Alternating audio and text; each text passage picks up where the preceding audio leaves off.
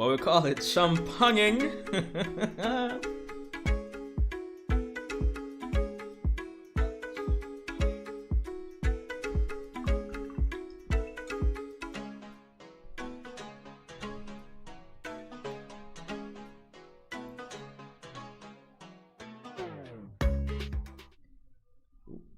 Wrong one. Alright, alright.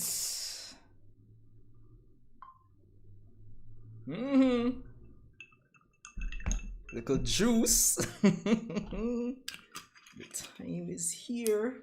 Drop this back over here. So yes, people. Well, much people we have in the stream so far. 4. Sid. Everybody else. Hassan.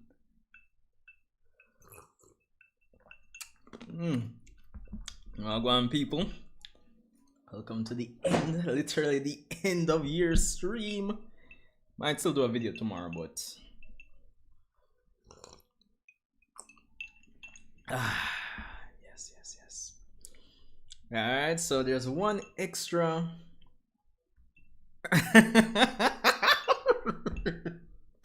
Yo, the Ishiki style. Yo, man, I tell you, any of them name a wine. Wine Ishiki me done. Wait, knew some? Yo!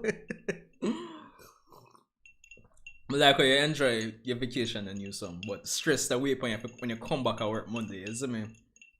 So just go and chillax now. Yes. Literally come from home and things. What like an hour ago? The end of year cleaning, my youth. Sid. It's going to be an interesting stream. Hassan hope say in the stream and thing. Oh yeah, I was saying the extra graphic there, the January 2021. So essentially the aim is to get 1,000 extra subscribers by the end of January. So depending on the settings for the persons who subscribe going forward, like if they're set all their, basically if they set their YouTube settings to allow others to see who they're subscribed to, once they subscribe to this channel, this should go up. I'm kind of testing it out for the most part, so yeah, you'll be seeing it on stream going forward, or most of the streams going forward essentially. But yo, wagwan people, welcome back to the channel. Sanjay Uchiha here, and of course tonight we're tackling Boruto, Black Clover, a bunch of things, God of High School, Tower of God, just a year in review essentially. So it's going to be probably a lengthy stream, probably at least an hour and a half, more than likely, because I can never do a 1 hour stream apparently.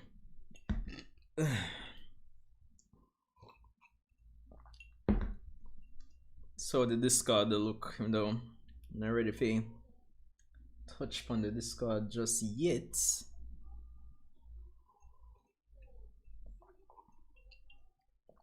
Everybody can see and hear me alright, right? Just let me know.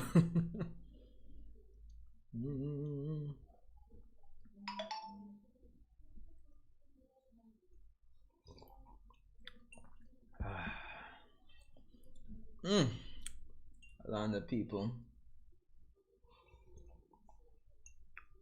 Wait, Henry? Oh, go on. 2021 was the main. Yo, man, I'm telling you, Sid. It's not go pretty, not go normal at all. Let's make sure some have everything set up right here. So, desktop audio pan. So that.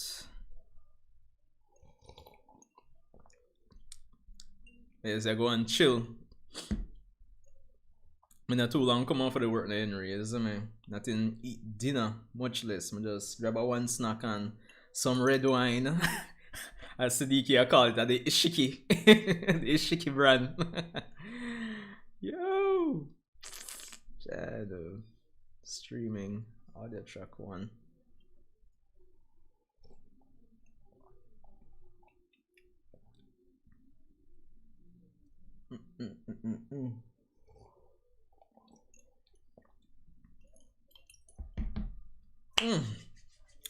Why it's been a year. I'm not gonna lie. I mean, as usual when it comes on to these end of month streams, no, it go already. I don't usually expect a lot of people to forward, but oh shit, me. But for the persons that are here, again, I must say respect to everybody that tuned in over this last year. I mean, from even reaching 1,000 subscribers. William Wagwan, welcome man, welcome. Yes, I mean, reaching 1,000 subscribers and even getting into the YouTube partner program has been beyond beyond expectations. Yes, so honestly, and funny enough, it's that first Boruto stream in October that really actually like set the stage for me to actually get to 1,000 subscribers, because that really pushed the channel.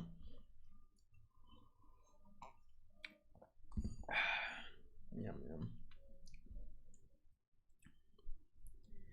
yum. Let me see here. Oh, one thing I forget to do now. Wait, Kami, log on. I forget to share the stream. Let's do that.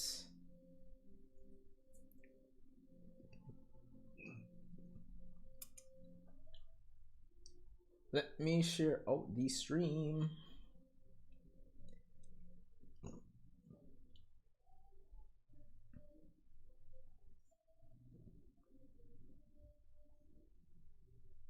Donation subs.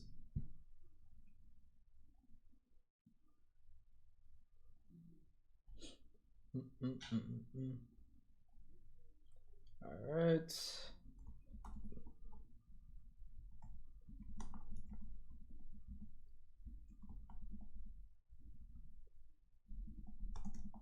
Drink and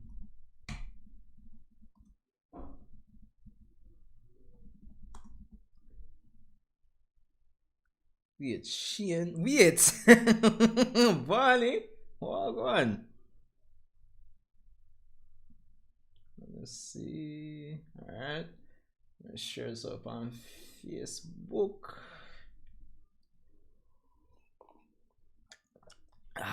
All right, turn the light a little bit. Yes, me.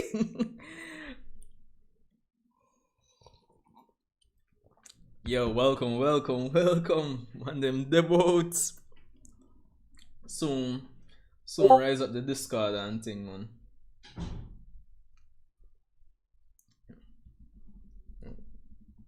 We are live. Just making a few posts here, a few posts there, a few posts everywhere.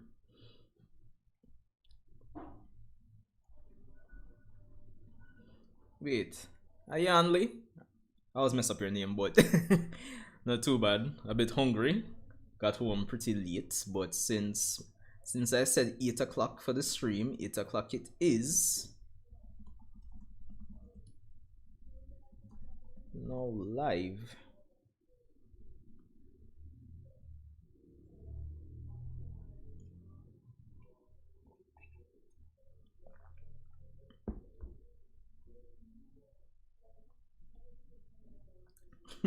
You think I Cyril this? You think I Cyril? This is what them call the Ishiki brand. I this Ishiki did that drinking a Boruto and thing when they that like style everybody, isn't me? Yeah. Yo. It's serious, man. I feel like I'm telling what I need to go on. It's like how the ramen guy, Unstoppable. I feel like Ishiki need to open like a wine, like a bar. I feel like I that need to go on, you see me? If he can come back alive, but that need to go on. But yeah man, for tonight, one need to go on is that we're gonna start off with Boruto naturally. Naturally. But from Boruto, then Black Clover, and then like everything else after that, like my thoughts on like Toe of God, God of High School, anime, 2020 in general. Shikiraku. Yo, no better name, Sid. Yeah, but Yashahime, a bunch of things we need to tackle for this year. Bunch of things.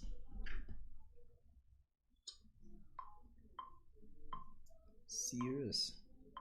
Hey. Let me put this on vibrate. But yeah, but I mean, just general thoughts like this year, Boruto, like, it's been something else. And then just the fact that I got into Black Clover this year, it's been an interesting experience, I'm not gonna lie. Hassan, if you're still here in the chat, I saw your first messages. Yeah, man, Black Clover, definitely recommend it. If you're a manga reader, I would recommend checking out the manga first. The anime in the first 20 episodes, it kind of drags a bit, but I'd still recommend getting into the anime. But if you're a manga reader, as I said, definitely check out the Black Clover manga. Highly recommend it, even though it's very underrated, it seems. Wait, T Preezy? Oh, go on.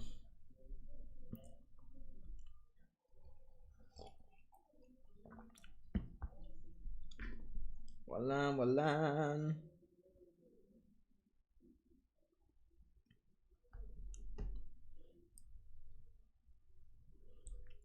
William, you watching it in dub or sub?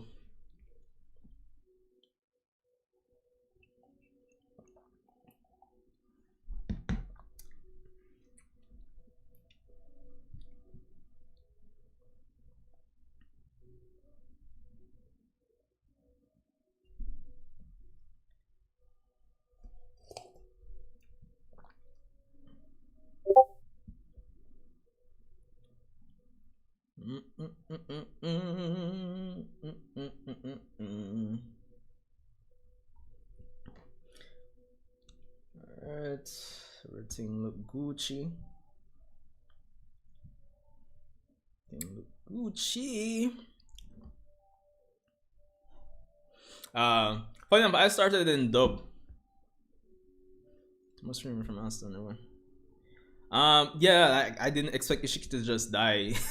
Honestly, totally surprising, but I think it was the best choice that Kishimoto could have made there. Too much streaming. Yeah, like everyone complains about Asta streaming, but it's not bad. Wait, he didn't leave.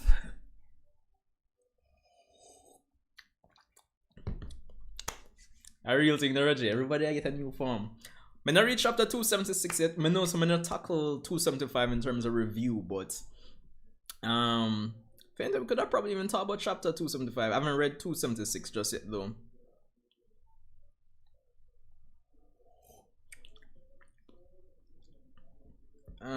Can close this. Let's save this. Watch later. Can close this.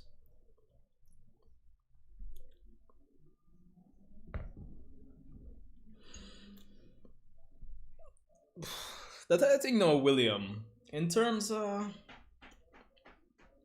it's hard to say like nobody really knows, honestly. Because Kodachi could have written out some notes, some scripts or something ahead of time before he left, and you know, it's, you never know. Because I was even watching one of Neverworld's videos the other day, and I believe what he was saying is that there hasn't been any like official news publications regarding Kishimoto returning to write, and I even find that strange, honestly.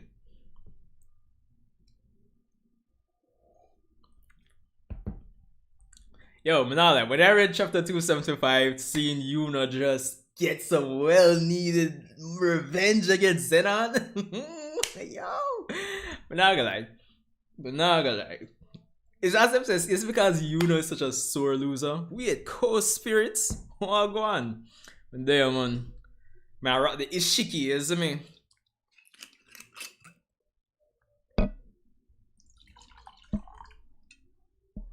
Rocking the Ishiki. This is what Ishiki was drinking, naturally. Let's drop the sizzles. That stretch around here, so all the time.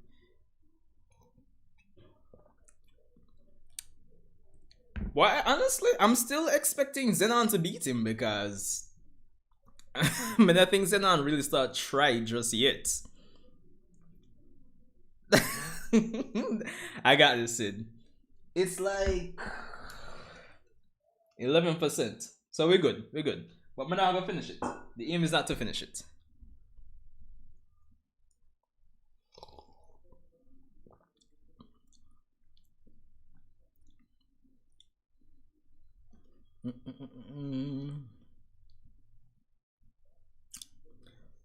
I'll soon free up the Discord and thing. By the way, gentle people, little announcement as well. Since I am here in Jamaica, apparently YouTube has identified us as nobody. Apparently, well, also in a bunch of other countries. So super chats are not available at the moment. So what I have done, I've been looking into an alternative for super chats, and really and truly, this would really more so apply to the Boruto live reaction streams when there's like 1,000,001 persons messaging in the chat. But if you guys, should be a link in the description. I've tried setting up Streamlabs, yeah, like alerts with Streamlabs and PayPal. So that is an option as well. Well, an alternative to super chats for now. Until YouTube makes super chats available here, that is going to double as super chats for this channel. Super chats / donations when at least when I'm live streaming, because if you guys donate there, then it should I tried this earlier in the week with somebody and they donated, and it should appear on screen once you guys actually donate to say, oh, name, and you donate this much, and you can actually still leave a message as well if anything. So there's that. If you guys are, you know, interested in donating or tipping or whatever these people call it these days. So yeah, it should be a Streamlabs link there in the description. Yo, Jake, all going. Just there, I'm just chilling, man. Yo, Co-Spirit, I'm literally here, man. Literally here right now, just chilling. Got home late from work, later than expected. Haven't even had dinner yet, much less. Sasuke's like low battery.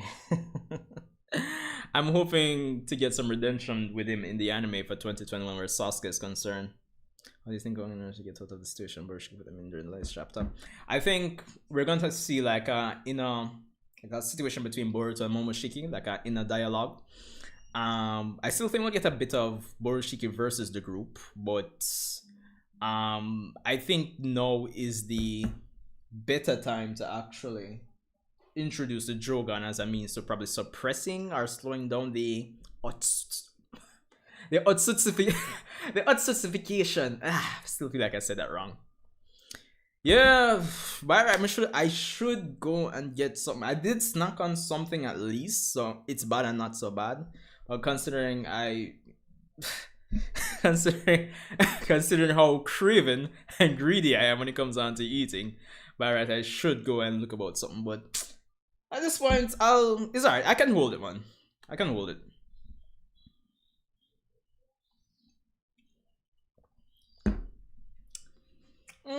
I'm still kind of indifferent about Sasuke sacrificing himself, honestly.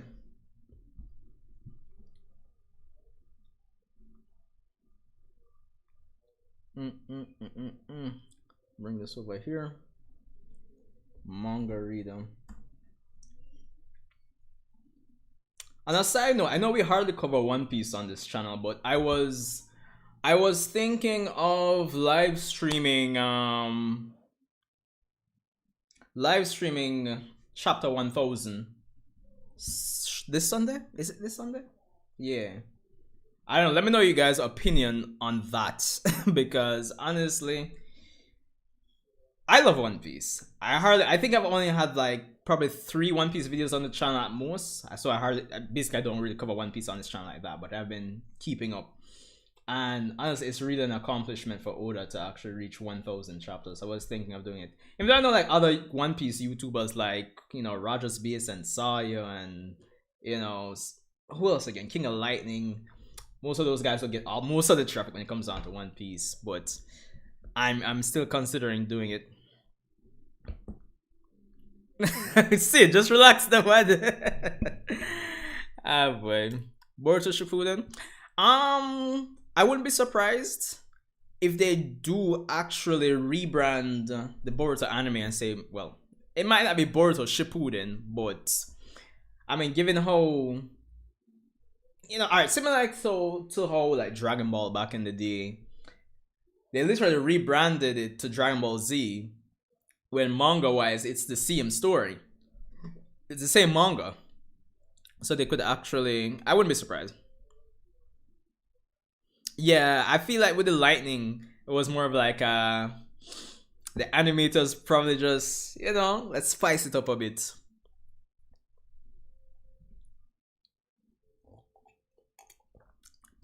Yeah, for real, Hassan. I actually feel like Boruto will be exiled in some shape or form. Because I think his life has to kind of become like a parallel to what Naruto's life was back in the day.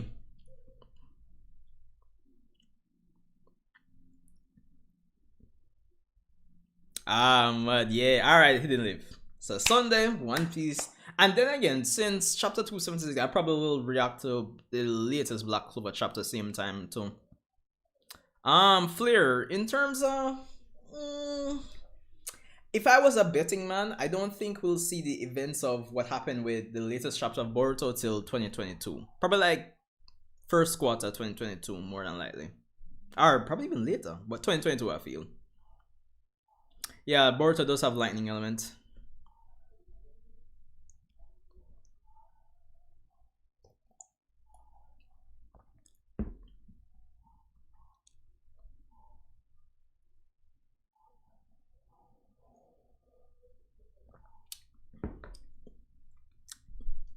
If I were to pick a name for the Boruto time skip, like rebrand the anime and honestly, I'm not sure. I mean, Boruto Shippuden seems like the easy choice, but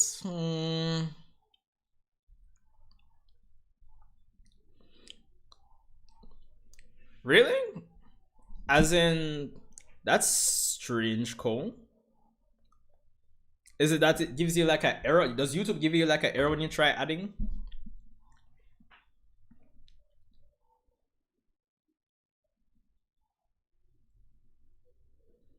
Hmm. Definitely strange there. There has to be a picture.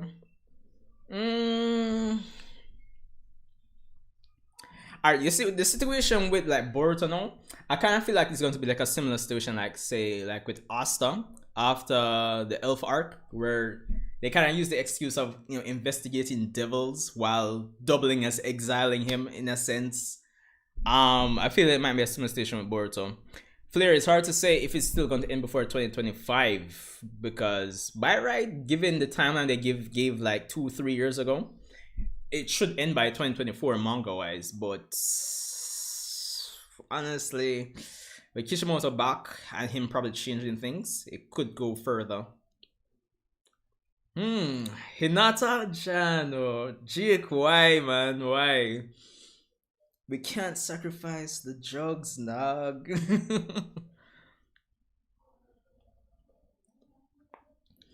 General Coaster. I know some most of you guys there in the IG group. I know you guys. I know how strongly you guys feel about Boruto.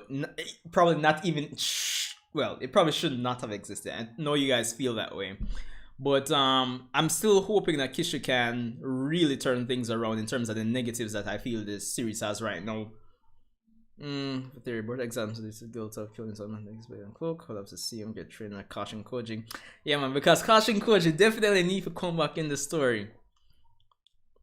Yo, honestly, I saw the preview. Was it the Crunchyroll channel here on YouTube? I saw the preview for the new opening and like the song. Apart from opening one, this might be the best opening. Not as useless. Joining level already. Kashin Koji, I think in terms of skill, I think he's up there, but I just don't think there's any outside of him being a clone of Jiraiya, there's nothing really going for him, I'd say. That's the thing. Wait, Kami just subscribed? Alright, so I guess that actually works. So, guys, let me know your feedback on those notifications there.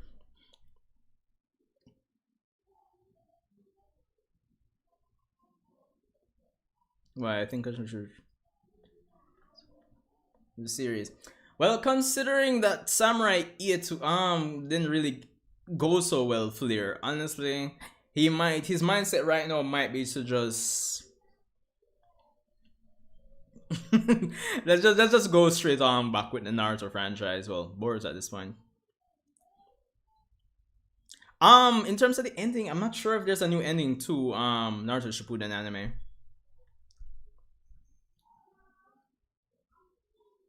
Yeah, I agree, Co-Spirit. There's nothing really going for him yet, so I'm kind of interested in, or at least I'm hoping that Kishi does something with him.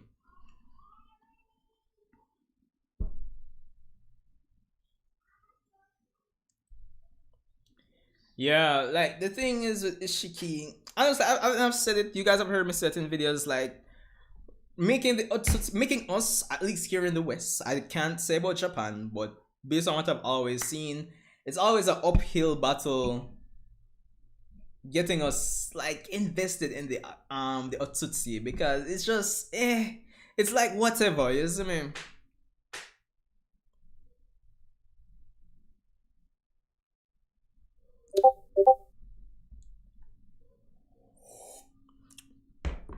In fact, I'm also picking the Boruto franchise yet. I don't think it's major part can be seen. I mean, given siege mode and the enhancements that Amaro would have given him, I still think he's, well, obviously at least Kage level. I've been thinking about the whole idea of twin karma, probably even Momoshiki marking Kawaki. That's probably a possibility. Other persons kind of are subscribing to the idea that the shadow clone probably, even though it was a shadow clone, probably transferred karma to Kawaki somehow. Maybe, I don't know. Yeah, that's the thing, like the long-term planning, Sid, in terms of the Otsutsuki. Like, honestly, I still think the final villain really should have been Madara, honestly. I'm actually thinking about doing a video in January about like what if Madara was still alive in Boruto. I think he could contribute a lot to say the least. Boruto anime 2022. Is it like the rough thing about the Boruto anime now is that even though we're getting some much needed manga adaptation to anime, is like they're gonna have to like fill in a lot of spots with some canon filler scenes and expansion and everything. And then probably by the time we're gonna have to develop like some filler arc or something because I honestly still think even though it's a monthly chapters and if you convert it to weekly it'd probably be like 2.5 probably 3 chapters. I still don't think we have enough content really and truly for the anime to work with. Yeah, but at the end of the day I still think, well, most of well, probably you guys, I can't I probably shouldn't even assume that everyone's seen it, but at this point, guys, I feel like the scene with Kawaki and Boruto in the beginning, like, I don't think Kawaki is evil, honestly. My favorite character, that's, I might go with Sarada, even though it's hard to say, but I think I'm leaning towards Sarada in terms of my favorite character. Honestly. I think Boruto, in terms of the appeal and investment from us as the audience in this character, won't come until like the time skip. And it might be the whole female Uchiha allure, like charm maybe that has me. And I think Mitsuki still needs to develop a lot more. Yeah.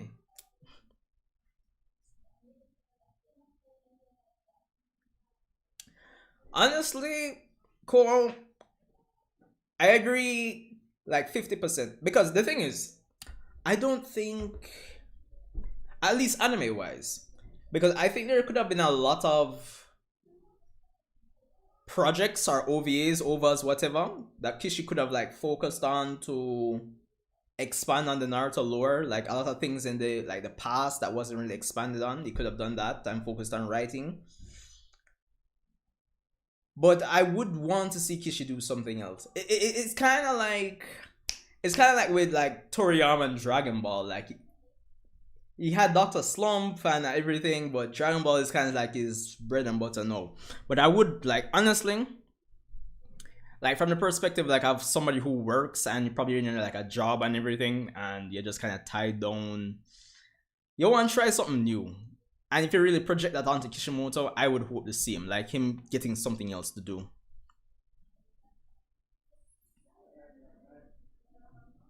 Yeah, probably. You see, in that time frame where Naruto is training Kawaki, they could probably do some canon filler there. Yeah, you know, funny enough, was it this year or was it last year? I did do some power scaling videos on Team 7. It was during the time of the Team 7 versus Boro fight. So yeah. So Mitsuki Sage mode, definitely Jonin level. Like probably high tier Jonin. I mean, especially considering he was able to stalemate Shino. Yeah. I'm not much of the pairings guy. Naruto Shippuden anime. I guess. I mean, we do have this quote unquote love triangle between, like, say, probably Boruto, Mitsuki, and wow, Boruto, Sarada, and Sumeri. Yeah, the thing is with Sarada, manga, she hasn't had much spotlight, so Kishi really needs to do something with her. I feel like we might get something with her this year. More interesting. No, I understand, Nicole. Trust me, I understand. Because honestly, the way Kishi ended Naruto, it wasn't the best when it comes on to the whole Otsutsuki clan. So it was just, So I understand. I can't bash you. I can't bash you for feeling that way.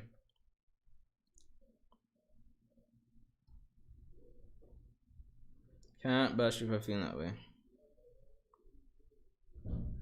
Oh, alright. So we've been streaming for like already past half an hour. So I think I'm ready to tackle Discord for the joint review of Boruto 2020. Oh, wait, hold on.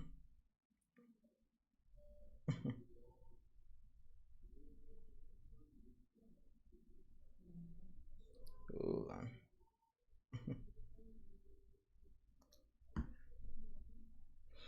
Can't say. All right, guys. Let me.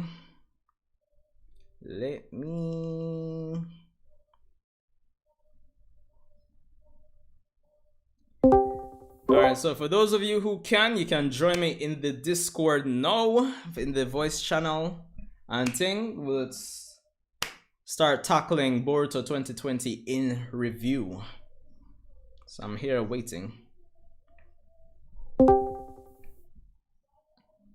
For those of you who can, you can join William in the voice channel and thing. Let's start tackling Boruto 2020 in review. Yo. Well, go on.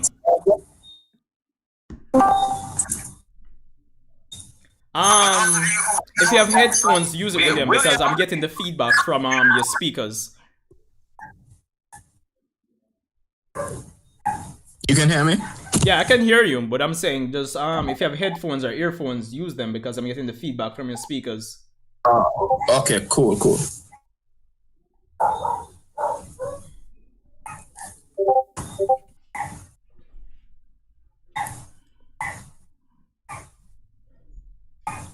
Let's see.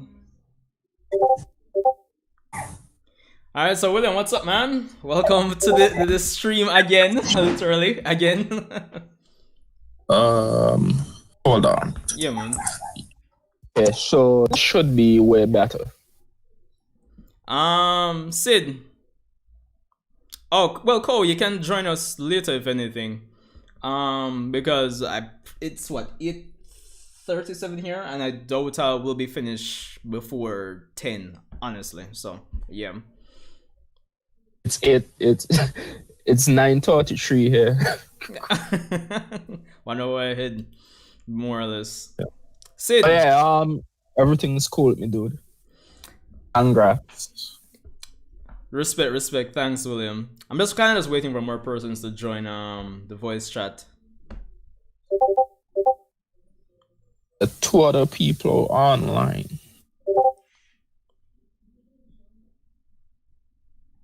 I want Sid to join, and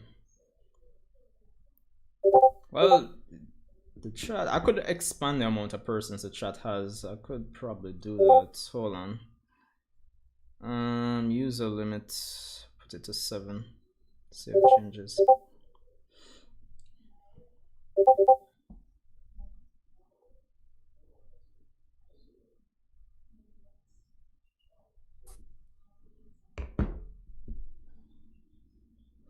Yeah, it's true, Jake. It's true.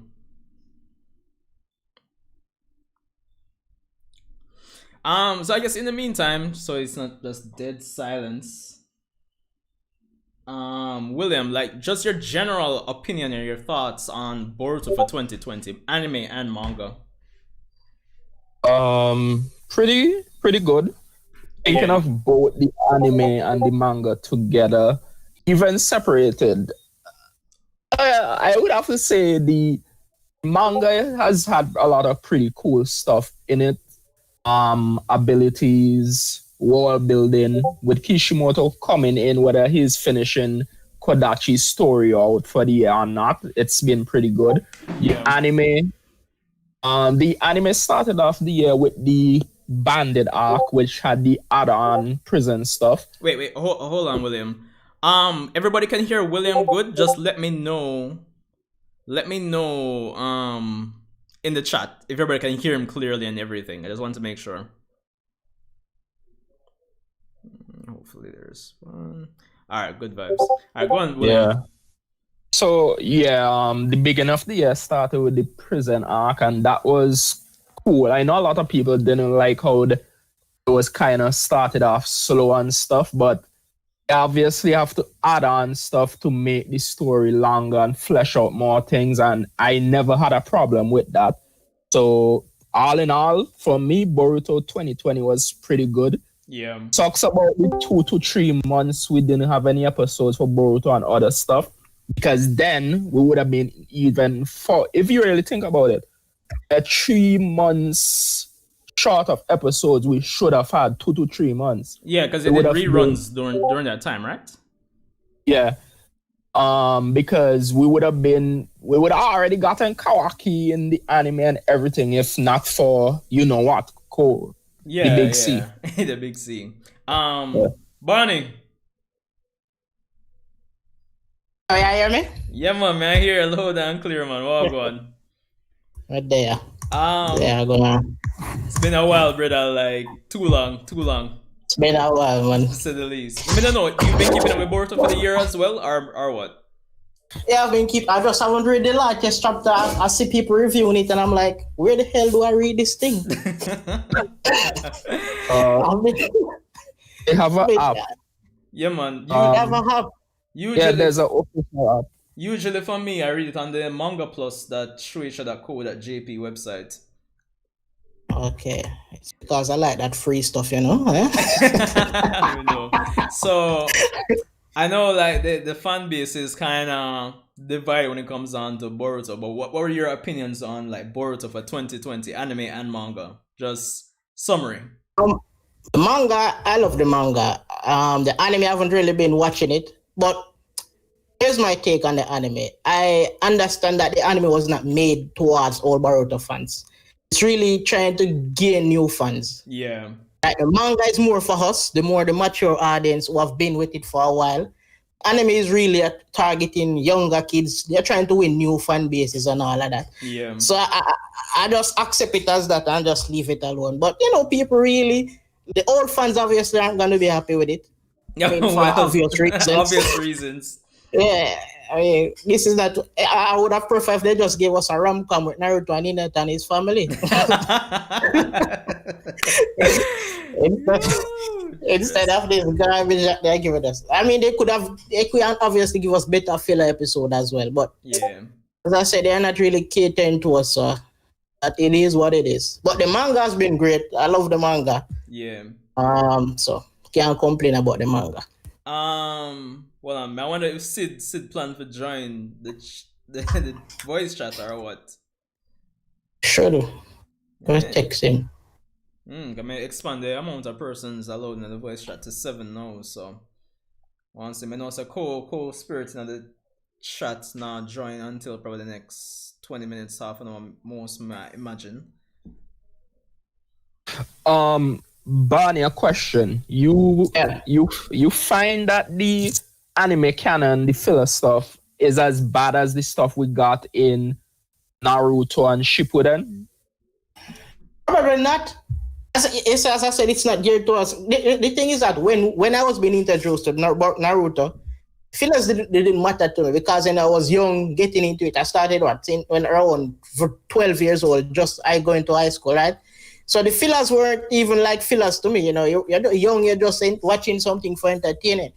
Now that I'm older, I can really, realize that, okay, these are fillers, these aren't canon, and plus it's Boruto. It's not like the Naruto that we grew up with. So you kind of have a disdain to it. So it probably isn't even as bad as the fillers that we used to get. But because when we were young and getting into it, it didn't really matter at that point. Yeah. Now that we are more mature and we're like, listen, I don't want to see this. So it's probably a little bias. It's biased for us. So I'm guessing the younger folks that are watching it and watching the filler don't care. But for us who really was exposed to Naruto and have high expectations, there's a bias that is just not going to be satisfied. So I think that is it. Yeah, because I find I see people, for example, reacting.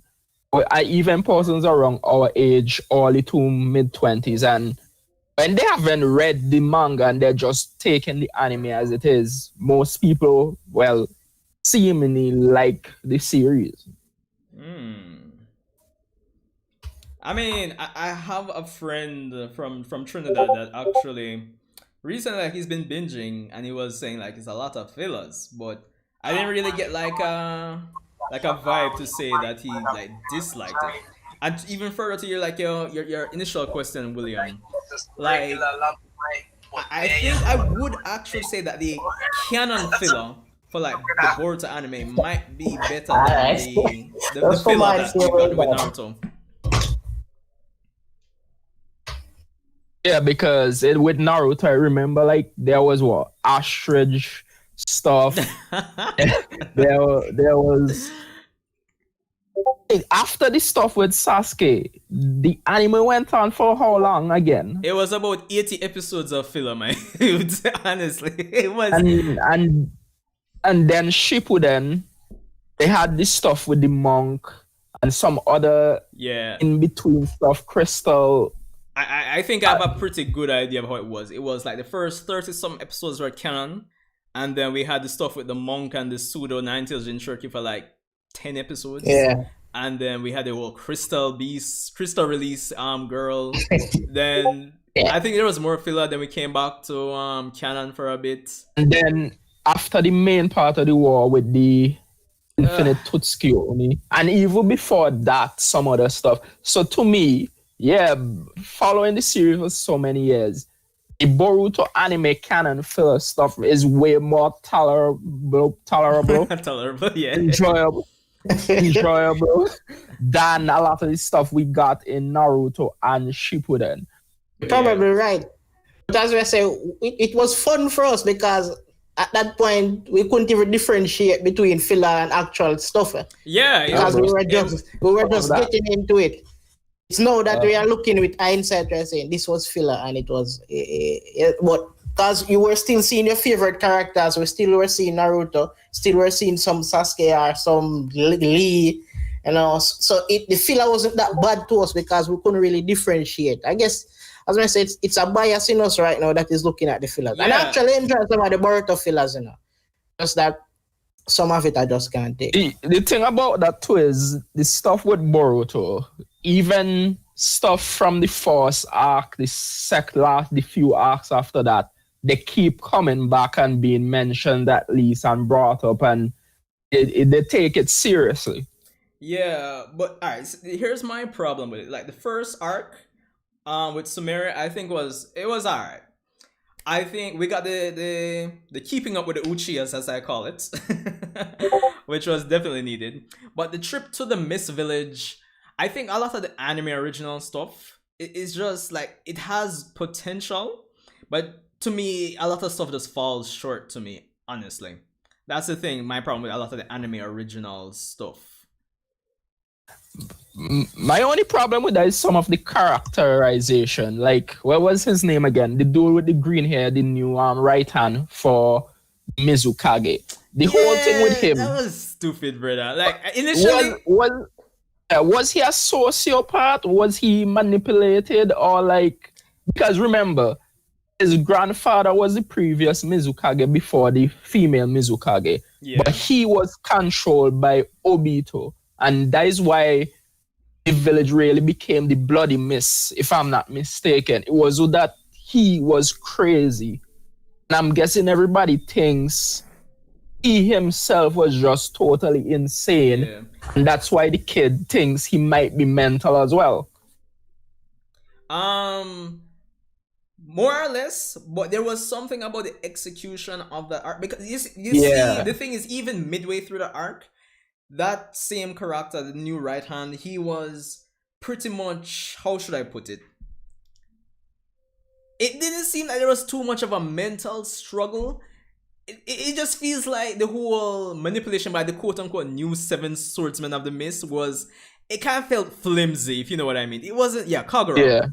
Yeah, it just felt contrived, like the biggest. It felt off. Yeah, the biggest potential in that arc to me was when they were mentioning like the peace that they've established in this era was pretty fragile, and that the whole new swordsmen of the mist could kind of stir things up politically speaking, and it could kind of drive conflict between the nations in some shape or form. That was like probably the most interesting thing conflict wise, potentially speaking, to me.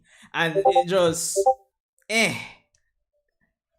Me, I just like seeing more of the Mist Village because we never really got to see it. So yeah, I appreciated that. Trust me. And plus with the Stone Village doing that as well.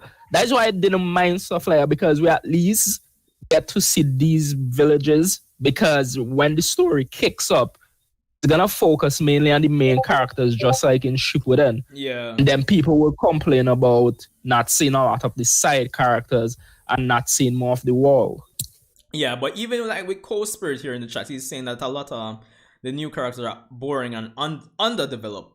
I would say I would That's agree. true. It's true. Honestly, it's like I think the part they should have took, what they should have done, because you know them in it with relationships in Naruto, right? Yeah. Everybody get them ship.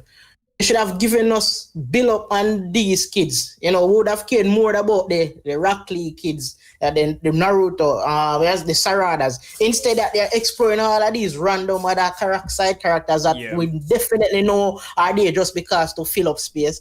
They should have, you know, so okay, you can't focus on the manga now because we don't have enough content. Yeah. But give us some compelling stories surrounding the main cast, like Lee's son. Yeah. You know, Boruto. Shikamaru kid, right? Can't even remember them name, but that's so much they don't even show them that much. No, Barnum, honestly, I can't blame you. Like, I think I said this in one of my recent videos. I think one of the problem is that a lot of the new generation, they're not associated with the main story that's going on in the manga right now. So it's like, it's kind of like whatever, you see me? They could have done a better job, but as I said, they have a different, it's like we're in an abusive relationship. The truth is, they know that the old fans aren't going to go anyway, so they're just we're not just piss us off for now until the manga really get exciting and they start animating the exciting stuff. So now they're gonna just try to win as much new fans as they possible can with like the younger fans. Yeah. And when shit gets nice again, they know that we're gonna come creeping. So it's true. Like, hey, listen to those guys. All right. So. But I know we could talk about this till death, but let me see if I can get some direction here. So I wanted to kind of talk about the Boruto manga first, naturally, for 2020 specifically. And like this year, we started with the fights with Team 7 against Boro. So I think we could split our reaction to this in like, or at least our discussions on 3 sections. We have the fight against Boro. We have the mid-section where we have like Kashin Koji versus Ishiki and Amado coming to the village and learning much more about the mechanics of how the Otsutsuki operate. And then we have the last part where we can talk about the most recent fight against Ishiki up to the latest chapter. So your thoughts on the fight against Boro at the start of 2020. Let me hear what you guys have to say. What are your opinions on that fight?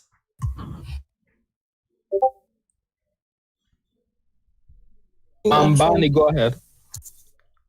I'm trying to recall how I feel about that one. Let's see. It was when they went to the. It was after Naruto and Sasuke got their asses kicked by Ishiki in the Ishiki. And then Kawaki opened up a portal and went to Boro, and Boro had the whole virus in his movesets, and the whole team worked together to try to beat Boro, and then we had the first Borushiki appearance. Yeah, I like that fight. I kind of enjoyed the fight, especially because they kind of really give us a glimpse of the Otsuki. Can't even pronounce that thing. Otsuki family. Yeah, you got it, man. Right, all the things. So I kind of enjoyed the fight. I think it could have been a lot more detailed, but overall it was okay. I enjoyed it for the most part. Just your surface level thoughts, William.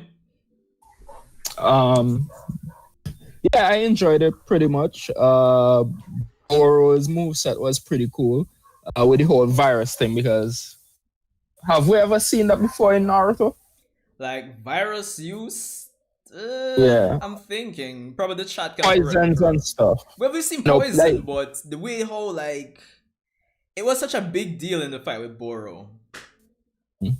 Oh, and yeah, the main thing I remember from that was people were going on like, you have some Chunins or Genins beating Boro, blah, blah, blah. We have 4 people who are basically, honestly, Jonin Te compared to most ninja in general. And the only reason they even won is because they have specific hacks abilities like the Sharingan. And even then, if Mitsuki wasn't there, they would have lost. Yeah, that's true. That's the thing. I think people do. Yeah, go ahead. No, I was saying the fight is 60-40 for me. Like in terms of the persons who were saying we have some Genins beating him. I don't think that's a credible complaint, because as William said, and I've even power skilled them. All members of Team 7 are at least in base mid-tier Chunins at least, and then when you apply their power-ups, respective power-ups, they're at least low-tier Jonins. And then on top of that, in the fight against Boro, if even one of them were missing, it was kind of like the Black Clover kind of syndrome where team fights are essential. If one of the members of Team 7 were missing, they would not have won that fight. And even in the end, despite their efforts, it wasn't even really Team 7. It was still Momoshiki who still had to come out to finish the fight. It's not like Boro was this whole... I mean, they tried to position him like he was some god tier, but he was literally just a guard. Just sitting there to guard the thing. This guard is... It's not like he was expecting anyone to come actually fight. It was just watch this. Honestly, even if Sasuke had somehow been able to go there, even though he was injured, I think Boro would have had a better chance beating a weekend Sasuke than all 4 of them. Yeah. Because my on a side note, my main problem with the fight, and Co-Spirit in the chat agrees, is that even though it took all of them, the main problem with the fight is that it highlights the problems with the whole Boruto side of the franchise, in terms of it being kind of the positives of it being dispersed amongst like the manga, the anime, and the novels. Because a lot of the persons, even though they like the idea of Sarada having the Shidori, and it makes sense because Sasuke's daughter, she has a Sharingan, but I think the fact that we have a novel where Sasuke was apparently training Sarada to get the Shidori, the fact that we didn't even get a flashback to even highlight that or anything, I think to me that's probably my only problem with that fight with Boro.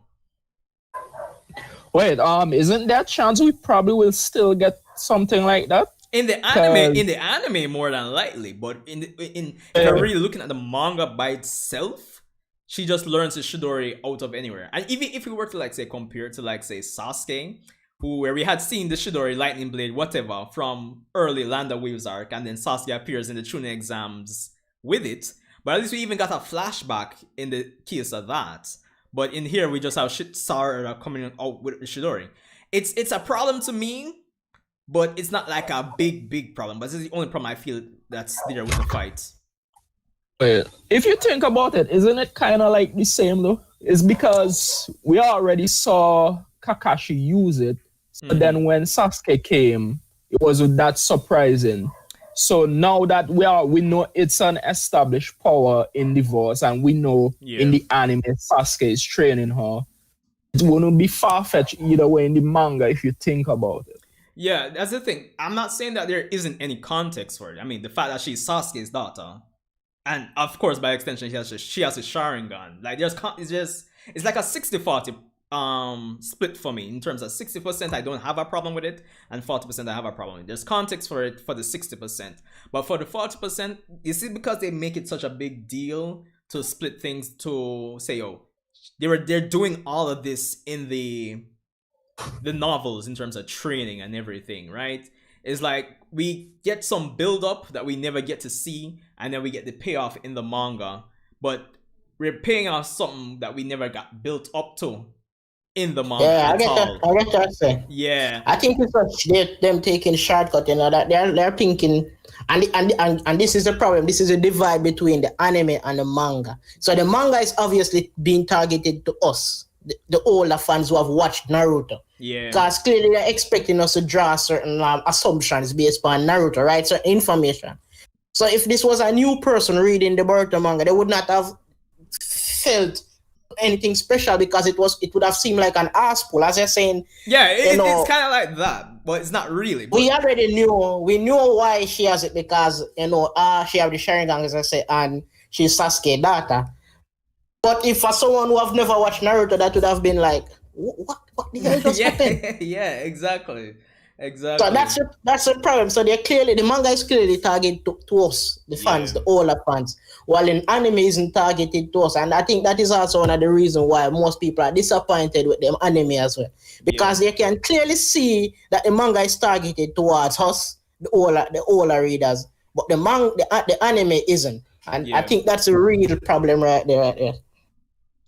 You think the manga is really targeted towards us, or is it that they only know a few set of people compared to anime watchers would read the manga, and then the manga is just like there for whoever wants to read it, and then the anime is the majority audience?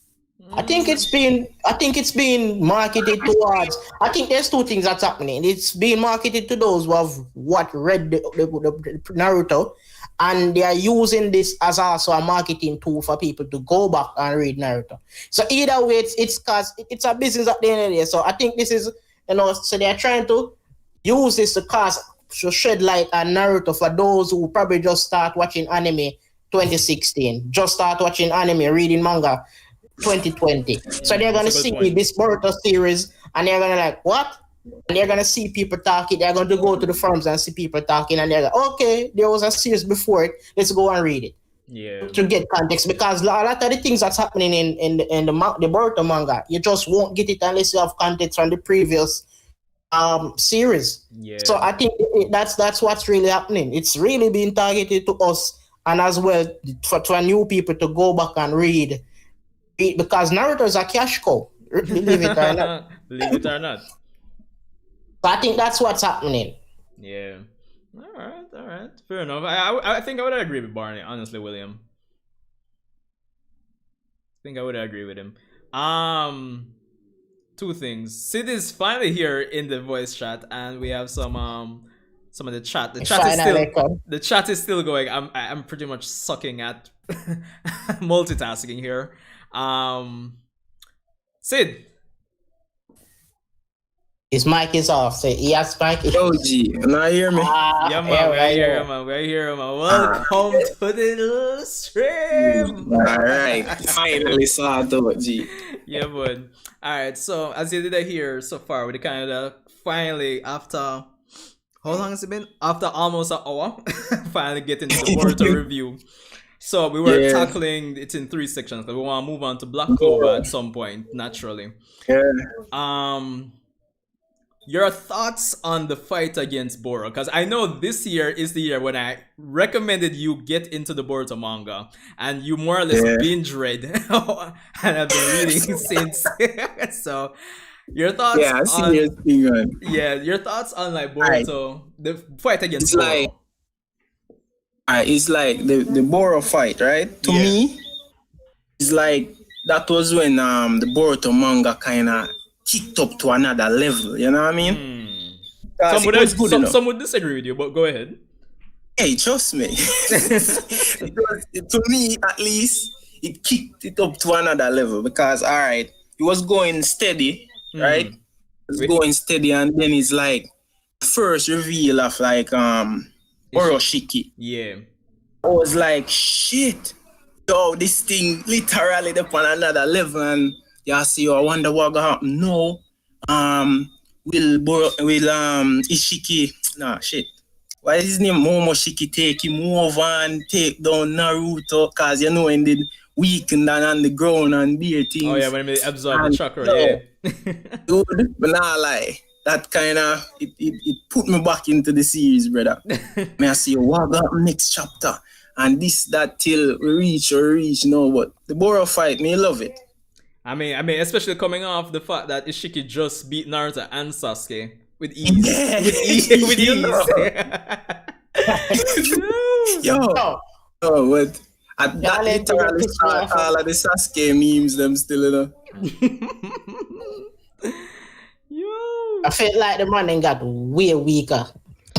Like there's no way anyone's going to convince me that they're stronger than when they were in Shippuden. That doesn't make any sense. Like I've said before, objectively they are, but I will agree that in terms of showcase and how they've been presented and executed in terms of like fight choreography and everything, it's hard to make an argument that they are stronger. So it's like two sides of a very interesting coin at this point, Bonnie. I'm not lie. Why them man not stronger? I'm not carry the bodies. It's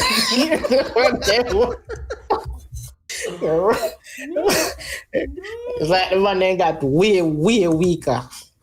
But they say that's the difference. Sasuke is stronger than this Sasuke now, brother. That's how bad it gone. I think what is that? Man, this is how when you create a rule for the world. Like when they create a story, you set up you set up the laws and we're gonna govern your world. You know, like how we have free world laws govern. Yeah. And then you abandon them up to the end of that series. In a sense, you abandon them a little. And then this new series, you want to remember, say, yo, you didn't make some laws and you're gonna try to keep the characters and abiding those laws. Nobody can't abide the law right now. Law don't go out the road already. Nobody looks so weak. Mike, you remember?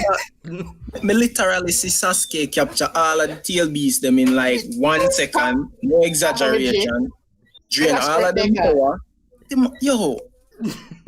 Need that Sasuke the back. Me not lie. Yo. And that flex hard, you know. It's serious. And if you with the power scaling part of the Otsutsuki are stronger than the tail beast, right? Yeah. Even the weakest one. Let's see. We have what? Urashiki, Ishiki, Momoshiki. Yeah, I would say like the Otsutsuki are stronger than a lot of the tail beasts, but they should be. The strongest humans I just remembered are stronger than most tail beasts. Hashram and Madarad, they could clap tail beasts no problem. Yeah. I clap one of the tail. We don't know in Madara in the war clapped all of them, no problem. One eye. No man, that was a reanimated Madara with steroids. No man, we'll talk after before Obito revive. I'm the user. But in it still have the Ashirama cells. Though. Yeah, in a like pseudo sage mode. Yeah, so that. Yeah, but that was still, well, at that point when he was alive first, he didn't have the Renegan, so yeah. But he was strong enough to still control Kurama, and that honestly is all that would matter, though. No. Yeah, we know that he could control Kurama, but could he control Kumara while facing the other 8 beasts? I don't think he is that strong. Probably, that's what I'm thinking. Definitely. But no, what I'm really getting at is that in the tier of it, Sasuke to me has never. That is the thing. I see why a lot of people like Sasuke. He is strong when it comes to certain circumstances, but in a lot of Sasuke's fights, even back to Shippuden, when he fought at least people his level, he needed help a lot of the times. That is the thing. Fox Meiji. Yeah, wait, let's be honest. Killer B killed him once, he got saved. Killed him twice in a few minutes, got saved. I know my gonna defeat him, man. Itachi was sick and was actually trying to fight him. Deidara, he actually one day I would say he would have died if he didn't have the summon and could reverse summon. Somehow have chakra out of nowhere when him did out of chakra for the summoning and somehow me don't know, but Sasuke, I think I'm my main character. Never would have beat Obito. Let's be honest, he never could have beat Obito with these 6 parts without help, because in that fight he had is his name using the Cosmark power so he could actually hurt Obito. Honestly, Naruto and Sasuke still should not have won that fight, but go ahead, William. But you think they should not beat Obito? No, because we don't want to fight them. We gotta fight them with Vex both. Go on top. Alright. I don't want to get too sidetracked. I want to get into the whole middle section of the Boruto review. But honestly, you see, from it was revealed that the masked man was Obito. A lot of persons were expecting like a Taught no Jutsu from Naruto to him, or some situation like that what would have prevented him from winning. And to me, that is exactly what happened with Naruto and Sasuke versus Ten Tails Obito. Because to me, they just should not have won.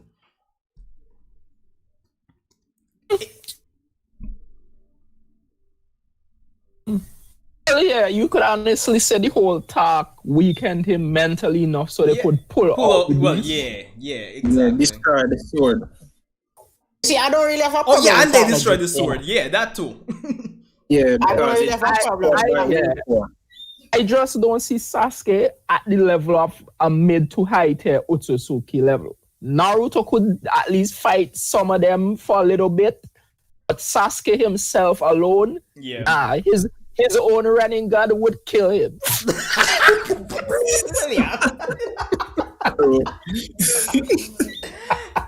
No, Sasuke, it's a good thing, honestly, that Sasuke's running god is god, because that was basically putting a lot more stress on him in fights. I think that's true. I think his running gun actually limited his power instead of helped him. Una really added this? Too high chakra consumption, and that is honestly true. No, let me tell you, you want to know the truth? I'm going to always discuss this. The best running gun user in Naruto is Nagato. Honestly, true. Nagato. So you have to be at Uzumaki or Senju. Spam that shit. Man say what? Almighty push. What, you need a bottle open? Almighty push.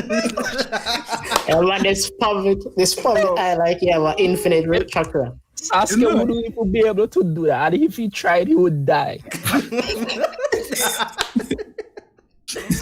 Yo. Honestly, it's kind of like I'm saying. Right now, the only thing that can redeem Sasuke is the Boruto anime 2021. That's the only thing. The only thing that can redeem him right now.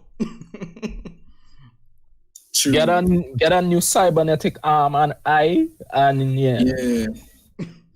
Well, no, I was referring to the anime specifically, like them expanding on the Naruto and Sasuke versus Ishiki fights round 1 and 2. Like, they have to expand on those fights because if episode 65, again, I will always go back to episode 65. If episode 65 is anything to go by, they have to expand on those fights and redeem Sasuke. Let's hope. yeah. Remember, they will also be expanding on how Ishiki will be beating them. Yo, just imagine this epic scene. And it's like he's saying, "Let's go, Naruto." Okay, Sasuke. 1 moment later, Sasuke just splash. yo, me can't bother. Honestly. Jeez. But all right, let's move on. All right, so the Boro fight, it's kind of almost 50-50 or 60-40. It has its issues here and there, but for the most part, I still think it's a pretty decent fight. And Yeah, I like it. the fact that, again, that if even one of Team 7 was missing, they would not have won, and they still needed Momoshiki to come out to even win. So there's that. But when it comes on to like the middle section now, we're back in Konoha.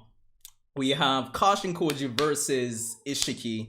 We're learning 1,000,001 things. A lot of the stuff we already knew, but we're learning more stuff about like karma, the Otsutsu clan, how they operate and stuff. Amado coming to the village. Like, what are you guys' opinions on that? So that's about from like chapter like 45 to about 48. What do you think? Your opinions on that stretch of chapters? I actually love those chapters, especially when the Kashin Koji bit. I hope they bring back Kashin Koji and actually do something good. Yeah. Yeah. I like the character. I think just because you have that Jiraiya connection, and I think sometimes Like a Jiraiya in his prime, don't?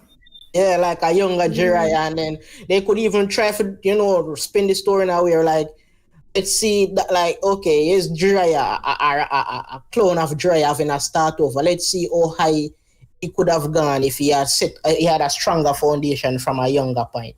We could see the character arc of Jiraiya going further and becoming something even much more powerful than his previous self. And then can just do some little, sometimes we don't have to focus on the bag of fighting, we can do some little social stuff, some little feel stuff, bring him in at the fold, in at the Konoha, make him interact with Naruto, interact with his son. Yeah. They're still young, technically. So we can go on.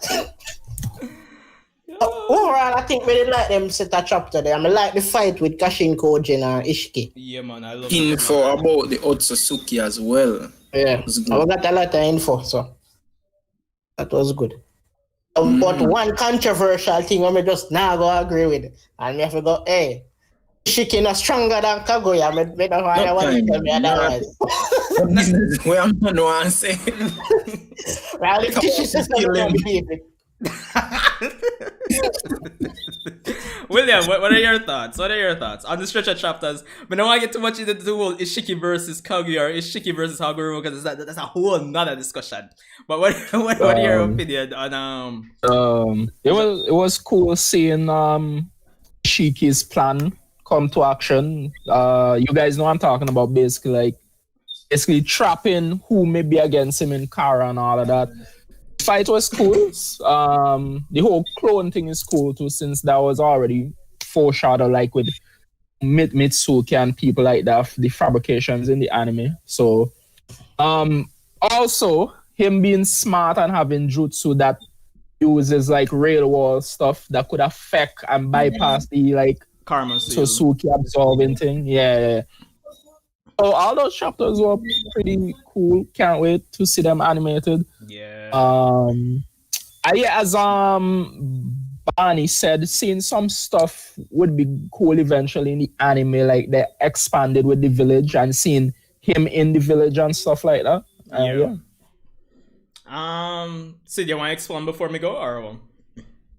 Also shout out Amado. Yeah. Amado was actually a really good character. Yeah. Oh shit! And with the last few anime episodes we saw with him in it, you could see now, like you could see the genius playing out. Yeah. Oh, we have Cole Hugo joining. Yo, Cole, what going on, man? What's up? We here, we chilling, we having a nice time, I imagine. I just got out of that debate in your comment. Yeah, I realized that there's a separate debate going on in the chat between you and I was just like, Henry.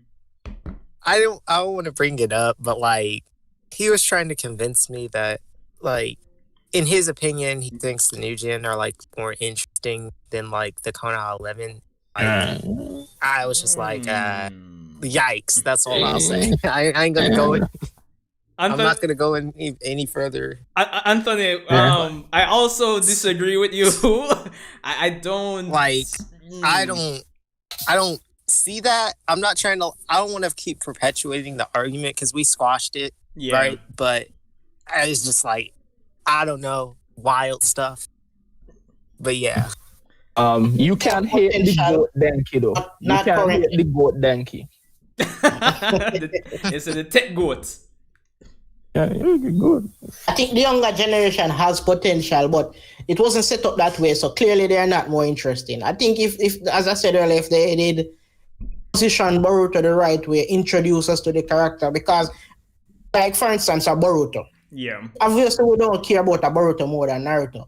But Boruto has all the makeup, like the genetic makeup of Yuga with a Uzumaki. He has all of these makeup to become so interesting, and yet they're really not giving us the interesting part. You know what I'm saying? That's what I think. So, to me, everything quote unquote interesting about Boruto just comes down to power. Me, like there isn't anything about you think so? Honestly, like if we Boruto to me is one of the most interesting characters in the show. You think so? Yeah, because okay. All right, wait. Before we crucify, let's hear what William has to say. No, seriously. I'll hear you out. Let me hear you out. He's a bratty kid, whatever. But that is the thing. He was mainly just bratty to his father, and a lot of us don't like that because we saw what Naruto went through. He obviously didn't know all of that.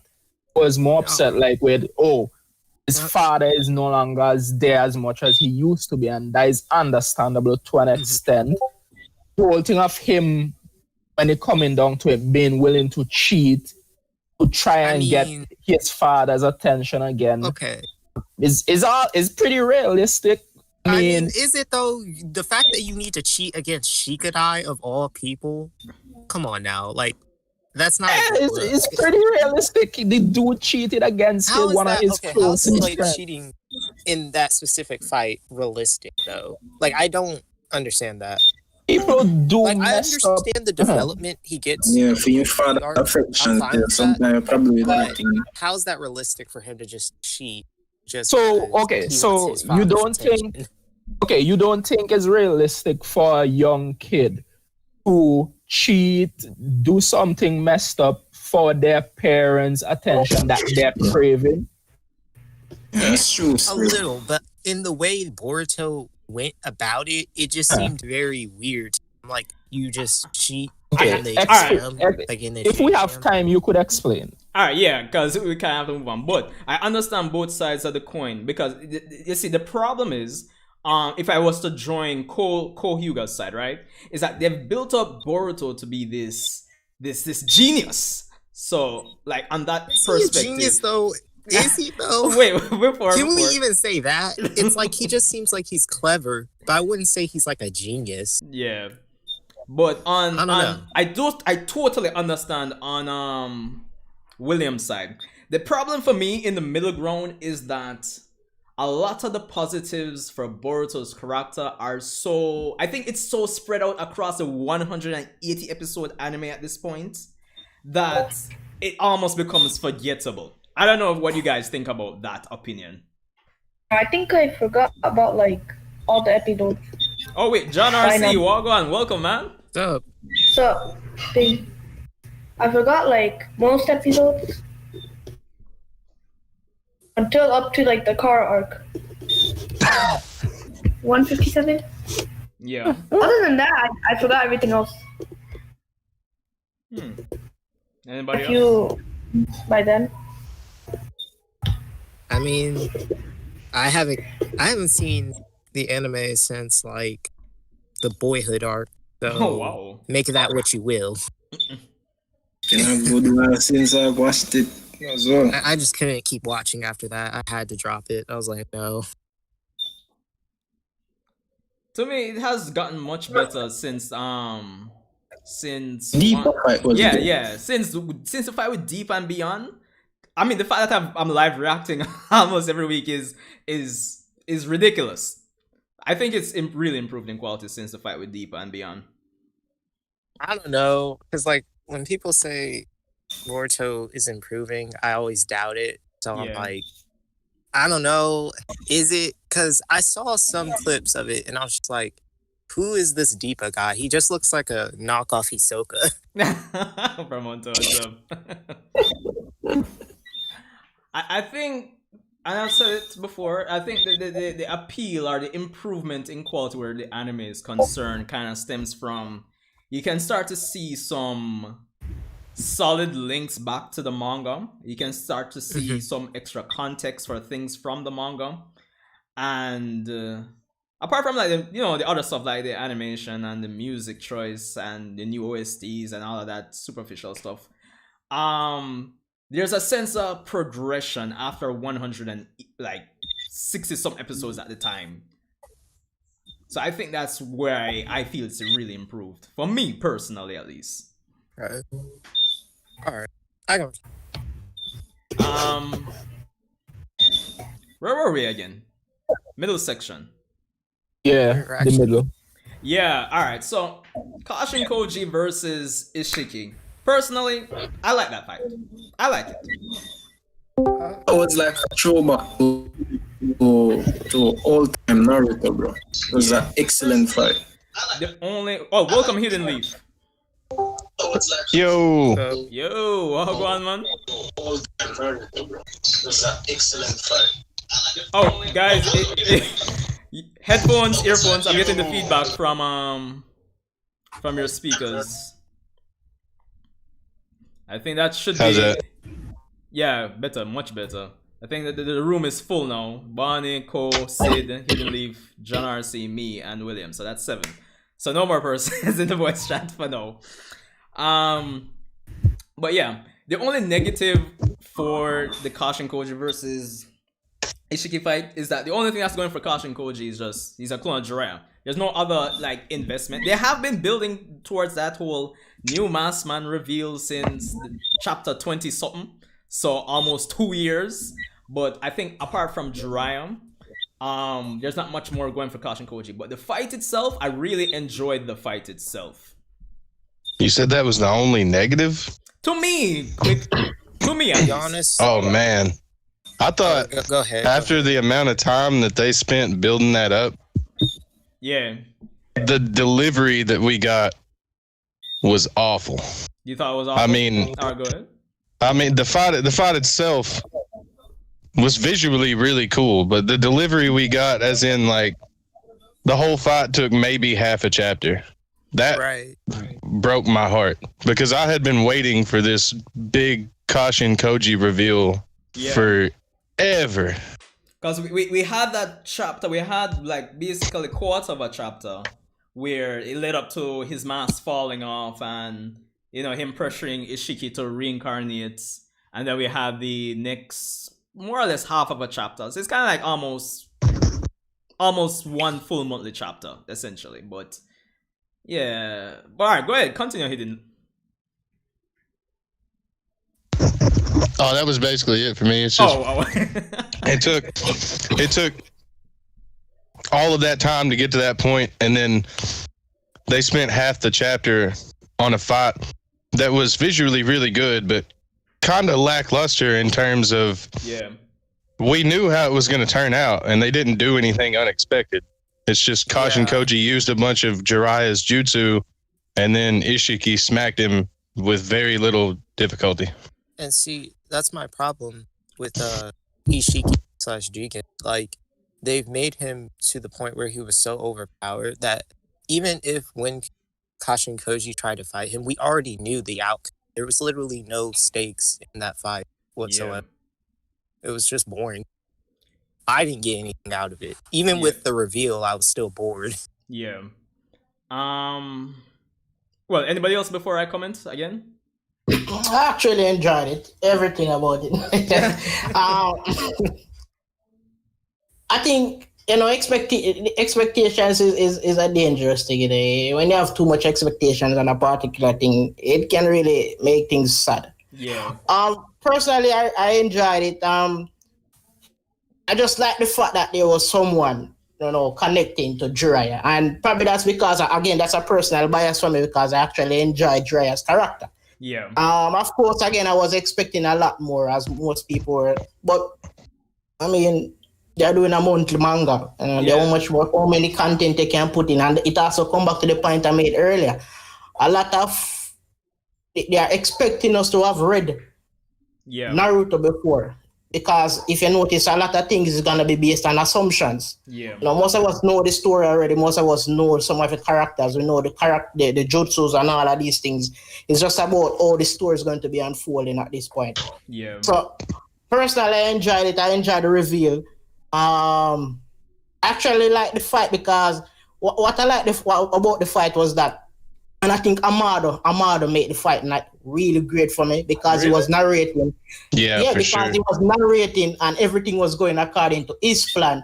But Kashin Koji was in the dark. He was really fighting Ishiki like, yo, I'm gonna beat this nigga's ass. But that wasn't the reality. That was my favorite part, low key. It was like, I'm really gonna kill this guy, but you weren't gonna kill it. So I think that conflicting between and Ishiki, convince him that, listen, you're just a pawn, you're literally just sent here to die for a greater plan. So I think that was great, and also that conversation with Kashin Koji kind of made the character now even more compelling because we know that he's a reincarnate or a clone of Jiraiya, but he's a lot more serious. Like, you already see that the personality type is a lot more serious than the actual Jiraiya. Yeah. Because even when Jiraiya was facing pain, he was cracking jokes. So Kashin Koji is a lot more serious. And the fact that he was betrayed and thinking that he was a part of something great, right? So how is that going to develop his character in the further? Is he going to hate Konoha because is he going to want to kill Amado, and because Amado is taking refuge in Konoha, is that going to pit him against Konoha?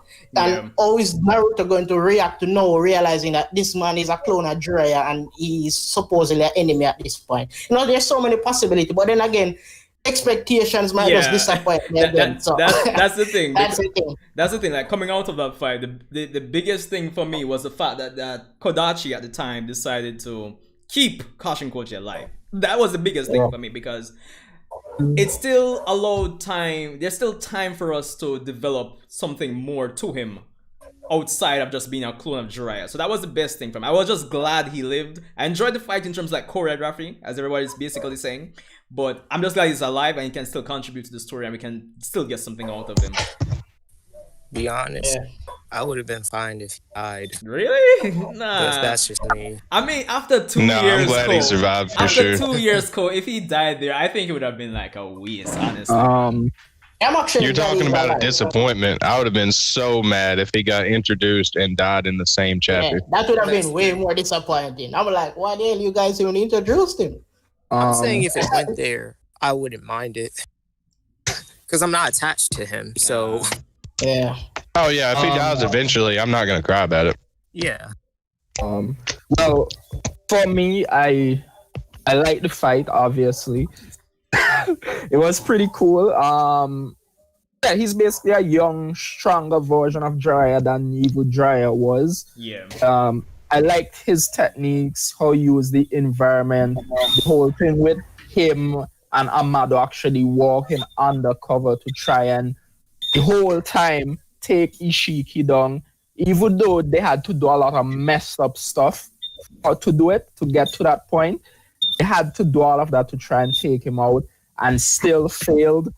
It would have been weird though if it took an entire chapter for a full-fledged resurrected Ishiki to take him down. Yeah. That would have been weird to me.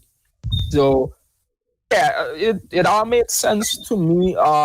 Good that he's alive. We'd probably get more cool stuff. And what do you guys think? Do you think he would have fought as hard if he knew there was a chance Amado thought he wouldn't win? Or no, if Amado had told him he more than likely wouldn't win? Or Yeah, for sure. did Amado make the right move? I think, And that's why Amada is such a great character. For me, Amada is probably one of the most unexpected character. I love Amada, I really do. For the very little time we saw him on screen, he was actually great. Everything. Yeah, I about was him. also not expecting to like Amado as much as I do, but he's one of my favorite characters to come out of Boruto.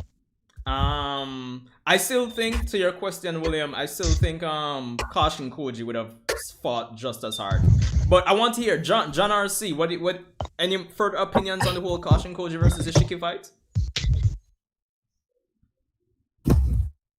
Oh, he's muted. Yeah, I realize. No, that was just a thing. Hearing. Not more? No, I don't think I got any more to speak. Alright, guys, I'm going to hold up this so you can fight it out till I get back. I just want to say real quick, I'm glad that they left Kashin Koji alive for one specific reason. I want to know the details of his summoning because he has the summoning frogs from Mount Miyaboku just like Naruto. And I want to know how that is possible. I think that was confusing to me for it because I was like, if he's connected to the same frogs and Mount Miyaboku, then they should be aware of his resurrection, right? And Naruto should, and that would have mean Naruto would be aware as well because Naruto, the frogs would have told Naruto unless there's like some secret they're keeping from Naruto. So is there some different frogs? Yeah, Naruto's a contract scroll still. So it looks to me like, I mean, I don't know, maybe this is just me, but it looks to me like the frogs or the toads that Kashin Koji is summoning are like an evil version of the toads that Naruto summons, or like just a different, a different type of toad. They look like robotic toads to me, or at least cyborg, so they might not even be from Mount Miyaboku.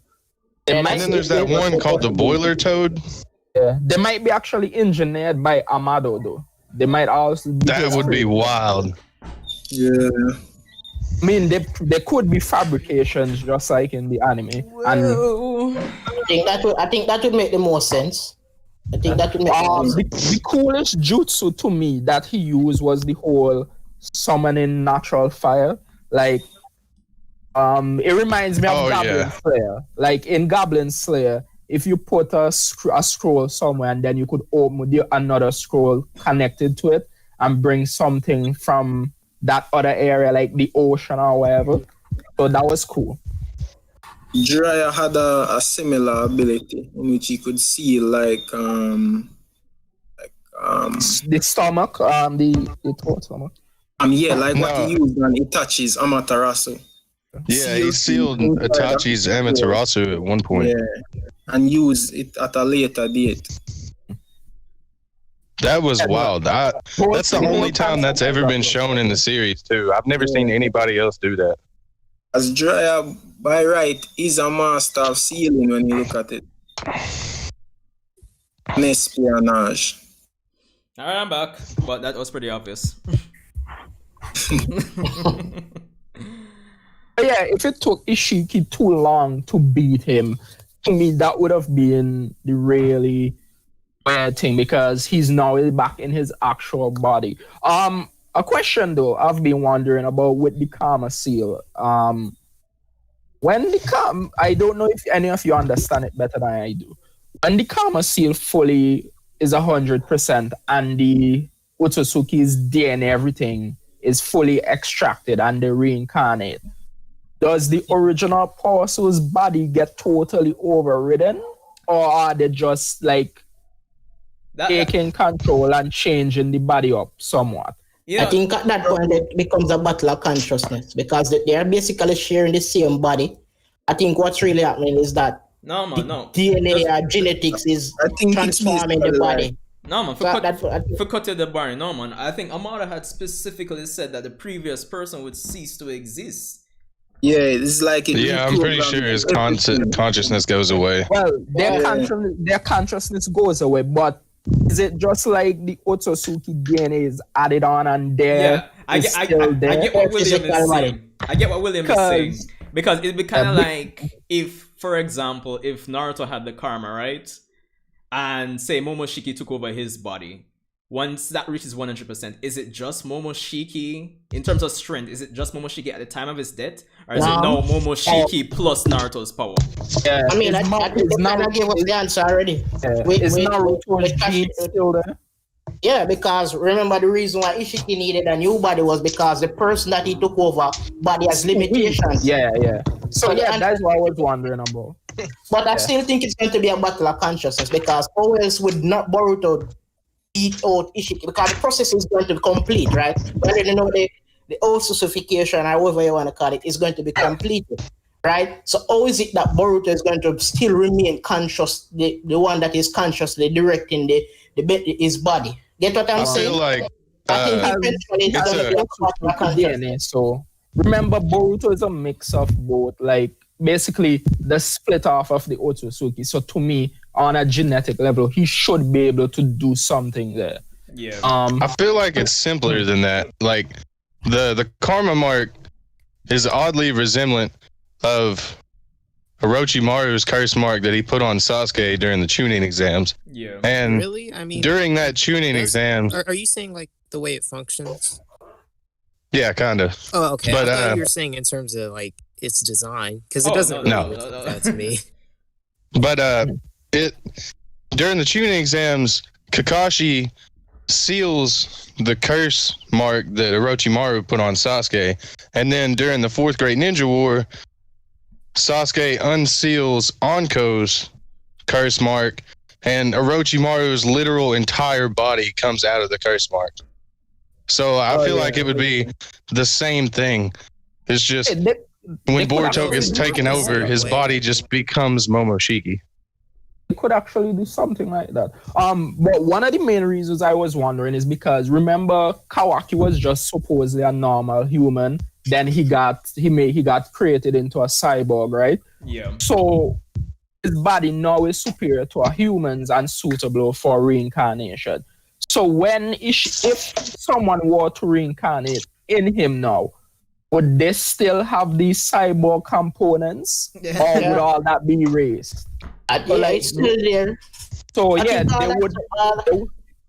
so they would have their own powers plus his. So like, if Momoshiki for sure. I think so. In Boruto, would he have all of Boruto's powers and everything, or just his own? Yeah. I think all that's really happening is a genetic modification and a DNA. At least that's what I think is happening. So essentially, like added properties to the body to look more like an Otsuki, but the base, the power of the body are the base, as we know that Ishiki wasn't happy with his current host. So the power that the host currently has, or the potential, is still taken into consideration with the addition of the Otsuki, whatever you want to say. Because the only person we've seen get taken over so far is Jigen, and Jigen is not a very good example at all. He was a normal human, so yeah. Because remember, if we look at Boroshiki, his horn is different from Momoshiki's, and that could be the added DNA difference. Yeah. Does anybody else think that Ishiki and Momoshiki are brothers? I just get that vibe because they have that like brotherly rivalry thing going on. It I seems never like really considered it to be like that, but that is a possibility. I would subscribe to that. I thought they were just a part of the same clan. Well, I mean, yeah, that works too.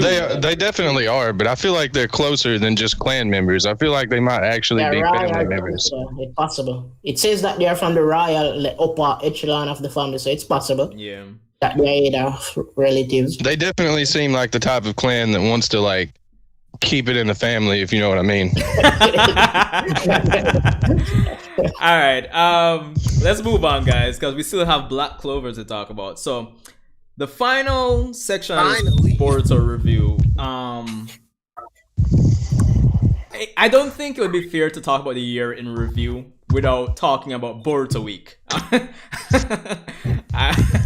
Well, that's sorry. Let me compose myself.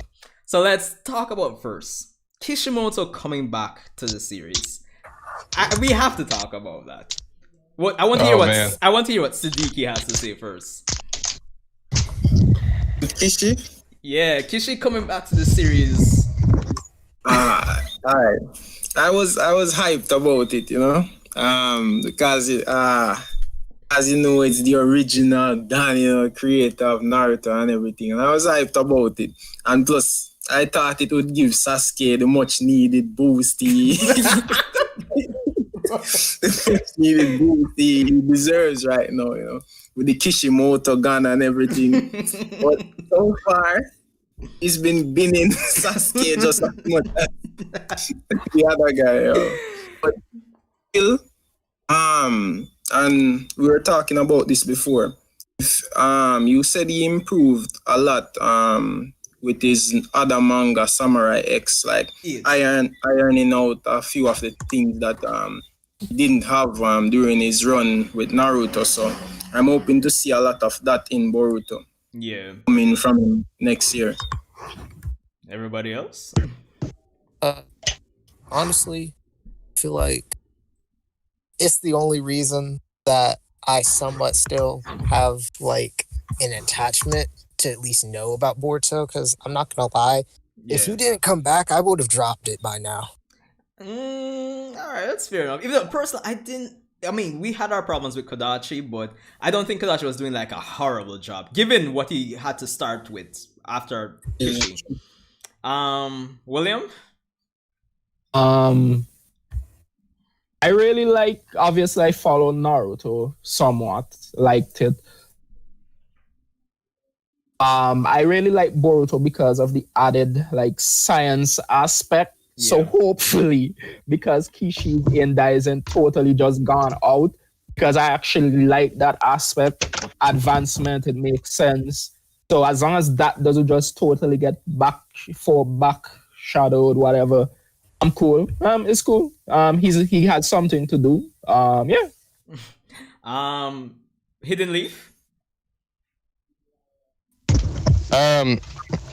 To be honest, I was excited at first, and then I started to consider the problems that I had with Naruto Shippuden. Yeah. And it occurs to me that the Kishimoto that we have now doesn't feel like the same Kishimoto that we had when he was writing the original Naruto manga. He feels like he's in a different headspace because he tried the Samurai 8 thing and it obviously didn't work out. And you can say that a great writer can just bounce back, but that's got to affect you a little bit. And I feel like he's going to want to put Samurai 8 into Boruto. And that's what I'm worried about. Hopefully not. Bonnie, what was your opinion on Kishi coming back? Actually, I'm kind of happy about it.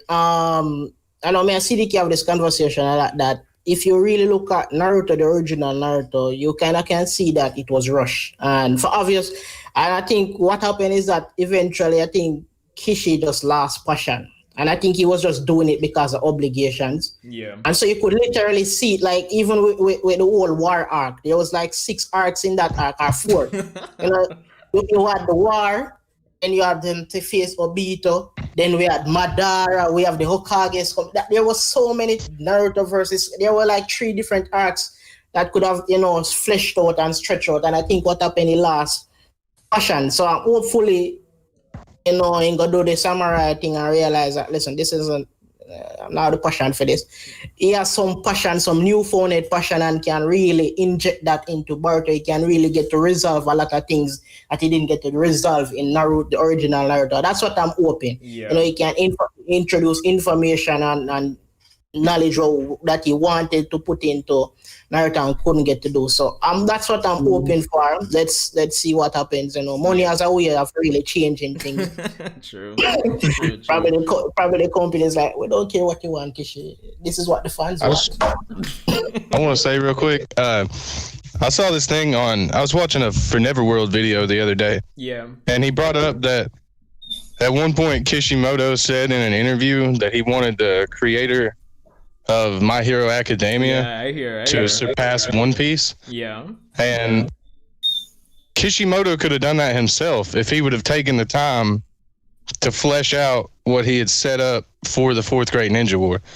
Like if he had taken the time that he should have to make that a better arc, he would have surpassed One Piece. I mean, he probably could have got to 1,000 chapters easy. No, easy because one arc had like four arcs in it.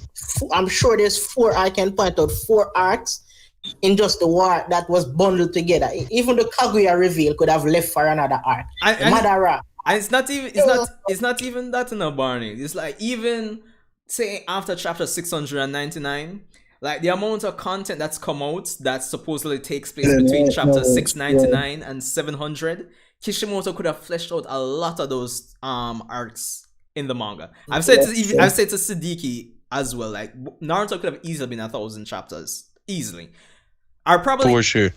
Wait, who wanted to end the original series? Was it him or the company? I never I heard think it it was like him. I don't think there was an official story, but I definitely think it was. Trust me, the company were making a lot of money. Clearly, I don't think they wanted to end that. That was a cash cow. They would be crazy. They would stretch that to like 10,000 chapters if they could. Speaking just for me, like I didn't hear anybody talking about anime until Naruto came out. That's true. As a matter of fact, that was like gateway drugs for me into anime. Like I knew of like Dragon Balls and stuff, but it wasn't really an association with Japan. It was just like cartoon. Naruto was really what got me into this. Naruto was like my childhood, man. I love that series. Same here. Naruto was my first anime. It's for me. It's between Dragon Ball. It's between Dragon Ball Z and Gundam Wing. One of the two. Oh, Gundam! I haven't seen that in forever. Dragon Ball and Naruto. Naruto and Yu-Gi-Oh. Yeah, Yu-Gi-Oh. The heart of the cards. Yeah, man. Yo. Oh yeah, if we're counting Yu-Gi-Oh, yeah, I used to watch Yu-Gi-Oh every single day. I had all the cards and everything. I still have a Blue Eyes White Dragon deck. Pokemon too. Yeah. Well, yeah, that's everybody, bro. Marco, Yo. what is the sickest moment in Yu-Gi-Oh? Well, like the original. The original Yu-Gi-Oh, the sickest moment. No, don't crucify me, dog. Alright, at least narrow it down to an arc for me. Alright, the Duel Monsters arc, the first one. The Duelist Kingdom, sorry. It's probably either one, sometime during the duel with Kaiba on the roof, or two, when the rules were still wonky as hell, and we had Atem basically attacking the moon or something like that to cause some effect on the field. Some foolishness like that. Dude. Does anybody remember when Yami Yugi took over? When Yami took over Yugi's body and like threatened to kill Kaiba? I remember that, but because that was my favorite part. I was like, do it. What about when he bodied Weevil on the train? And then Weevil started crying. Oh man. Yeah. Weevil's soul. Oh, yo, that one was He like was talking that big shit too. Yugi was like, "This is just not your day." Yo, trust me, bros. Trust me. Never seen Yu-Gi-Oh. What, Cole? Oh, but then Cole, you're kind of young. You're a bit younger Honestly. than us. Right? What? I know about it. Like I know of it. I just like never seen it. But Cole, you're a bit younger than us, though, right? So that would explain it. Cole? So you've never seen any of the newer ones either? I mean, like I know of them, but I haven't like seen them. If that makes sense. Fair enough. Cole should be a bit younger than us, guys, so it makes sense. Yeah. But yeah. Crazy. Like when guy was like, draw your last pathetic card, you. My grandpa's deck has no pathetic cards. But it does have the unstoppable Exodia. Weave the true Exodia over the That was ridiculous, brother. Yeah. Iconic even. It's true. Yo, trust me. Alright, but let's see if we can finish up Boruto. Alright, so Kishimoto, for me, coming back, I'm hyped about that. I'm looking forward to seeing what he's learned from Samurai 8 and going beyond. But in terms of like the last section now for this Boruto 2020 review for the manga, the fight against Ishiki to date, honestly, to me, I've liked it, but it's highlighted a lot of the problems that we've highlighted before in terms of the monthly format is working against the series. To me, the choreography of the fights, the underutilization of like the moveset of the persons, but at the same time, I'm still kind of indifferent to like Baryon mode. I like the concept of chakra fusion for the most part. To me, it didn't make any sense how it came about, but I'm not going to go into that. My only problem about that is just how Kurama apparently is a nuclear physicist now. But anyway, apparently. Yeah, that made no sense to me. Yeah, that was ridiculous. He had a lot of time to study, man.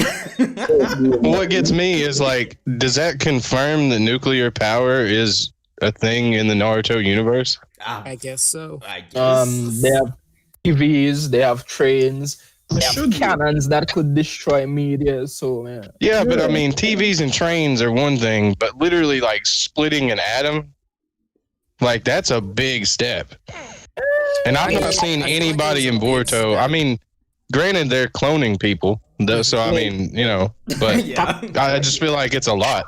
I feel like it's energy. So it's all energy. Was Kurama referring to it like in a real world aspect or just like energy in general? That's the impression I got. I mean, if Kishi was really the one that wrote that chapter, he specifically said nuclear energy, didn't he? Yeah. I read it like 3 times just to make sure. Because I was like baffled by the fact, because you've never seen a nuclear energy plant, you've never had a reference to nuclear energy before that. Like that's the first time. And it's supposed to explain Naruto's power up. Like no, you're referring to it like in terms of the sun. Yeah, in terms of the sun. But I think he was probably just using an explanation for us to understand. Probably there was no other way to term it in the Naruto verse for the regular people reading to understand it. Probably there is nuclear energy in Naruto. Who knows? Oh yeah, but I wish they'd have used something other than the sun, because it made me wonder, how does Kurama know how the sun works? Well, he was created from Kaguya's chakra, so he wasn't even a sentient being when the sun was created. Is that anime arc from Shippuden anime canon or fully canon? Wait, say it again, William. The arc with Kaguya, is that anime canon or is that full-fledged? Yeah, it's to me. I've always looked at it as anime canon. Okay, because either way, Kaguya is an alien from space. Kaguramo's brother went to the moon. It's honestly not hard to believe. Plus, with how old the tail beasts are. It just feels like they should be able to do so much more if they have such an in-depth scientific knowledge that they know about like nuclear physics. Oh. Not only that, but remember in Shippuden, remember how Like, why don't they have Hagogo was cars? speaking? Like, That's basic. But then again, we have to understand it's hidden in the leaf. You know, this is like some villages inside other big nations. I think that's the setup, right? it's Yes, a cyberpunk. It's kind of like a cyberpunk kind of mix. I get it, but it just seems like I don't know. I know I'm harping on this a little bit, but it just even more like the latest episode of Boruto, the 180 or the 179 or 180, where they introduced the airship. That airship, they made it seem like, and don't get me wrong, the fact that it could turn completely invisible was amazing, but they made the airship itself seem like it was unheard of, and that shouldn't be a thing whenever you've got something like they said the train from the Hidden Leaf to the Hidden Sand can get there, the Thunder Train can get there in like 3 days, but during Shippuden that was like almost a 3-week journey on foot. So No, like how can they build it, something as common or as complicated as a train? I don't think it was 3 weeks. I think it was. Is it 3 weeks? No, man. I think it was also 2 to 3 days on foot. At least, at least for like Shinobi, at least. It was either the Hidden Sand or the Hidden Water. I might be forgetting that one. I think the whole thing with the blimp too is that how Victor said he had so much tech and stuff and in there to prevent detection, which was mainly the invisibility. We also have to remember that Ara has dudes like Amado behind it, and what they have, the rest of the world doesn't have access to. I mean, they have a device that they seemingly could use to teleport from Earth to another planet. Well, true. True. Yeah, I was wrong on that. It takes 3 days on foot. Sorry, I looked it up on the wiki. No pressure, man.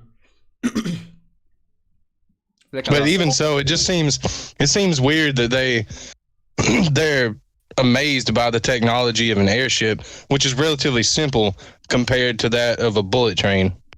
I understand what you're saying, because I remember back, like, when I was first reading that chapter, they made a point to say like the blimp seems to have like technology. Well, no, they made a point that it had technology that none of the 5 great nations had, or at least none of the great nations detected it, or anything like that. Also, while we're talking about science,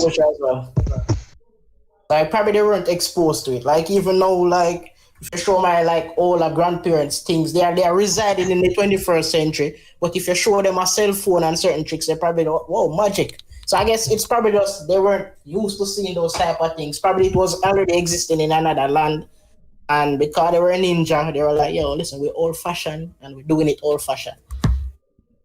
Right. I guess my biggest thing with it is just that you have somebody like Orochimaru, who is crazy smart, should know everything basically, like should have the amount of knowledge of Amado or more. Orochimaru though is more like a for example, scientist. Like if we think about it, like in terms of Marvel, Bruce Banner is the radiation bio dude. Tony Stark is the robotics dude. Different disciplines, aspects of science or science magic, whatever. But Orochimaru said he wanted to know every jutsu, and I feel like that seems like it should be part of it, because the whole reincarnation thing, that his thing was he specifically wanted to perfect reincarnation, and the whole karma seal, it seems like Orochimaru should have looked into that. And the anime kind of drops hint that he has, but it's not explaining it. Yeah, or at least it made me feel that way. It kind of dropped a few hints, and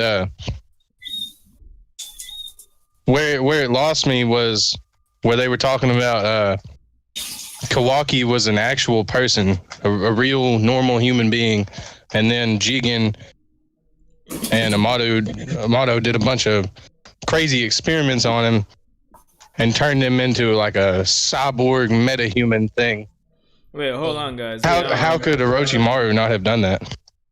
Yeah, I get what you're saying, Hidden Leaf. But at the same time, yeah, it kind of feels at the same time like how Barney and William was saying that it would seem like Orochimaru was focused more so on a specific section of like science. But at the same time, I get what you're saying as well, where he's like he wanted to cover everything and stuff like reincarnation is kind of more up his alley. But hold on. We have a question here from chat. We have Jerry Macker saying, do you think in the next chapter Boruto maybe will try to take over his body again? Maybe to try stab his Jogan in order to stop Momoshiki and that's how he gets his scar? No. Isn't that the Byakugan? Momoshiki's Byakugan? I have always subscribed to the idea that once Momoshiki takes over Boruto's body, it's always a Byakugan. If anything, the Jogan might activate when Boruto awakens and tries to fight for control. Yeah. Oh, that would be good too. Anybody else? I just feel like there's no way that Boruto is going to be able to overpower Momoshiki at this point. Like if Momoshiki could take over his body on like a whim like that, it just doesn't seem possible. Remember, he was knocked out. Yeah, that's what I was about to say. Yeah, but there's nothing proving that he can't do that while Boruto's awake. We've just never seen him do it. Well, yeah. True. As I said earlier, I think it's a consciousness battle. I think it's harder for him to consciously take over Boruto while he's awake because Boruto is conscious himself, and also I think what will prevent him from taking over Boruto in the future is if Boruto becomes stronger physically, more in command of his and stronger consciously as well. Because eventually it's going to come down to a battle of consciousness. That's what I think. I feel like it has to be the Jogan. Yeah, same. I'm actually leaning more towards the Drogon because to me, I think now is the perfect opportunity to actually introduce that manga-wise, like make a somewhat big deal of it before going into the time skip. They really haven't developed anything about that eye. Yeah, that's the thing. So I'm hoping at least they'll introduce it before the time skip. We probably get 2 chapters. In the anime, they said that it can like sense evil intent or whatever, and it can also see portals to other dimensions. So yeah, but it's still even anime-wise, I'd still say it's kind of ambiguous. But I was saying like if he can sense evil intent, maybe it has something to do with being able to repel that evil intent if you master the Jogan or something. Well, it could sense negative chakra. I think the thing with that mainly is that it only activates when it comes with like special chakra. I mean, when Boruto comes in contact with that, or something having to do with time space. I feel like an Otsutsuki taking over your body counts as special chakra.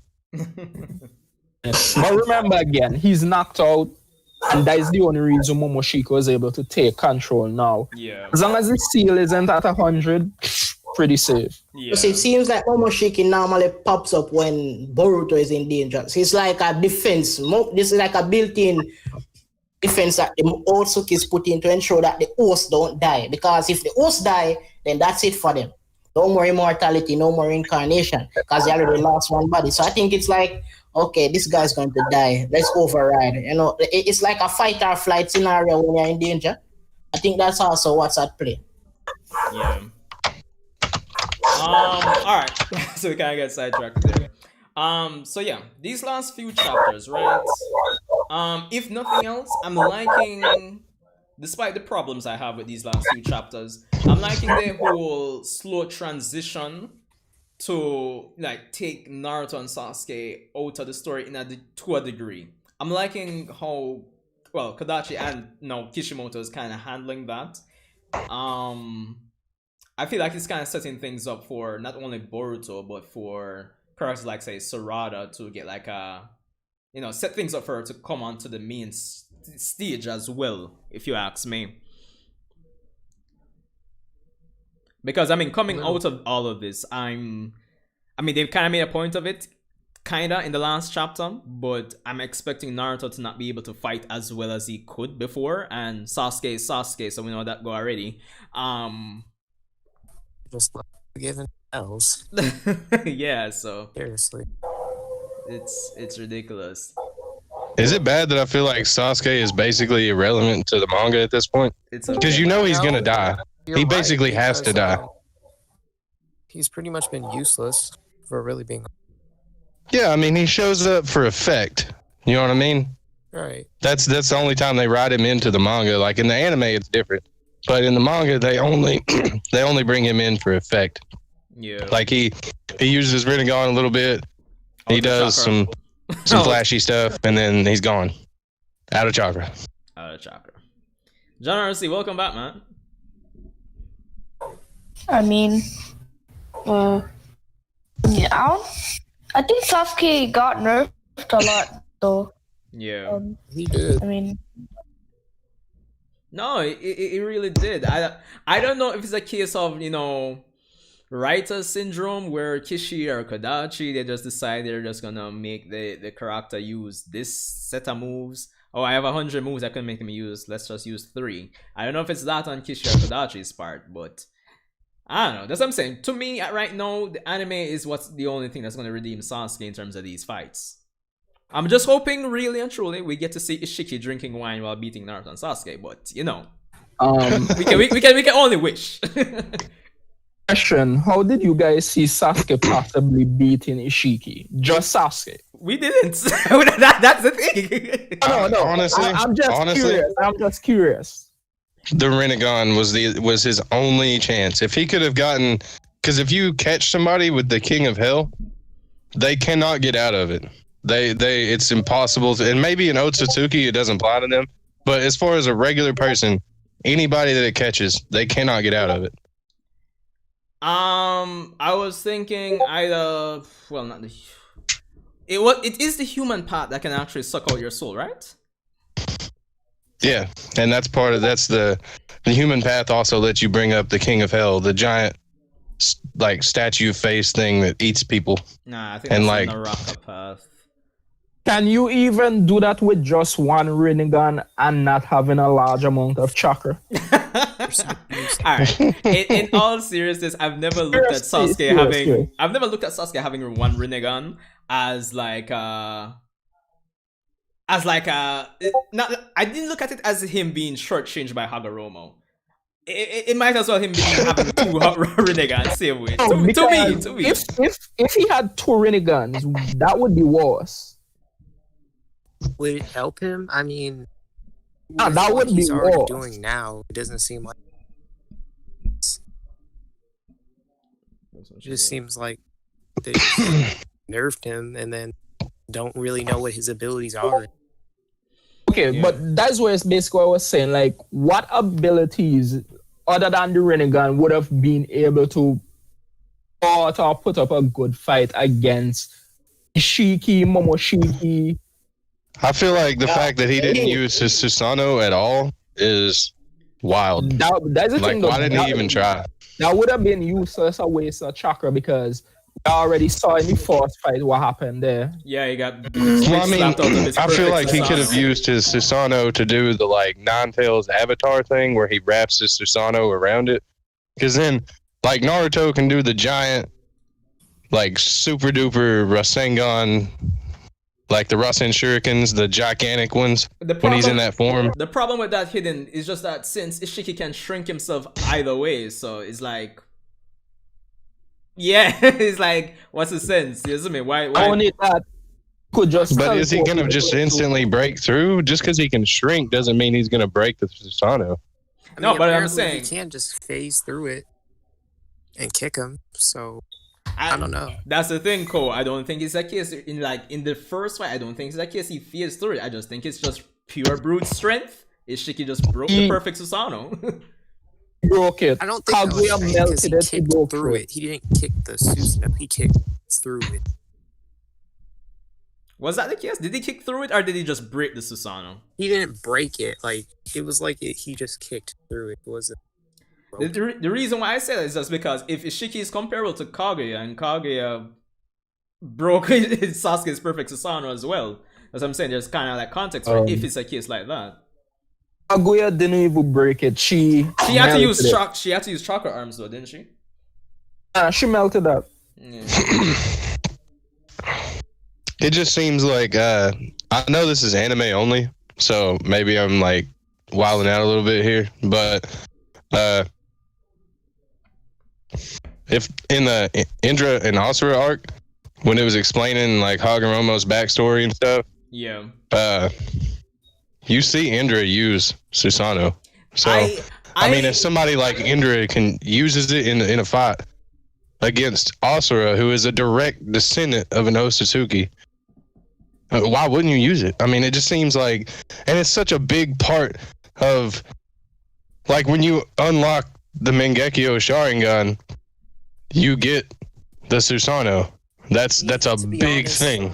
It was originally just like an Itachi thing, but then it became every piece. I think this Susanoo is as strong as the user. So even if I think brute strength wise, Ishiki is way stronger than Sasuke. So even if he did utilize the Susanoo, I'm not sure if it probably would have helped, probably would have dragged the fight out a lot, which would have helped in, because basically what they're trying to do is run out of time, because they know they can't really beat him straight out. So it probably would have given him a lot more time, but even I think Ishiki would have broken it or beat the shit out of him. Yes, that's it. I said maybe it wouldn't even buy a lot of time though. Yeah. Can literally kick him out it with ease. Yeah, that's what I'm saying. It touches Susanoo now. Him fortified with the objects, the shield and the sword. Yeah, so at least that would have been better. Which literally make him Susanoo unbeatable. Without that, still the Susanoo bad, but it have its weaknesses. Yeah. For the record, I wish that would have been explained a little bit. That's one of those problems. That's one of those little problems I have with Kishimoto is he brought in the Totsuka blade and the Yata mirror and then didn't explain any of that. And then Itachi died. So does that mean that they're gone now? Or are they just somewhere in the world and you got to find them again like the Ninetales, if like the Ninetales died? That's a good question. It's very ambiguous. Wait a minute, I just realized.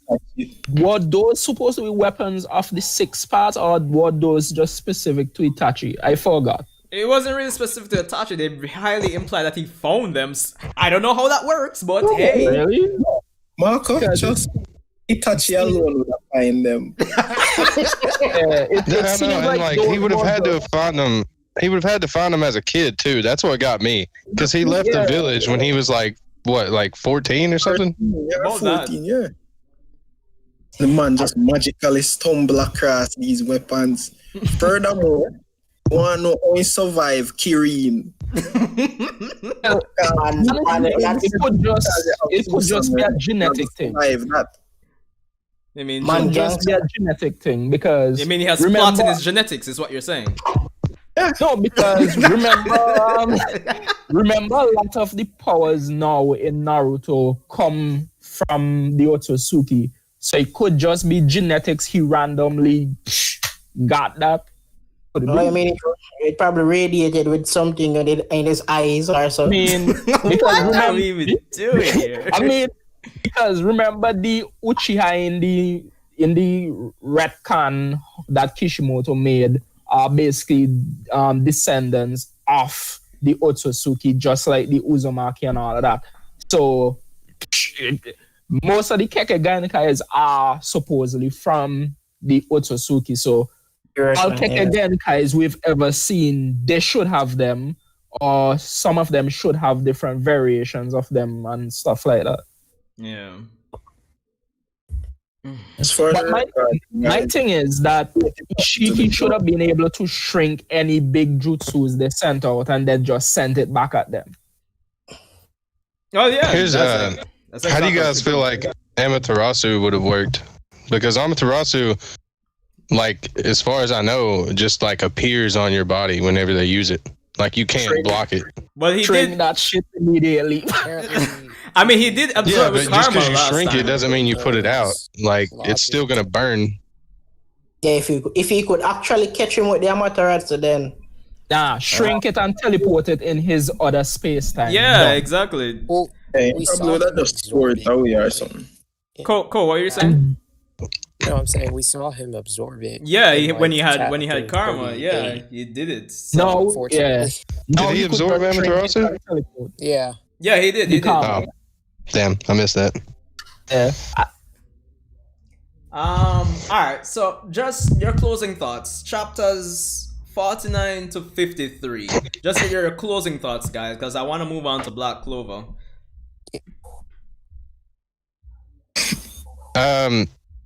If you want me to I kind of feel like it could have summarize. done. I feel like it could have been done better, but it was pretty good overall.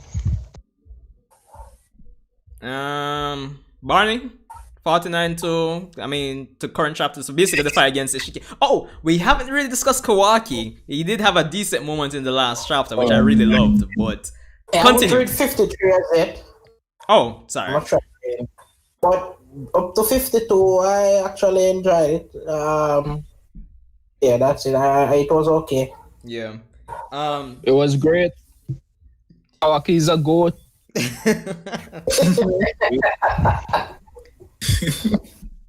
Sid? Kawaki literally bumps up to my favorite character. So that just telling the whole story, man. Cole? I don't get why people like Kawaki. Hold on. Because he puts respect on Naruto's name, bro. He's just the Boruto that we should have gotten. Yes, exactly. Yeah. Cole, what are your thoughts?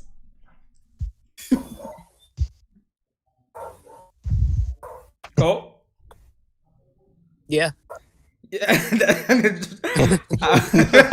couldn't hear you for a second. I was like, No, I You would did? say chapters 49 to 53. Basically the fight from Ishiki comes to Konoha till the current chapter with Kawaki. What are your conclusive thoughts before we move on to something else here? I like the stuff with Kawaki, but Yeah. outside of that, I think a lot of it could be way better. Yeah. A lot of it is problematic, but I'm not going to go further. Alright. So fair enough, gentlemen. So all in all, after how long has it been? 2 hours and 19 minutes. I think we can conclusively say that Boruto 2020 anime and manga, it was a good year. Despite the problems. It was a very interesting year. And we can look forward to Boruto in 2021 all the same, right? For the most part. Alright, fair enough. Alright, gentle people in the chat, I know you have your questions here. Well, one person, we still have Jerry Macker. Also, maybe this is the time to introduce more Jogan abilities. Yes, I agree. Boruto Summon can change the reality of someone to himself. So kind of like a alternate version of Izanagi. That could be interesting. But we're moving on to Black Clover because this year, 2020, your friendly neighborhood Uchiha here, we got into Black Clover, and I mean, what's your opinion on me getting into Black Clover, guys? I know I covered like Dragon Ball and Boruto, but I know Siddiqui especially was very hyped about me getting into Black Clover.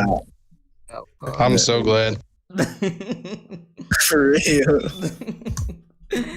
Yo, it's been quite an experience, I'm not going to lie. I mean, from doing all those Black Clover catch-up experience videos and just binging through the manga, getting up to, well, I'm still 20 episodes short of the anime. Need to catch up and start doing some live reactions and reviews, but it's been great, I'm not gonna lie. Very underrated series based on how I hear everybody talk about it in the community. I feel like the way that they did it, where they took a break this week and they're gonna start next year. Yeah. With the Spade Kingdom arc. That was so smart because it's about to be anime of the year next year. Like guaranteed almost. You feel so? I mean, we still have a few other anime to talk about after Black Clover, but yo, like I'm still, as I said, 20 episodes short here, but I am looking forward to seeing the Spade Kingdom arc in the anime. It's going to be sick. I'm so Yeah, out. for sure. It is going to be top tier next year because the episode 158 when it comes back is supposed to have their best 3 animated directors. Yeah. That like Yoshihara, Crazy. Rolu. I forget the other two. The one of them starts with an R, and then there's this other guy. They're the main ones who do the Sakuja animation for Black Clover, and it's 3 of them working on that episode, so it should be really good. But yeah, Didn't one of them work on the episode with where they had where they stopped Langris? Like where everybody ganged up on Langris? I mean, Yami and Ja? Who'd you say? No, like where Langris was gonna kill Finral. Yeah. What about it? No, he was saying that basically one of the animators that are going to be working on 158, he was asking, didn't one of them work on the episode where they were fighting against elf Oh, yeah, probably. That episode was hype. Like if it's half as good as that, we'll be fine. It'll probably be better because it's gonna have not just one of them, it's 3 of them. So, shoot. I can't even imagine. It's gonna be hype. Yo, Roger, welcome. You're kind of late. We're kind of into the Black Clover segment, though. I wonder if his mic is... What do you guys Roger? What do you guys think about the new form for Wait, hold on, Hidden Leaf. Roger, you hearing me? Yeah, you hearing me? Yeah, man, that's good now. Yeah, man. So welcome back. Welcome to the stream, man. Even though we have only 9 persons left over on the YouTube. Well, 8 persons left over on the YouTube side. I hope you guys are enjoying it the same way. But yeah, man. I'll come back to the Uno question, Hidden Leaf. But I just want to say, guys, I'm just glad I got into Black Clover. it's just been fun. Yami, the main character, the true main character, of course. Not for long. No. There's no way they kill Yami. If they kill Yami, we riot. Real. as long as Noel's alive, I'm watching that shit.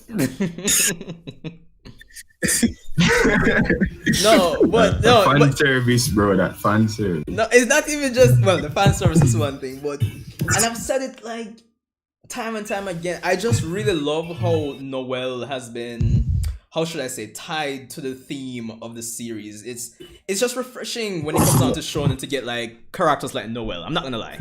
And Morelliona, of course, the best girl. Oh my god, the best girl herself. The goat, bro. The goat. It's best girl in all of shonen. I don't know about all of shonen. I would say you have to rate how Tabata right. I don't know if I'd say all of characters. shonen. I think there are ones that are better. Who do you think's better? Better Just curious. As a character? Mm, Between what, Noel and Morelliona? Well, Noel is the more flushed no, out just in character. shonen in general. But Morelliona is just good, bro. Rukia from Bleach. Rukia? Hey, whoa! What he did? What I don't follow Black Clover, but what did he just say? No, the guys were basically asking in terms of I guess at this point the best character. Yeah, the best female character. Curious, why Rukia? I'd rather not come in on blue. No, I don't personally. I don't have a problem with Rukia, but I wouldn't really say Rukia is... I think Kubo had some potential that he could have done with Rukia, but I think Tabata's fleshed out Noel more than, say, Rukia. I disagree. I think that Rukia has way more depth than Noel. You feel so? Alright, well, I want to... Yeah, wait, did you not see...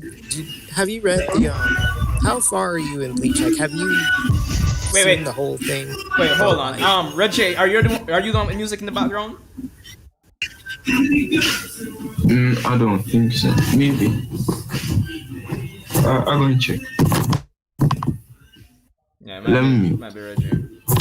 Yeah, I mean, I was reading Bleach from week to week with Naruto, man. So I completed Bleach years ago. So, I would say this, like, I would say that Noel has more stakes in the plot than Rukia, but I would still say Rukia is a better rating, in my opinion. I agree that Noel doesn't have a whole lot of depth because in terms of like,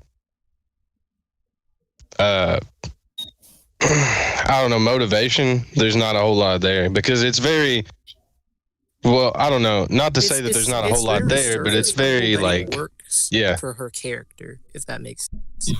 yeah, it is very surface level because it's very easy to understand. It's like her mom died and she wants to avenge her mom, and Kind of. but, I mean, because it doesn't seem like she wants to avenge her because, like, she knew her. It just seems like she's just doing it because, like, the plot needs her to. I wonder if you really want to It's never factor seemed in. like she's wanted, like, a vengeance for that. Sasuke wanted vengeance for it.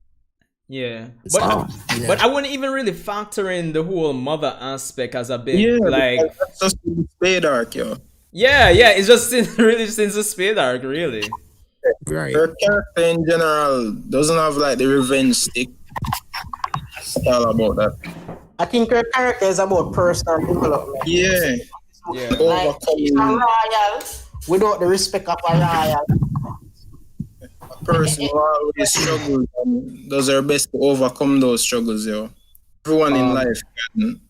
Any of you guys ever read Berserk by chance? I think Siddiqui and Barney read Berserk. In my days, man. One of the best. Yeah, Berserk has some of the best. Just saying, female characters. Characters in general, right? Characters in general, but female characters, if you're talking about female, yeah, some of the best. But cool. Yeah. But for me personally, the thing is why I would say I would give Noel over Rukia, guys, is that I feel, and I probably don't remember all my points from those early Black Clover videos I did, but I think one point that I had pointed out was that it's just how Tabata ties her to the overall theme of the series, I would feel. And you guys said it as well in terms of her relevance to the plot, but I just feel like there's this overarching like connection between Noel's character arc and the whole theme of the series, and that's what's really pushed her as a very refreshing and useful female character for me. I can get that. I still feel like, to me, like, I don't see it that way. Like, I can see how she ties back to the theme of the series. I get that part a lot, but like, in terms of like the depth part and like the character part, I feel like it's there, but like I just don't think it's deeper than like what Rukia like had, in my opinion. I think this is a subjective thing. I think for him, it's just not a compelling enough reason for. Yeah. Like, I think Rukia is just a lot more compelling for you, right? Personally.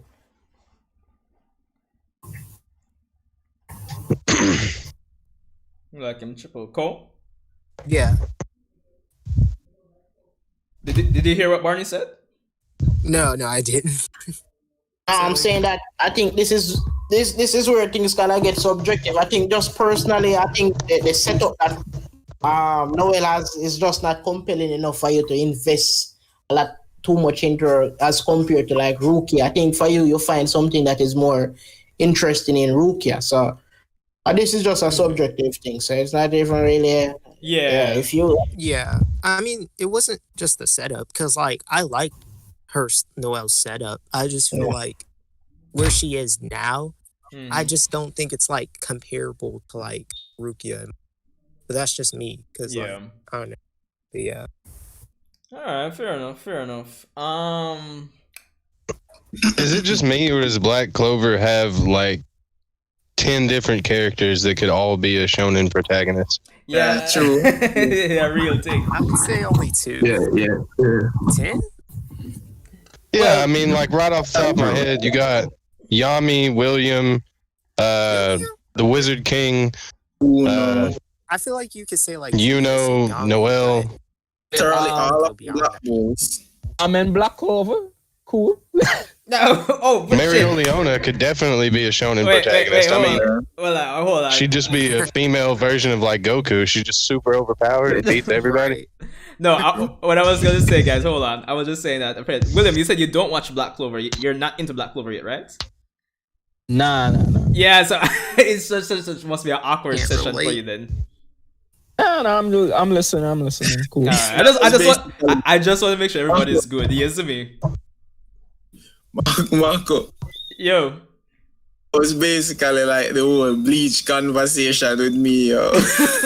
But now you didn't finish Bleach, but at least you have an idea. You watched a decent portion of Bleach. I don't really know shit about Rukia. Let me just get this joke out there, and trust me, I don't have any problems with Rukia. But the only deepness I understood from her was like the whole that Grimjaw punched in it. Wait, what? So the only thing. What did you say? Nah. I heard Grimjaw.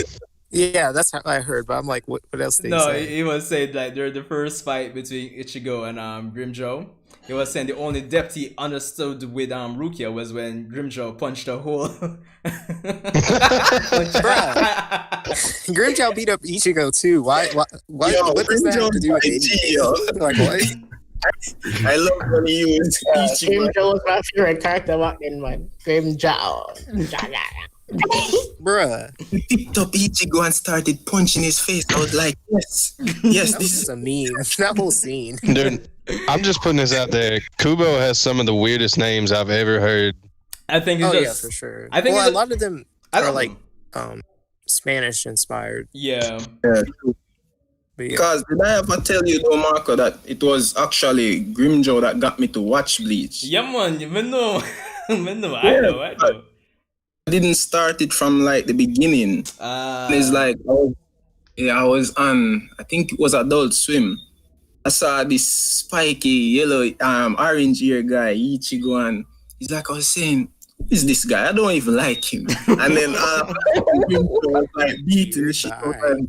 And I was like, yeah, this is it. Wait, you didn't like Ichigo based on his look?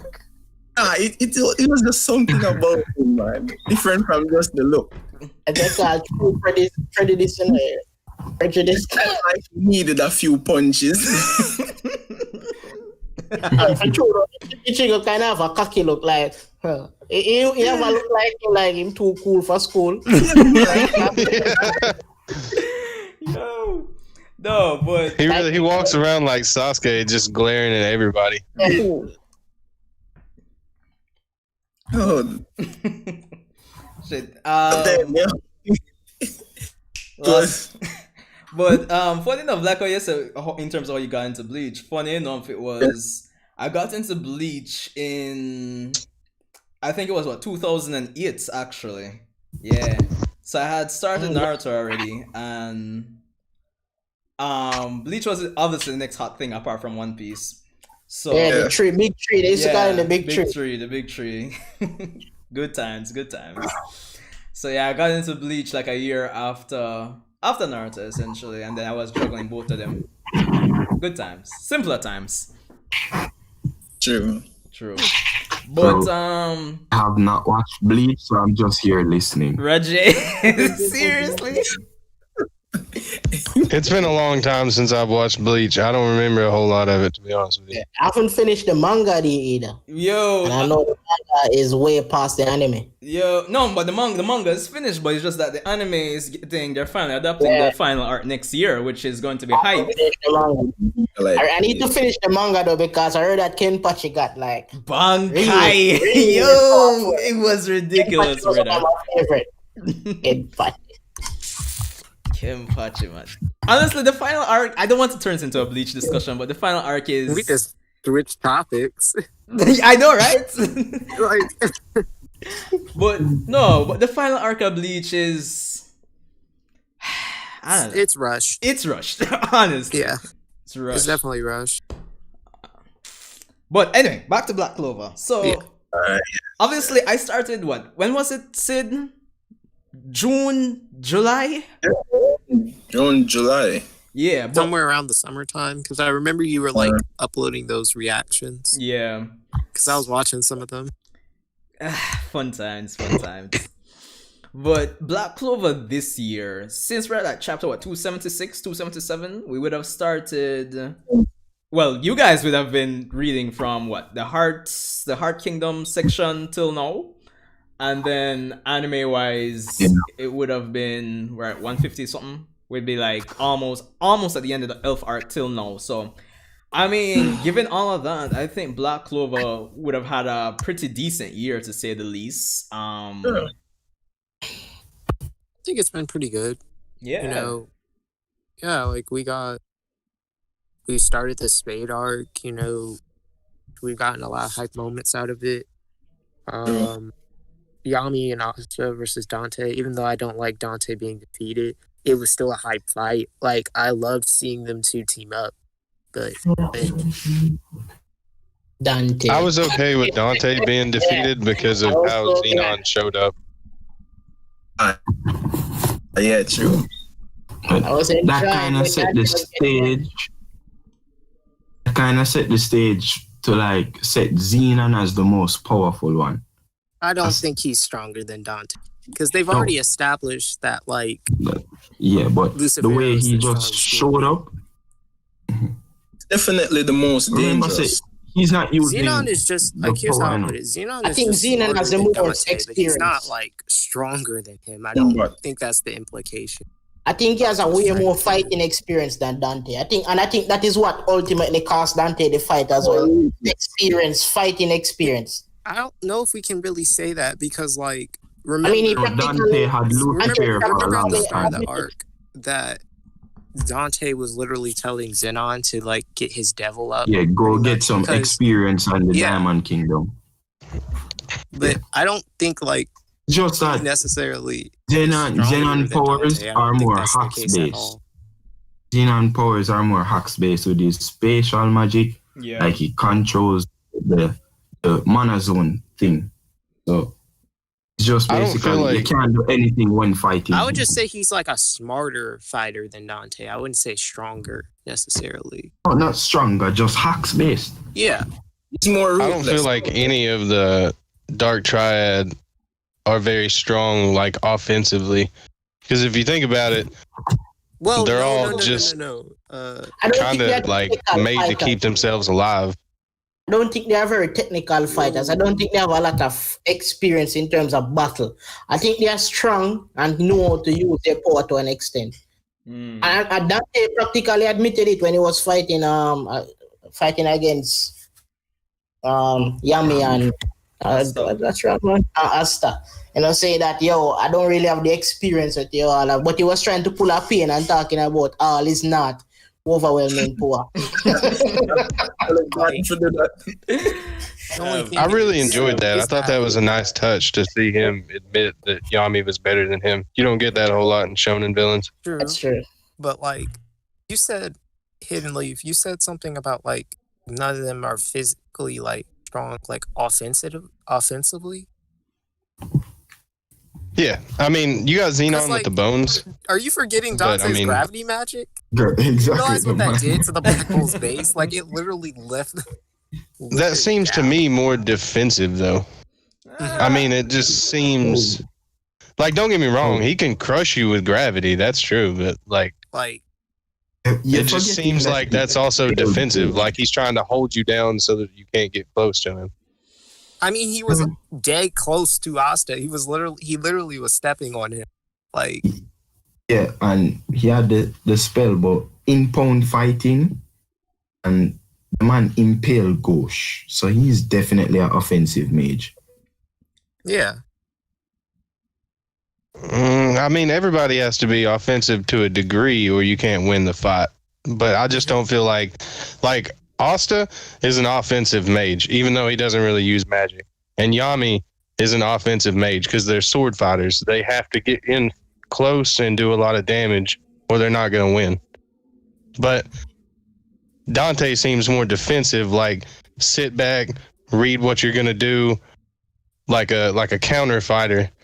I would say that You wouldn't get really that. mean he's not offensive. It's just his fighting style, but he's more Yeah. plenty offensive. But I mean, he can get aggressive. We've seen that. Like, True, but we've only seen him get like aggressive against people that he knows that he's far stronger than them. mhm. In my opinion, because like with I can Yami, understand he was that. definitely not running right up on Yami because he knew what would happen. Mhm. The only Right. thing I know, if I had Dante, I would have lost that fight. Like, who you think would win? Marileona or Yami in a fight? In a fight, Marileona. Mary I don't got Oleana. Marileona. I got. The only thing is, the thing that Yami gives has Yami death the thrust. edge to me is his death thrust. Well, That Exactly. spell is broken. I don't think Marileona can like handle that, even in her. I new feel like form. this new mana skin thing could probably take it. unless You he think can she's gonna take reform. a full death thrust from Unless, Yami? unless, Like, unless, And that the man literally has split dimension Dante slot. in half And into like pieces. unless, like the whole idea of the villagers kind of comparing Merliona to becoming mana. Unless there's more to it than that, and she can like regenerate as well from like a death thrust. That's the only way I'd see Merliona coming like back. From Right, that. that's what I'm saying, because we just don't know enough about her new form like that yet. The And- problem is that I don't think Yami would get the chance to hit her with a death thrust. Hmm. You realize how fast Yami's precog was during his fight with Dante? It was fast, but is it fast enough for? no, not as far as Marileona. It was. It was. Wait. What did you just say? Kind of moves with the mana. That's true, but like, in terms of reaction speed, do you think that was faster than like Yami reacting to every attack Dante did? Because I don't think it was faster than that, but Marileona, I feel like it's like a literal mana zone, yo. I honestly feel like Mary Oleana is a lot stronger than Dante. That's just my personal. what, like in base or He like? wouldn't win the fight against Dante though, but he's stronger than him. Wait, I think I fight What between are we Dante saying? What are we and saying? Mario. Wait. I feel like, let me rephrase that. I feel like Mary Oleana would beat Dante in a fight, one on Like one. in base win the without fight. the form, or are you saying like? No, like 100% going all out, both of them. Nah, No, I don't see it. The thing Well, is, I don't know. That she 100% minus, like, I don't mean like It's because of like Dante. 100% where Dante is currently, because I feel like he's going to eventually get to where his devil takes over his body and he just like becomes Lucifer. But I don't. The thing is, Wait, hold on. the Let me reason hear why what. Asta and Yami could beat Dante and someone like Marileona, I could not say her name for the life. Marileona probably couldn't, is because like they have the like magical advantage. Like they literally had what Asta has anti-magic and Yami has dark magic, both things that Dante are weak against. He's weak against. Yeah. Even That's if a her good point. fire could hurt him, I don't think it's going to. How would she That's counter a his good gravity? point. That's a good point. Like, I I think just it would feel like between both of them. I think because no, I agree with you. Like, she has that aggression to win, and she Dante's probably could beat him. But I don't know. I just don't buy I it think as it's a right. coming to stamina. Who can last longer? you know how in Naruto, like if you have two jutsu of the same element type going Yeah. against each other, the one that has like more chakra behind it is the one that wins. Yeah. I feel like it would be something like that, except like you know how in the latest chapter overpowered Xenon's like spatial magic ability because he had more mana. I Yeah. feel like Marileona could probably do that same thing to Dante with his gravity The magic. reason why I'm hesitant about that is because of the fact that like Dante can instantly regenerate. Yeah. Exactly. So Like, no I matter don't- how much you burn him, That's the he only will thing. just Like, I heal. don't know how Mero can handle that. Even if she did keep destroying his body, he just keep instantly regenerating. But if you burn the whole thing to a crisp, can it really regenerate from that? Yeah, he'd still Probably. regenerate. The man regenerated from zero torso. Yes, he Right, his can. head fell. His head fell off, his wings fell off, his guys, tail, a everything. question. Yes. Question. I'm curious. Black Clover, their power system is magic, right? Yeah. Yeah. And is it basically like Harry Potter? There's no real limit. It depends on how much, like your bloodline, and then you're more adept to magic. Yeah, it is kind of similar to that a little.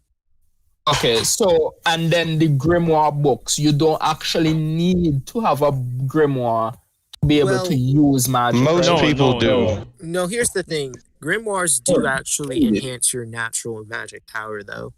So it just enhances it and then gives you add-ons depending on the book. Yeah. It gives you, allows you to use spells too. Grows with you. Some people can use spells without the grimoire, and those people are especially strong. Yeah, they're But the OP. most people Because require they're a not grimoire to be able to use complicated spells. Because they're not dependent on something, they just have a strong connection to magic. Yeah, essentially. So like Oh yeah, go on, William. the different types of magic someone can has, it's random or what? More or less. genetic. More or More less. genetic. I would say more or Okay. less. So It's not been really explained how people come about getting their magic tops. Yeah, because all right, Okay. I was gonna say, guys, is that, and this is kind of further cool to the collab we did when you were basically saying in the collab that it's still kind of ambiguous that Tabata hasn't really explained in depth a lot of things, even though it feels like we've gotten a lot in terms of how the power system works. It still feels like there's a lot that hasn't been explained, and this kind of goes into my next point, where especially like with the latest chapter where Zenon was said, "Yo, he can counter me because he's loved by Mana." It kind of sounds ass foolish, but I mean we have context for it because you know, yeah, low key it does sound ass foolish, but it kind of leads me to wonder. It's loved by mana. Yeah. I want to know loved what by that magic means. itself. I mean, I they want to said the know same what that thing about means. Lit. Because mana in other series is basically it's magic energy. So It's magic power, pretty much. he's saying he's loved by Energy, magic. or- It's like chakra, basically. Maybe they should phrase it like, or should have phrased it like he just has a strong bloodline or strong connection to magic. No, but That's pretty much what it means. no, this is the thing. It's It like, makes it seem to me like whenever they say it's loved by mana, it makes me feel like it's almost like The like a magic is alive. sentient force, like the And like force in magic. Star Wars. Like it's almost like sentient. yeah, that's Bozok again. that's in why- Bozok again, they have like spirits and stuff that represent different aspects of magic. yeah. Yeah. Still on I think the when they say love by mana, I think it's talking about the purity, like you know, like you have energy, like volts in electricity, Yeah. like a certain electric wire might have 10 volts, another might have 20. I think he just has a higher affinity. It's easier for him to harness it, get it, and easier manipulate because it. He's a royal too, technically. Yeah. Technically. But I would still kind of disagree with that, Barney, because the fact of the matter is with that latest chapter, right? With Zenon saying that within his spatial magic, he can take control of the mana in the area. So it's kind of like a pseudo mana zone. But his new form can like counter that. And plus, Langris was there too, but he couldn't do much. But I say all of this, guys, to say that I'm wondering going forward, will Tabata actually expound more on the origins of mana in this world, or I mean, Yes, we will, because I genuinely hope so. we're hearing this term. It's not the first we're hearing the term. Yeah. The term, I think you will. Right. Because he said the same thing with Lick. yeah, exactly. Like he's It's led been by said about you know. Too. Yeah, it's been saying about Royals to close. I think with the Zenon thing, I think what it's basically saying is that so Zenon space basically saying that he has control over all the mana in it. I think was like such close relationship with mana, such easy. It's easier for him to manipulate it. It's almost like he took control of the mana both within and outside the zone to break his mana zone, or break the limits then, because what happened is that in that mana zone, Zenon is the one that is in control of the mana. Basically, he can manipulate it the most in that area. what happened is that so he has a degree of affinity with the mana within that zone. I'm thinking that what that happened is that is is saying that I surpass the degree of affinity that you have with the mana within this particular space, and now I am taking control. Yeah, I think the same thing is that like just took control of that space pretty much. Yeah. But yeah, go ahead. I feel like it brings up two questions for me. Was always loved by Mana, or did he become loved by Mana after the elf arc? And also, it was probably because after the elf arc, probably because of the fact that he had an elf in his body, and because of the elf was royalty, technically. I think it was from before that. Also, can anybody become loved by Mana? Is that I just? don't think it's anybody. I feel like it's really just if you're a royal or if you're like an elf. Hold on. That's how I've interpreted it. Let me hear what Sid, what you asking? Basically, the Tabata in me, right? just for some context, guys, and I said it in the last live stream. Well, not the Boruto one, the last month's end of month live stream, where Sid is actually working on his own novel, and basically a lot of the ideas that Tabata has recently introduced, Sid has used them before in his novel earlier. So we have a running joke between us that whenever Sid falls asleep, he turns into Tabata. But anyway, go ahead, Sid. Yeah. Basically, what I understand from the Love by Mana, I remember we used to reason about this marker, right? Yeah. And always this Love by Mana term was being thrown around, especially with the elves and so. And it's like, we know for a fact that the elves themselves receive like divinations from like the Clover's world version of gods and so on and so forth. Yeah. And they also link closely with nature. So Mana in and of itself to me seems like either the life force or energy that the gods of that world kind of bestow upon humans and other creatures for them exist, them life force, right? Yeah. So essentially it's life energy. So with now being loved by Mana is like that energy has its own life and it is drawn to him or does not, in the sense that he's in danger, right? Something is happening to the Mana around him. Because he's loved by Mana, it would essentially protect him, so to speak. So essentially, Mana himself is like it is shield. You get what I mean? I understand. Yeah. In another way, you could even say that the Mana is kind of sentient, and probably will not submit to the Mana zones of other characters. So it will not be dominated in the sense with someone that is loved by Mana. You cannot dominate the space of a person that is loved by Mana, because the Mana within that space cannot do any harm, cannot be degraded or altered with that person that loves that is loved by Mana. You get what I mean? Yeah, I get you. I could work on that. That's how I see it. Question. Yeah. Are there any characters in the series that could just use magic? Like again, like in Berserk, Harry Potter, they could just they don't have a specific affinity for a type. Yeah, there's one. Like they could shapeshift, they could fly, they could manipulate anything. They're not limited to just one thing. Real with him paint magic. Yeah, real with his picture magic. Isn't that limited too? Because it's picture magic. No, essentially he could draw like an element or something and replicate its characteristics essentially. Dream magic. Magic. Anything he can imagine, he can paint.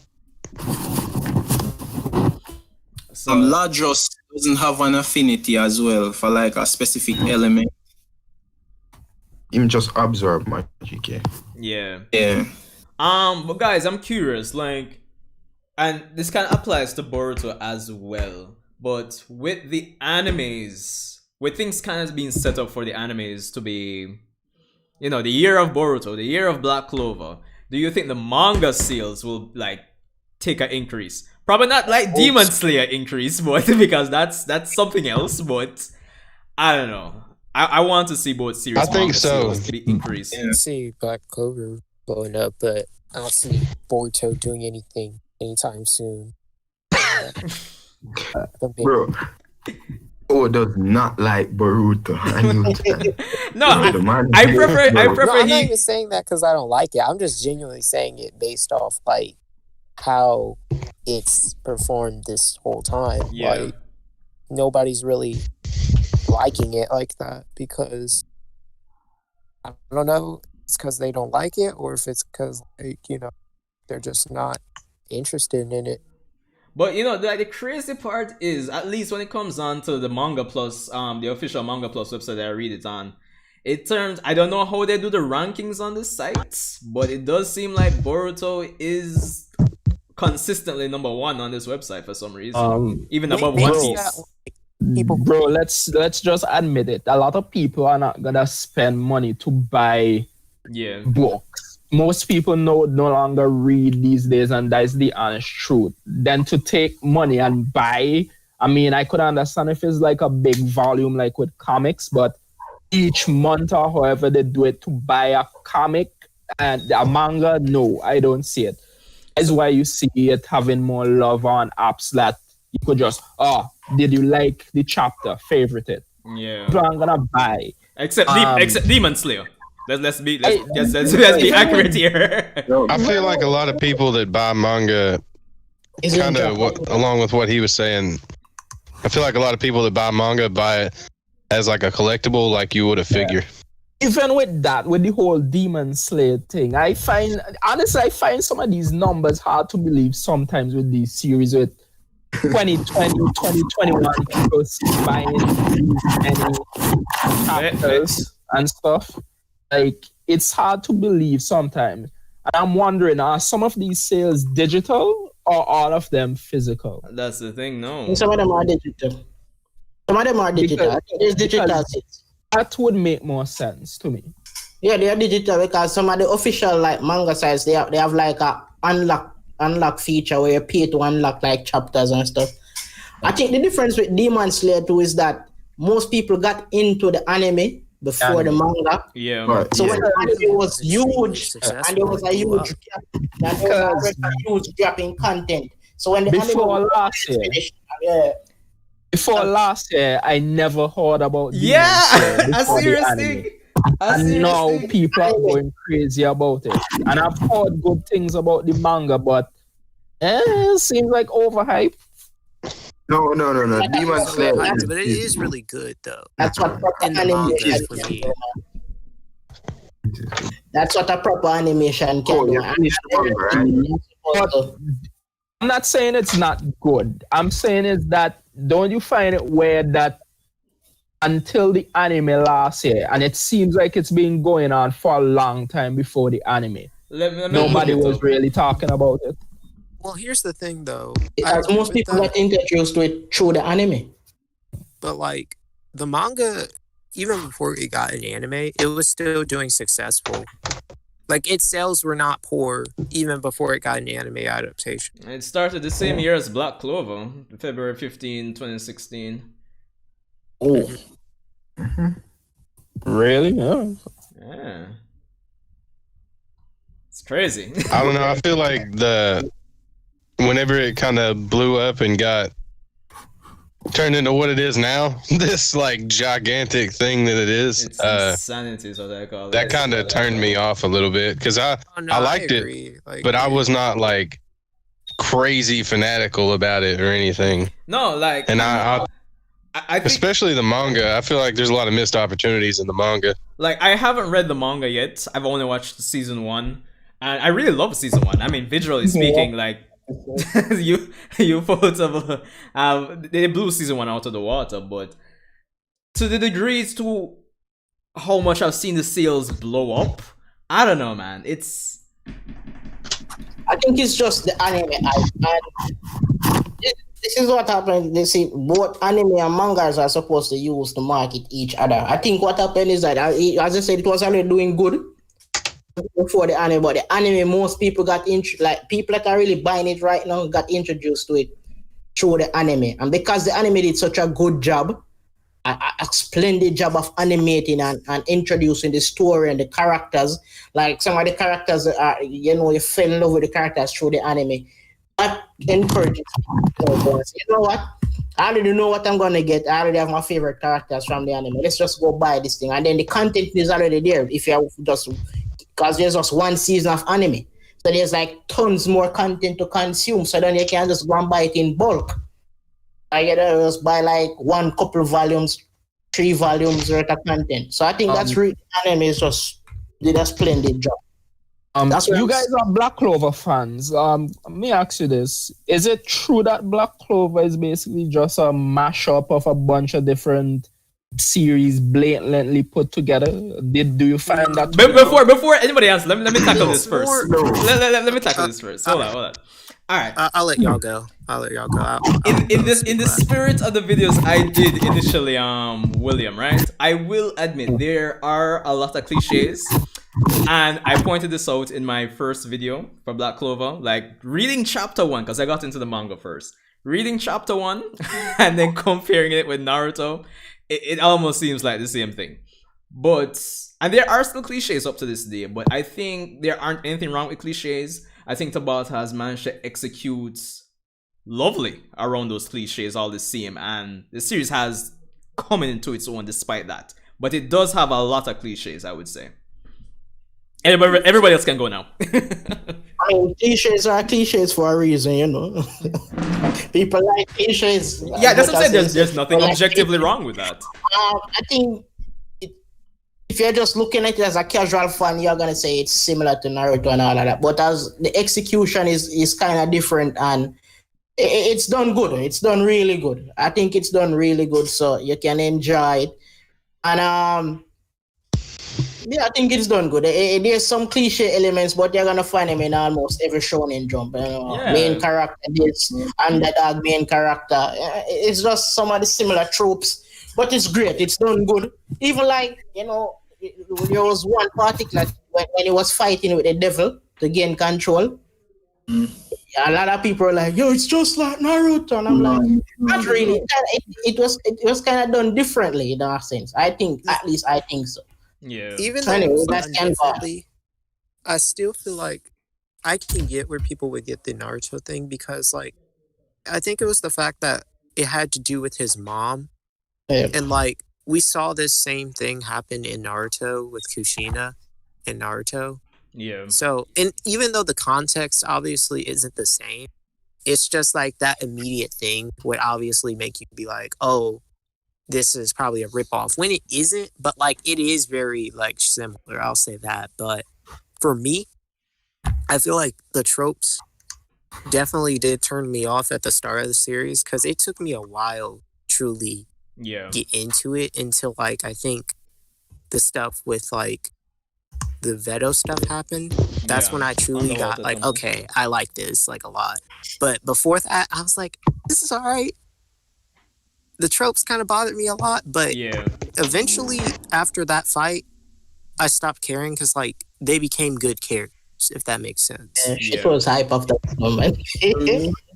I think it was like episode 10 when I was sold. Episode 10. I was like, when Noelle was doing the whole speech thing about she's a black bull, and you know, when she finally used the defensive spell. Yeah. The Sea Dragon 4 thing. Yes. Saucy Village, right? Yeah, Saucy Village, yeah. I think, funny enough, around that time, because I started with the manga, it's around that time that I kind of started, like, I liked the first few chapters naturally, but it was around that time I kind of started getting more into it.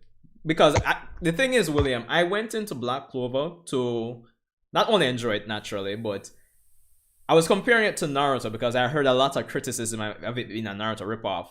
So, like, from the comparison I was doing to Naruto and just the little nuance between, like, Asta and Naruto, it was around that time in Saucy Village that I really started to say, okay, there's something else here to the madness than what people say, isn't it? Okay, cool. Yeah. Oh, yo. Wait, was that something, by the way, if you could? That's what I'm saying. It's... Oh, wait, hold on. Sit. Where are you gonna sit? No, man. Go on talk. When I'm done. Yeah, man. Alright, so it was just a nuance, right? Because, alright.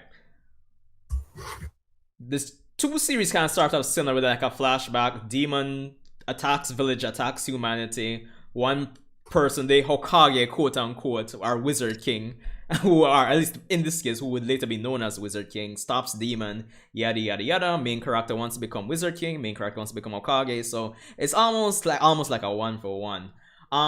But with Naruto's character, right, we know he wanted acknowledgement from the village, and that's why he did like all the mischievous things he did. It was like acknowledgement for himself personally. But like with Asta, there's a lot of, in terms of his background, it's like a background of being an orphan, of coming from like poverty. So the nuance is more so along the lines, he wants to prove that his social group can become great and not just himself. And it's at that point that I really say, okay, yeah man, there's something more to this in terms of the difference between the two. And Tabata kind of pushes forward with that. I was gonna say something about the demon thing. So there's a rich versus poor dynamic in the and then, for sure. And as Cole was saying as well, in terms of the whole demon thing, there isn't much like, of a.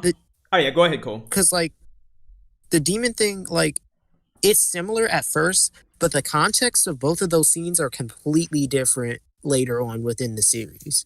The only similarity is that it's two demons, right? Obviously, you have Kurama, and then you have, you know, the one from Black Clover. But like the context of what actually happened during those events are completely different. Yeah,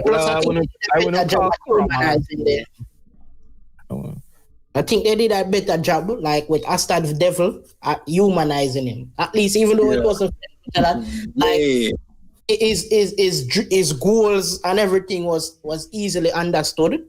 You know, and so even him resolving with Asta wasn't like some ass pulling thing or anything. It was like, okay, I really, really have a goal, and you know what? I'm gonna need you find Kurama and Naruto's coming together was more of an ass pull, or you just use that? No, I'm not really saying it was an ass pull. I'm just saying in this one it was different. It was done differently. Hold on. So we're going 3 hours now, guys. Jano. Sid, you were gonna say something though. Yeah, it was going back to the whole loved by mana things, Yeah. It's like, alright, you remember in the Elf Resurrection arc, right? When Yuno and Asta defeated Elf Klaus and Elf Hammond, right? The fat glass guy. Yeah. And Lick reawakened. It was like they were falling and he seemed to like catch them with his mana and gently levitate them to the ground, right? Gently drop them to the ground. Basically, that is like an instance of the whole loved by mana thing. Lick literally used the mana, his mana and the mana around him to simply gently put them down. You get what I mean? Didn't they There's like a little, but I don't know if he was using mana or if that was something he could just naturally. It was mana. It was mana. But then did they make a point? Didn't Yunan also make a point of that he was using something other than mana at the time as well? I think you were saying no. He said that like he was like becoming mana itself or something. Mana itself. With his movements, with like his teleportation, he was literally becoming mana itself. So you get what I mean? The love by mana thing is powerful as hell. Yeah. And to be honest, it was right shit. Alright. Oh yeah, by the way, so guys, going into 2021 now, right?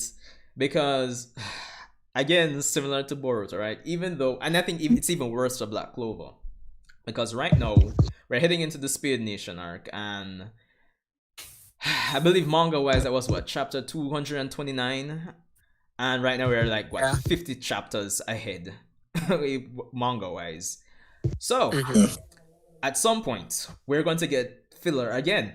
Well, here's the thing: the rumor is that the anime is gonna stop at the Dante fight, like the Asta Yami Dante fight. They're gonna end there. There's actually rumors of that, and then probably go back to filler. I mean, Black Clover fillers are actually But that's the thing. It doesn't really have a lot of like fillers per se. Filler feel. Yeah, But when you do get filler, it's like it adds to the story. it's just more don't like canon filler, like what's going on in the Boruto anime right now. So it's kind of like really expands on everything that's happening. Right. Their filler's interesting. Yeah. But generally speaking, guys, like, what are your expectations going into like 2021? Do you think the Speed Kingdom arc will end? Do you think we'll move on to like a next arc? And of course, what are your expectations for like a immediate next arc? I mean, yeah. I have to go either. I see it going. Is either they introduce gods or they travel to the underworld. It's either one. Yeah. What I'd like to see still is like focusing on like some of the dungeons and giving us some backstory on the dwarves, yo. Yeah. I was just going to say that. Yeah, I think they should yeah. explore other races That like they the should dwarves. do. Army is literally the only dwarf, yo.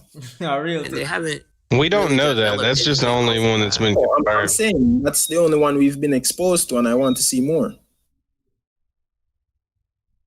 I mean, Yeah, definitely agree. What I wonder if like it seems to me like Charmy can just randomly change her size.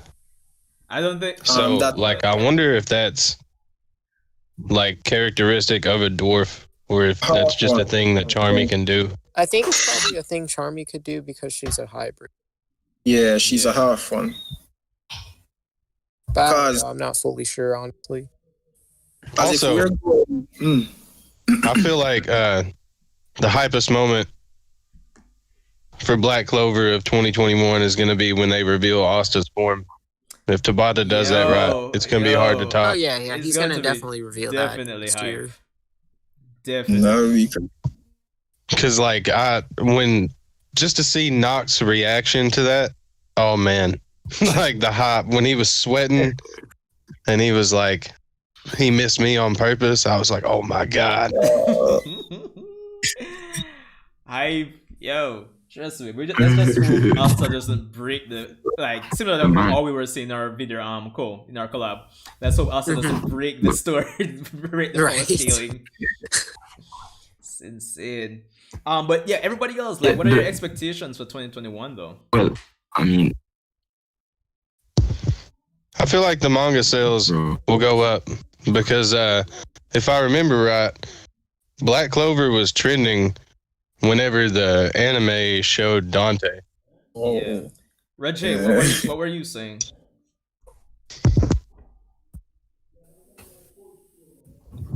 Red J?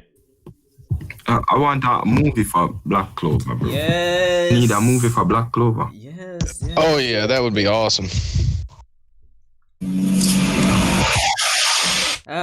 It just makes me it kind of takes me back to the years like I'm kind of like 2-3 years into the Naruto and like Bleach career, and we're getting like a movie every year, and now these days it's like we're hardly getting a movie for anything. I think think you if- guys read the Quartlet Night manga. Wait, what is it? The Quartlet Night manga for Black no, Clover. I haven't read the Quartet Night manga, bro. Oh, they need to make that into a movie. Anybody else has read that manga for Black Clover? No, nope. It's fire. Only read it. But like, y'all see, Charlotte new leaked farm or whatever. Oh, I don't think I've oh seen but you never reached this yet. that. Yeah, I saw the leaks for it. Yeah, that was wild. And I like at first I thought it was like a fan made thing. Everybody get a new farm. Everybody go OP, bro. It's called. Need to start flesh out. Like, Nozel has so much potential. Them need to start work on my G. He's definitely one of the strongest captains. Yeah, definitely. His versatility is like. I mean, he's mid-tier captain. You feel so? Come on, no, bro. Bro, I can list four captains that would bitch slap the nigga. Four. Slap him. Yami, Merliona, Dorothy. Mariona doesn't. Leona will slap anyone. No, relax. Fuegoli, I know that. No, I mean their rivals are reason. William. William is not slapping Nozel. Stop that cat. Bro, Guys, what do you think? in episode 151. I think that Zenon fight really brought down William stock, man. Yeah. Yeah. In the I have to know. 151, you see him true power, bro. The man could slap him, bro. Even Jack could. It's not slapping Nozel. Even Jack could slap Nozel. Oh man. He's not. I wouldn't say slap. Like that's a bit of a stretch. Like, now go long enough for Jack use him teeth and ability. Yo. Exactly. Do you guys feel like Seke gets a power up in this one? Like I have to know because Tabata had to bring him in for a reason. For This- sure. Seke is Watch Seke. soloing the Dark Trad, dog. Watch Seke He's the just Dark Lord. come out of nowhere and beat Dante. Watch Seke just save everybody, bro. Yo, I'm not gonna lie. If Tabata legitimately powers up Seke to be like something instrumental in this arc, I'll have to give it to Tabata. Like, no, I'm not gonna lie. I'm telling you, that would be so amazing. I want him to get a new form or something. Make a contract with the devil. I swear. Yo, that's sick. Oh my god. No. Yeah, just look of the laugh. Devil, they all of Denmark laugh. Yeah. Look how Seke go just body some people for no reason. Just like accidentally do it and show him pause, bro. The man's a goat. That would be hilarious. Just accidentally whoop somebody's ass. Yo. Dillo, man, Dillo. Like he's trying to run away on that little scooter thing he's got. Yo, Dillo. Dark Lord. Goat, my guy, the goat. He's the Zetsu of this whole anime. He's there all the time. And it makes you think he's not doing nothing. But he is. Alright, so I wanna wrap up the Black Clover segment. Any final thoughts, guys?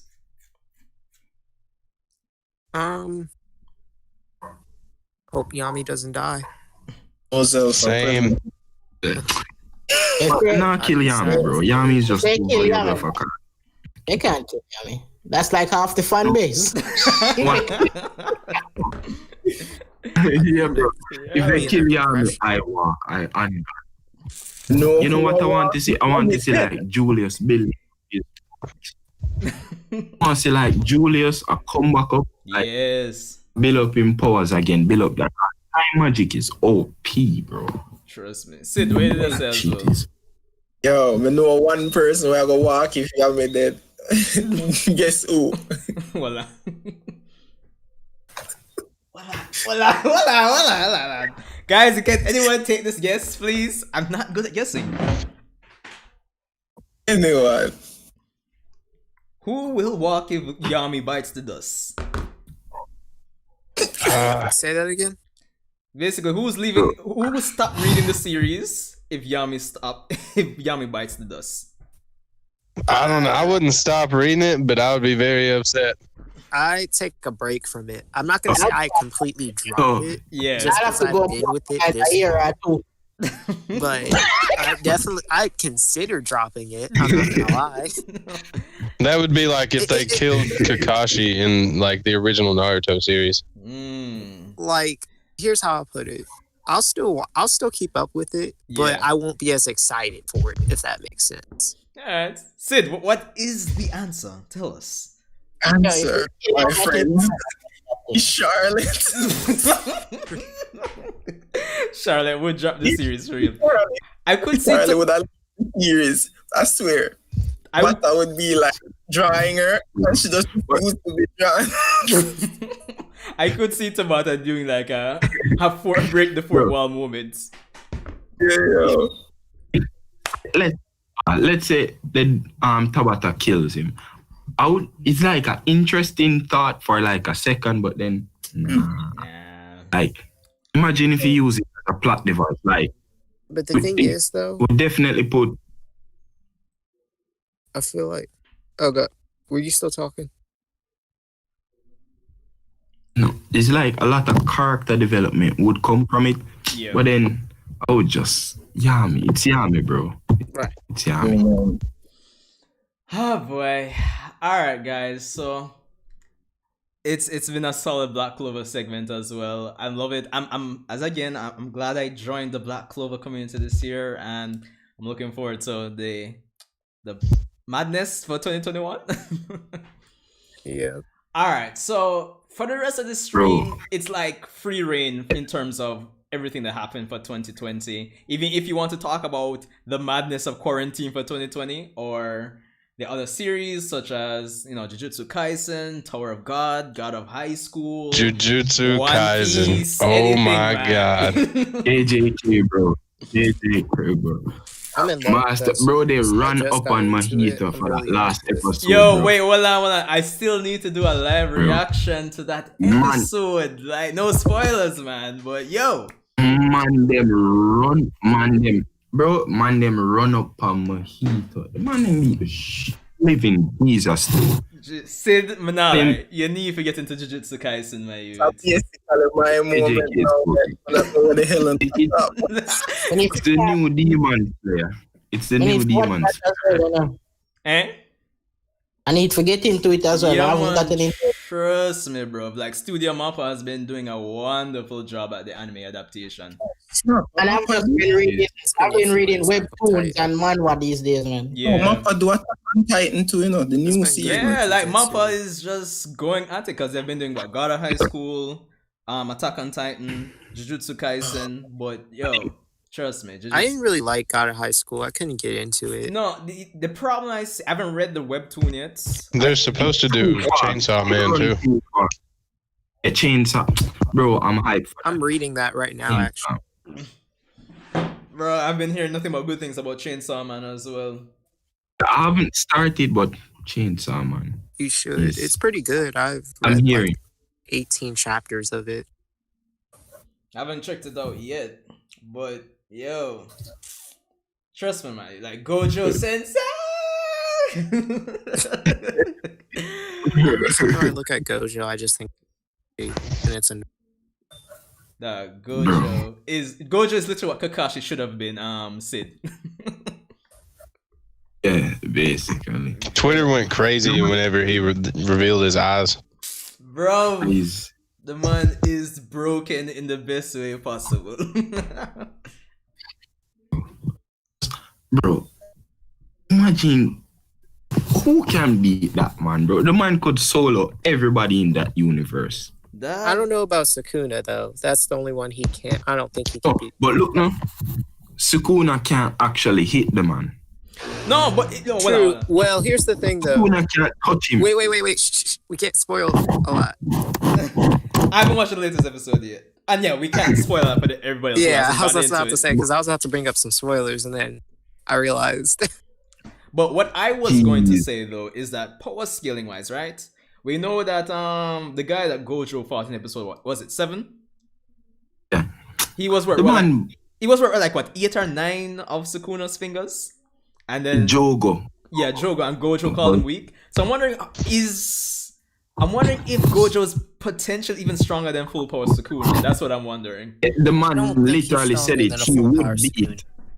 The man said he would have beaten Sukuna. Yeah, he To said, be fair Wait, though, here's he the has thing, never Gojo is seen a basing full that off pair, of, like, a full power knowledge Sukuna. Yeah. of what people have said about Sukuna in the past. We don't know necessarily how strong Sukuna actually is in his full power. Yeah, that's Yeah. Sanjay kind of deaf now. I'm going to bring up some spoilers, but man has control alt delete as an ability. You read the manga. I need to get into the manga for 2021, but I was seeing some comments on some Bro. other Jujutsu Kaisen videos about that. So no Wait. pressure on the spoilers. Bro. Wait till you see the man's full range of ability. Like, bro, the man is so broken. The man literally has control alt delete as an ability. Dog, that's ridiculous, dog. Bro, It's like the man can look at you and just erase you. The man's OP, bro. I know Yeah, tell me, he's OP, Sukuna. but we're still getting revealed to Sukuna's power over time. So that's why I'm not hesitant to be like, Yeah. oh, Gojo could just solo him. Like, I don't think that's the case. I think Would be like we're a underestimating tough fight, but Sukuna's power. Gojo would win, bro. Yeah. All right. Gojo. fair enough. Well, it's my understanding. Like, I haven't read. I'm not super far in the manga, but it's my understanding so far that back in the day, when Sukuna was alive, everybody ganged up on him. Like the strongest people in the world ganged up on him, and he still won. Right. And it implied that it was pretty easy for him. Right. So that makes me feel Yeah, like but he's never been Gojo- challenged enough to like Gojo- really show what he can do. So Exactly. you think That's there's what I'm some- getting at too. You think we're gonna get a Gojo versus full power Sukuna fight at some point then? Yeah, that's definitely hope, end of but series match. it just depends End of series because we probably won't see that for a long time, and I don't think that's gonna happen anytime soon. Yeah, definitely not. In the current, no, I'm not even gonna say more. I'm not gonna say All right, fair enough. It's so hard because I not was to about to spoil spoil it, some bro. more, and I didn't want to It's go. so hard, No, bro. Sanjay, you need to catch up, bro. You need to catch up. no, bro. all right. So, Jujutsu Kaisen aside, Sid, I know that's still probably not your segment yet. Probably this is Barney's segment though. But Good. One Piece chapter 1000, even if you don't read One Piece, it is still I don't. a major accomplishment on Oda's part to reach 1000. Oh man, I love One Piece. I love One Piece too, Hidden Leaf. Trust me. I could not. I don't know anything about One Piece like that. I don't even Oh, want it's to the see. oh thing man, is it's just so good. too- Bro, I've like every time I want wait, to wait, get wait, in- wait, wait. Hold on. Too much of me I try one time. Alright, we stop on top of this. Barney, what you asking? I have like 200 chapters to read. I haven't read it in a while. Ah, so Funny, I read One Piece? Eh? You traitor. but no, If you tell us I read it, I don't tell us I read it. Barney, I can't blame him because at one point this year I was literally about 200 or about 200 chapters behind as well. I And wanted to catch up from a podcast, but I just couldn't really get into it. it's alright, So man. I've just been reading Korean and Chinese manhwa, man. Yeah. Those things have been keeping me busy. I was behind as well, and I caught up, and it was like the best decision in life. Like, Bro. like, cool. I know. One of these summers, bro. One of these summers, I'm going to sit down and watch it and read it all. And be But just to finish off Barney's point, but even though you're not caught up, Barney, like the fact that Oda's reached 1,000 chapters, what would you say? Even though you're like 800 chapters in, what would you say your opinion is on that? And for the persons here that don't read One Piece at all or plan to get into it someday, like, what's your opinion? What would you say to them on it? I mean, it's good that it's really a big accomplishment for him to reach 1,000 chapters and still like you have around 1,000 more to go. Yep.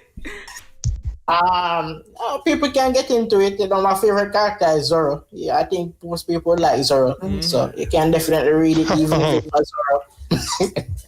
That's For it. some reason, See what I tried doing a Marco. Hold on, what may I try? I'm pour some more red wine before me hear what you ask. Hold on then. Let me pour myself a drink. Alright, go on, talk. I tried using your bridging to convert me. Now you Yes, dog. Yo. Alright, but before we come back to you, Sid, cool. What's your opinion on, even though you don't read it, but 1,000 chapters though? I mean, that is a heck of an accomplishment for something to be going on that long and people still be interested in it for this many years. That's crazy. It's to crazy, me. man. That's something that could be that long, but yeah.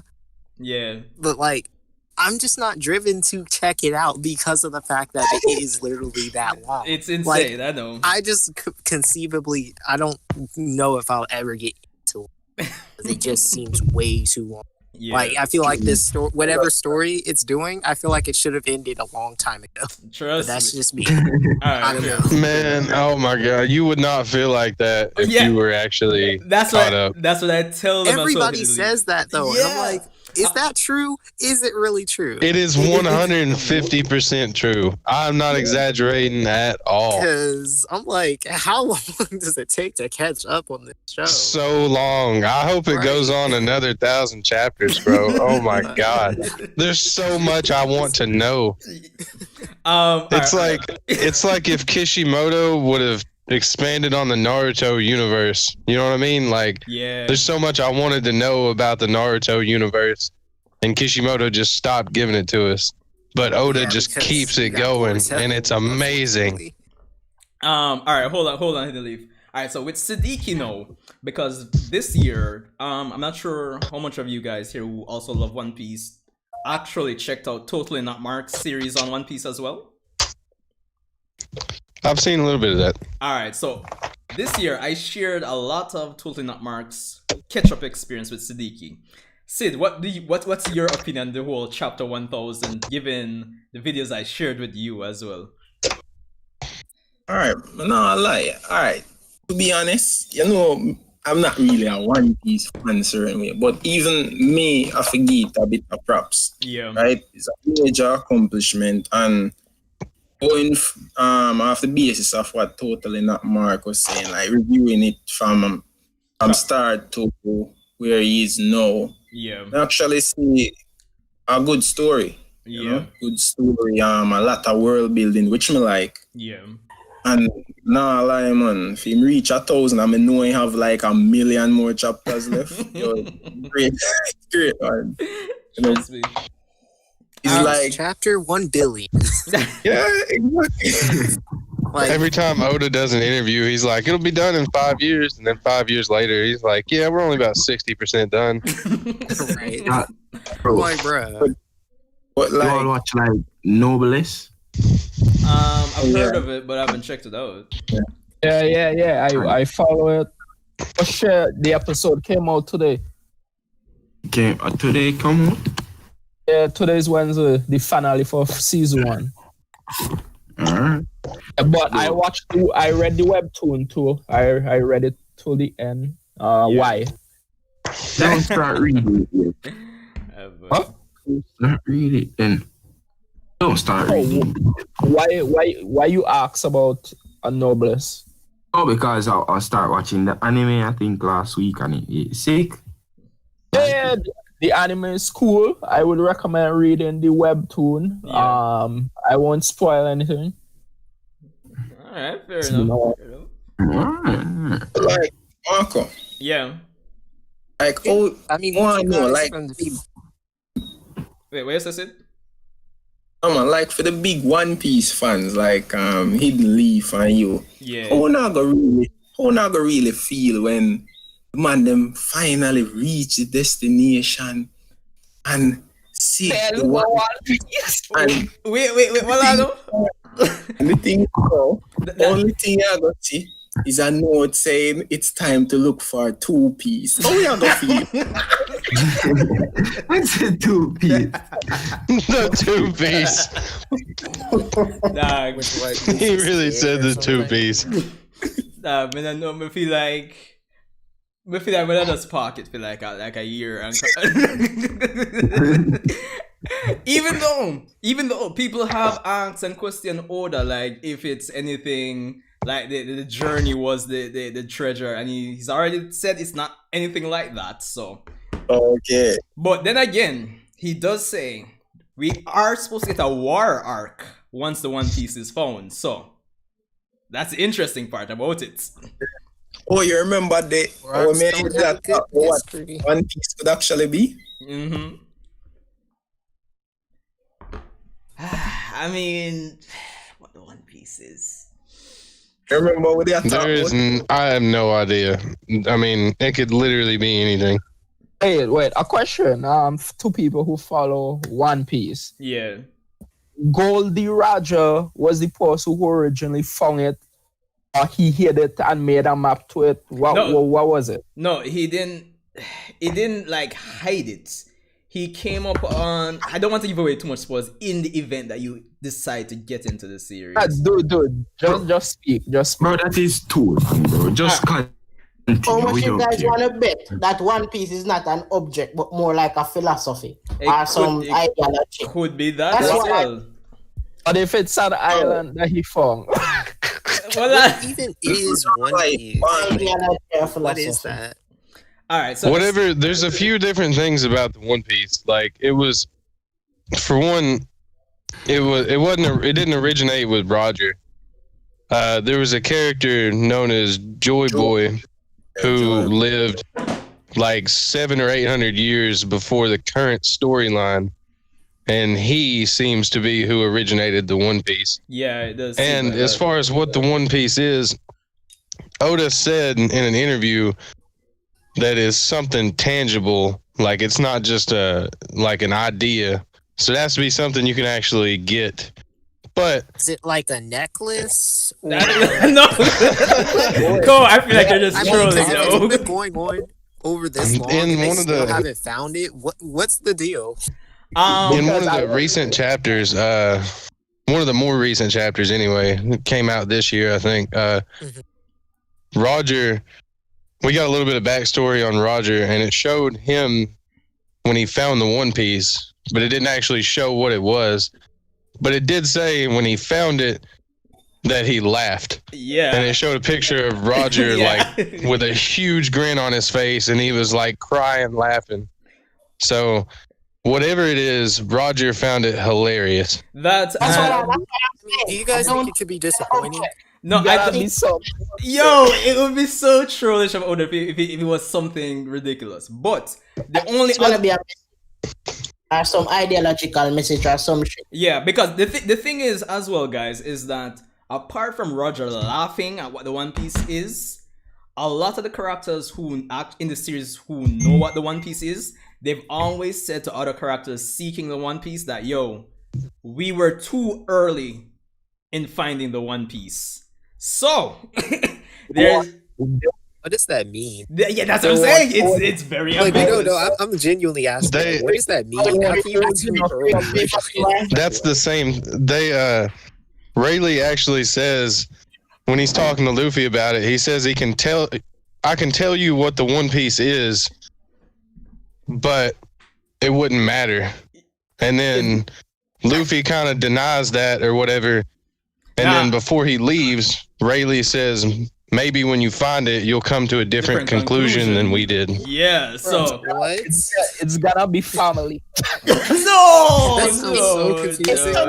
It's some shit like that. I'm guaranteeing it's either some philosophical message, or probably it's gonna be like some awakening of the people, of the masses. Like, Yeah. something Appreciate it. We were too young to appreciate it. like, There's a it's gonna be theory. like, it's gonna be some shit like enjoying the journey, No, journey. no. That's some Oda's kind already of thing. debunked that, man. Stop with the foolishness. if that's what it is, and I'll find that nigga. Shit. I said, this is what you make me 2,000, 3,000 chapters for. People died. Didn't even get in to see halfway. But I mean, There's a theory that they're supposed to. I don't know how much y'all know about the One Piece world, but I don't it's know. the entire world is separated by a massive landmass. It's like super wide and ridiculously tall, it goes around the equator. and it goes around the entire world like the equator. And it's called the Red Line. And there's a theory that at the end of the series, they're going to blow up the Red Line, and that is like the world becoming one piece is the One Piece. Yeah, I've seen that What? theory. I've seen that theory. The way you described that, you're like One Piece. Yeah, I know, right? Like, what? Yo, but on a real, guys, for the guys that don't watch One Piece, honestly, it's as me and Hidden Leaf are saying. You can only understand why it's so long if you watch it, because it's like halfway into the series, like say into the time skip, you're looking at it and you're saying, yeah, Luffy's gotten like ridiculously more powerful, but there's still no logical way he can beat the top tiers of the verse. Mhm. without it being an ass pull. And Oda, to me, Hidden Leaf as well, the only ass pull ish fight I've seen Oda do is the fight against Katakuri. And apart from that, I have not seen Oda try to pull like an ass pull kind of fight. So that's why he's kind of still building Luffy to get to that point. How long can you build a character if it's been like over 900 chapters? It's crazy, man. Like, I think what's gonna happen is that if he doesn't finish this up soon, eventually people is gonna get like, especially if the conclusion is not what we think, it's gonna tarnish its reputation. And I think most long running series fall into this thing is like most times it's really going that long because of financial reason. I'm sure that if it was up to him, he probably would have finished it already. But they're like, listen, man, you're a cash cow, you gotta keep this shit going. But that's the funny thing, because I've seen interviews where Oda said like when he just started, he wanted the story to be 5 years. But to kind of counteract what you were just saying, 5 years. Yeah, okay. I know, right? But to counteract what Barney was just saying is that 25, 30 something. I don't know. To counter what Barney was just saying is that that's why he's kind of promised where like finding the One Piece isn't the end of the story. Hence why we're going to get this big war after finding the One Piece, apparently. Oh, God. Yeah, I know. Jeez. Yeah, he says the One Piece is just the end of like the main journey. And then the war should be the finale of it. That's insane. That's actually insane. But I don't read the series, but congrats to him, them, you guys. Yeah. But it's now in the league of Superman and Batman comics. Yeah, but I was about to mention that because at this rate, if the seals continue to be really good, One Piece is going to outsell Superman and Batman, which is insane to me. Oh, no. I thought he already outsold Batman. Really? No. Batman and Superman. Wait. In the number of issues made, or you mean total sales? In terms of total sales. Oh, yeah, sure about that. Yeah. No, because I thought it was really close. Hold on. Because Batman and Superman comics went into the thousands about 2 years ago. Year before. Peace. Hold on. Listen, I just want to see more Zoro. That's all I care about. Honestly speaking. Been new about it. But yeah, everybody else. Oh man, real quick, Sanjay, did you see the spoilers for the chapter 1000? Bro, I saw BDA Law, Braga DA's cover the chapter, but I didn't tune into the video because I didn't want to see any spoilers for chapter 1000. Wait. I know Luffy is supposed to make it to the top apparently and confront Kaido, but that's pretty much all I know. Oh my God, the spoilers, man. I don't know how you've avoided them because Twitter is full of them, but like Twitter and Facebook and everything. But I mean, the spoilers are so hot. The hype. It's wild. The payoff, like. I mean, I thought chapter 1000 was going to be a lot of things. But the way Oda delivered on it was amazing. I'm so happy about it. I can't wait for Sunday, dog. Wait, a question. You guys actually believe it's been worth it to have this series going on so long? There have been people all over the world falling. Again, many of them have died before even halfway. Yeah, it's crazy. Do you think that's actually gonna be worth it? That's what I'm thinking. I'm saying that yes. If One Piece, yes, I do.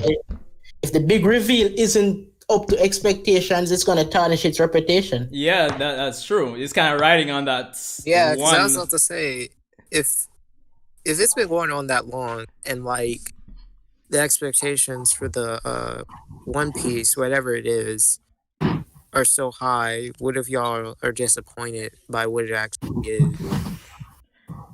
Well, on one I don't feel hand, like there's any way I could be. Oda has delivered on everything.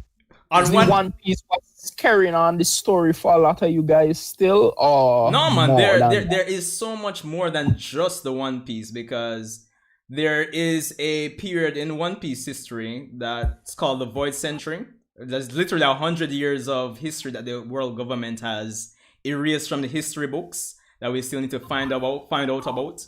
You know that the main character, Monkey D. Luffy, the D initial is like a mystery that we need to resolve as well. There are a lot of characters we need to see actually, reveal their true abilities. There's a bunch of other things, bro. Like, it's insane. I want to know this.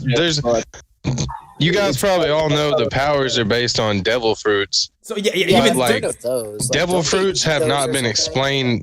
Yeah, and devil fruits have not been explained at all. like other than their that. origins. What we specifically. know is that, like, when you eat a devil fruit, it tastes super bad, and you instantly know what the power is. That's literally all we know. Very convenient. No offense to you guys, but it sounds like if there's still so much untold stuff, Yeah.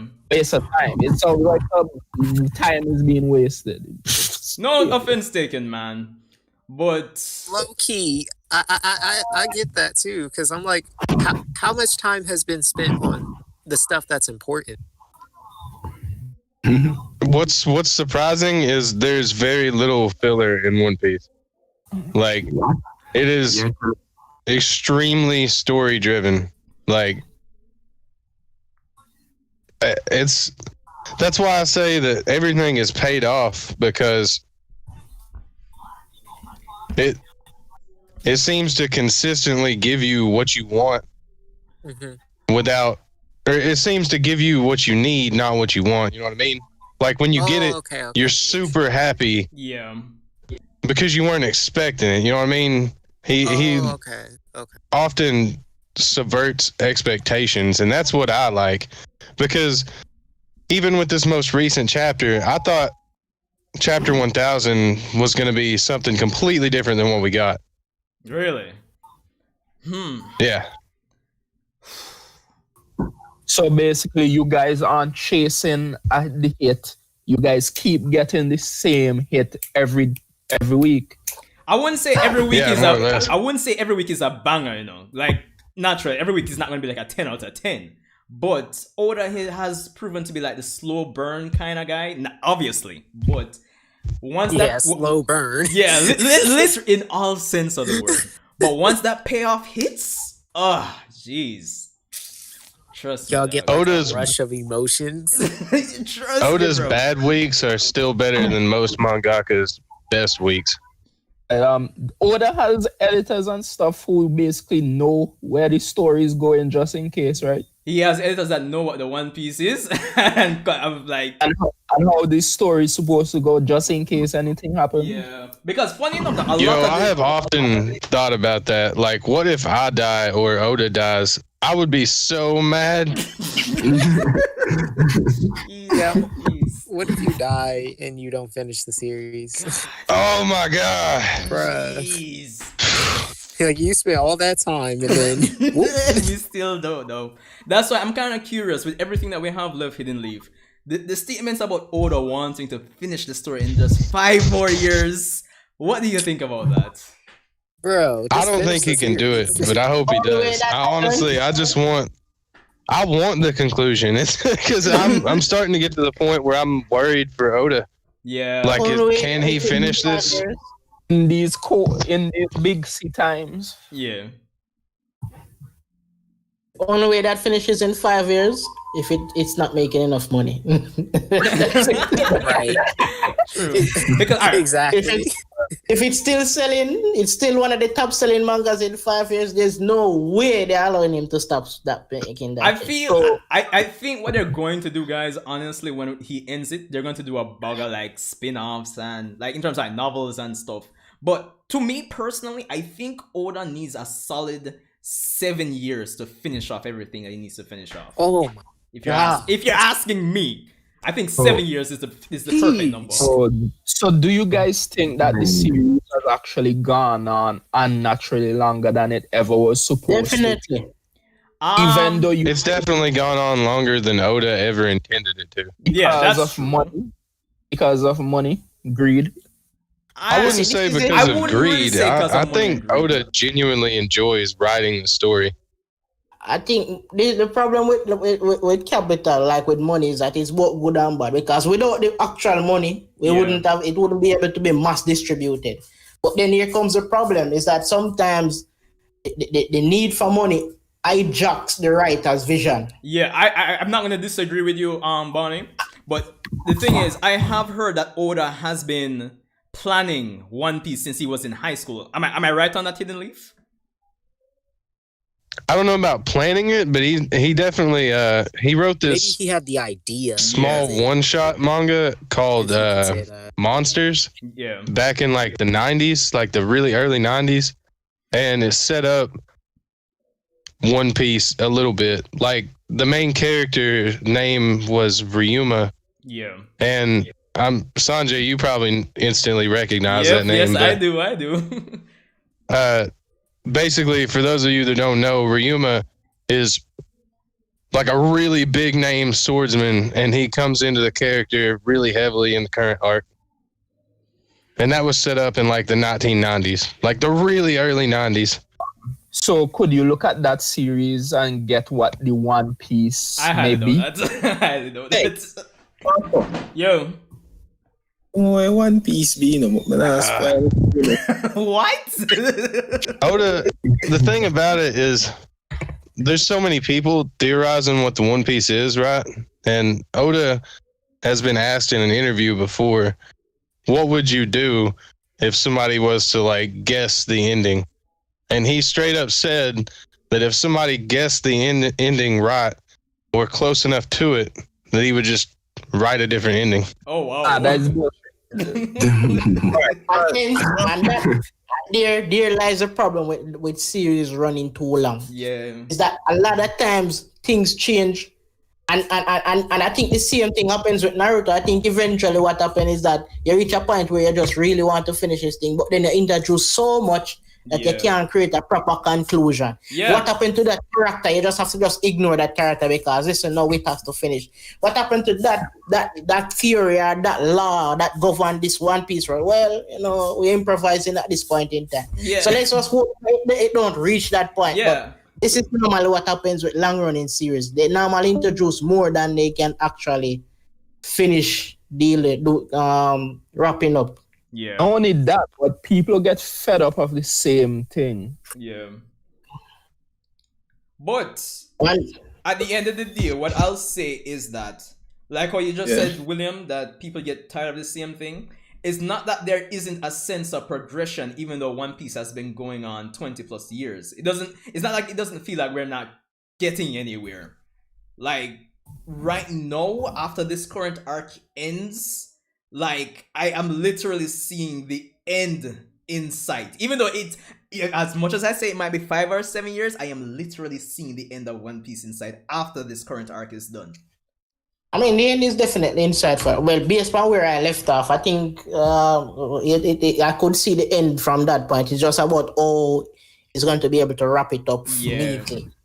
Because the war is basically on the horizon. Every faction is gathering. No, man. The factions have already started gathering and you see, the government is on the move.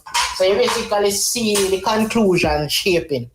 when you catch up to, you say you're literally 200 episodes, 200 chapters No, I'm behind. not sure. It's probably less than that. It's probably like 100. I don't know. I think I left it somewhere like, I know it was in the Wayne.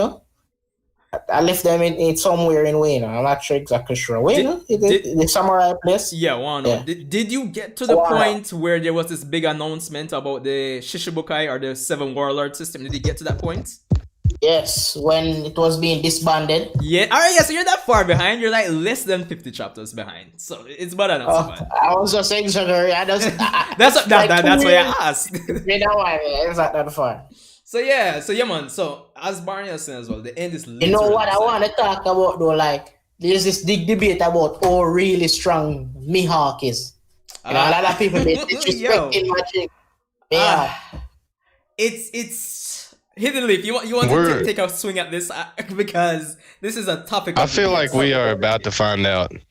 I honestly do, because if you remember during the Reverie thing, they showed a panel of like 7 or 8 warships. No man, that wasn't Reverie, man. That was That was in the 950s, before the ultimate chapter, literally. The 950s, like, yeah, geez. yeah. No, Jeez. I know. Yeah, come on. It was whenever they were showing, right after the warlord system got disbanded, whenever they sent the world government after all of the warlords, they showed like 7 or 8 warships right off the coast of Mihawk's little island. I mean, and unless they send somebody crazy, like they have to send an admiral, or Mihawk is going to destroy that entire fleet. Cut through warships like butter, brother. Literally. So I feel like we're about to find out how strong he is, because they can't realistically expect a bunch of fodder to stop someone like Mihawk. Unless they're going to this whole SSG thing that the science group has. And we're not talking about that would be wild. We're not talking about Super Saiyan God, but like a whole army of Kumas? That would be crazy. That would be crazy, but I still wouldn't put that as, what you'd need to take down Mihawk. Question: Mihawk is a pirate ship captain, right? Yeah, he's the world's greatest swordsman in One Piece. So he's strong enough to cut ships, bro. Way stronger than that. Way stronger than that. Characters in One Piece look so goofy. Because if he's that powerful, well, why is his goal? No, that's the thing. All right. We don't really know. Here's the thing. Mihawk, he was introduced in, I think, the 3rd arc of One Piece. It was either the 3rd or 4th, right? And to me, Oda introduced him to really showcase how far Luffy and Zoro had to go. And it's even up to this point, they're like, I'd still put Mihawk above them. So his goal right now, honestly, he doesn't really have a goal. He's already the world's greatest swordsman. He has an interest in the swordsman on Luffy's crew in terms of like raising him up for like the next generation, I would say. But in terms of more depth, in terms of Mihawk's character, we haven't really gotten that just yet. That's the problem that we have right now. Kishi has introduced a lot of characters that he has not fleshed out properly. Oda, you mean? Oda. A question. How many years has actually passed in the timeline of the wall since the beginning of the series? With like 3 years? Like about 3 years, yeah. If we're excluding flashbacks. 3 years in. Yeah, it's crazy, I know. It's a hyperbolic time chamber, you know? To hear that. What, Sanjay, do you really think that Mihawk is stronger than Luffy? Because I feel like, I mean, especially whenever you read chapter 1000, I want you to come back and like answer this question again for me in the Discord. Yeah. But like, for now, do you really think Mihawk is stronger than Luffy? Alright, before chapter 1000. Alright, obviously I can't say for a fact since we've only seen Mihawk fight only a handful of times, but I would still put him above since he's sparred with Shanks before. But yeah, I still think Luffy still has a little ways to go. But as you're implying, it seems like chapter 1000 displayed something big. So chapter 1000 definitely something big happened. I mean, it wasn't like earth shattering, but it definitely was. Oh man, it was moon shattering then. It was something to behold. So what exactly? It was exactly what I wanted. Wait, what exactly can Luffy do? Because like, can't he just stretch?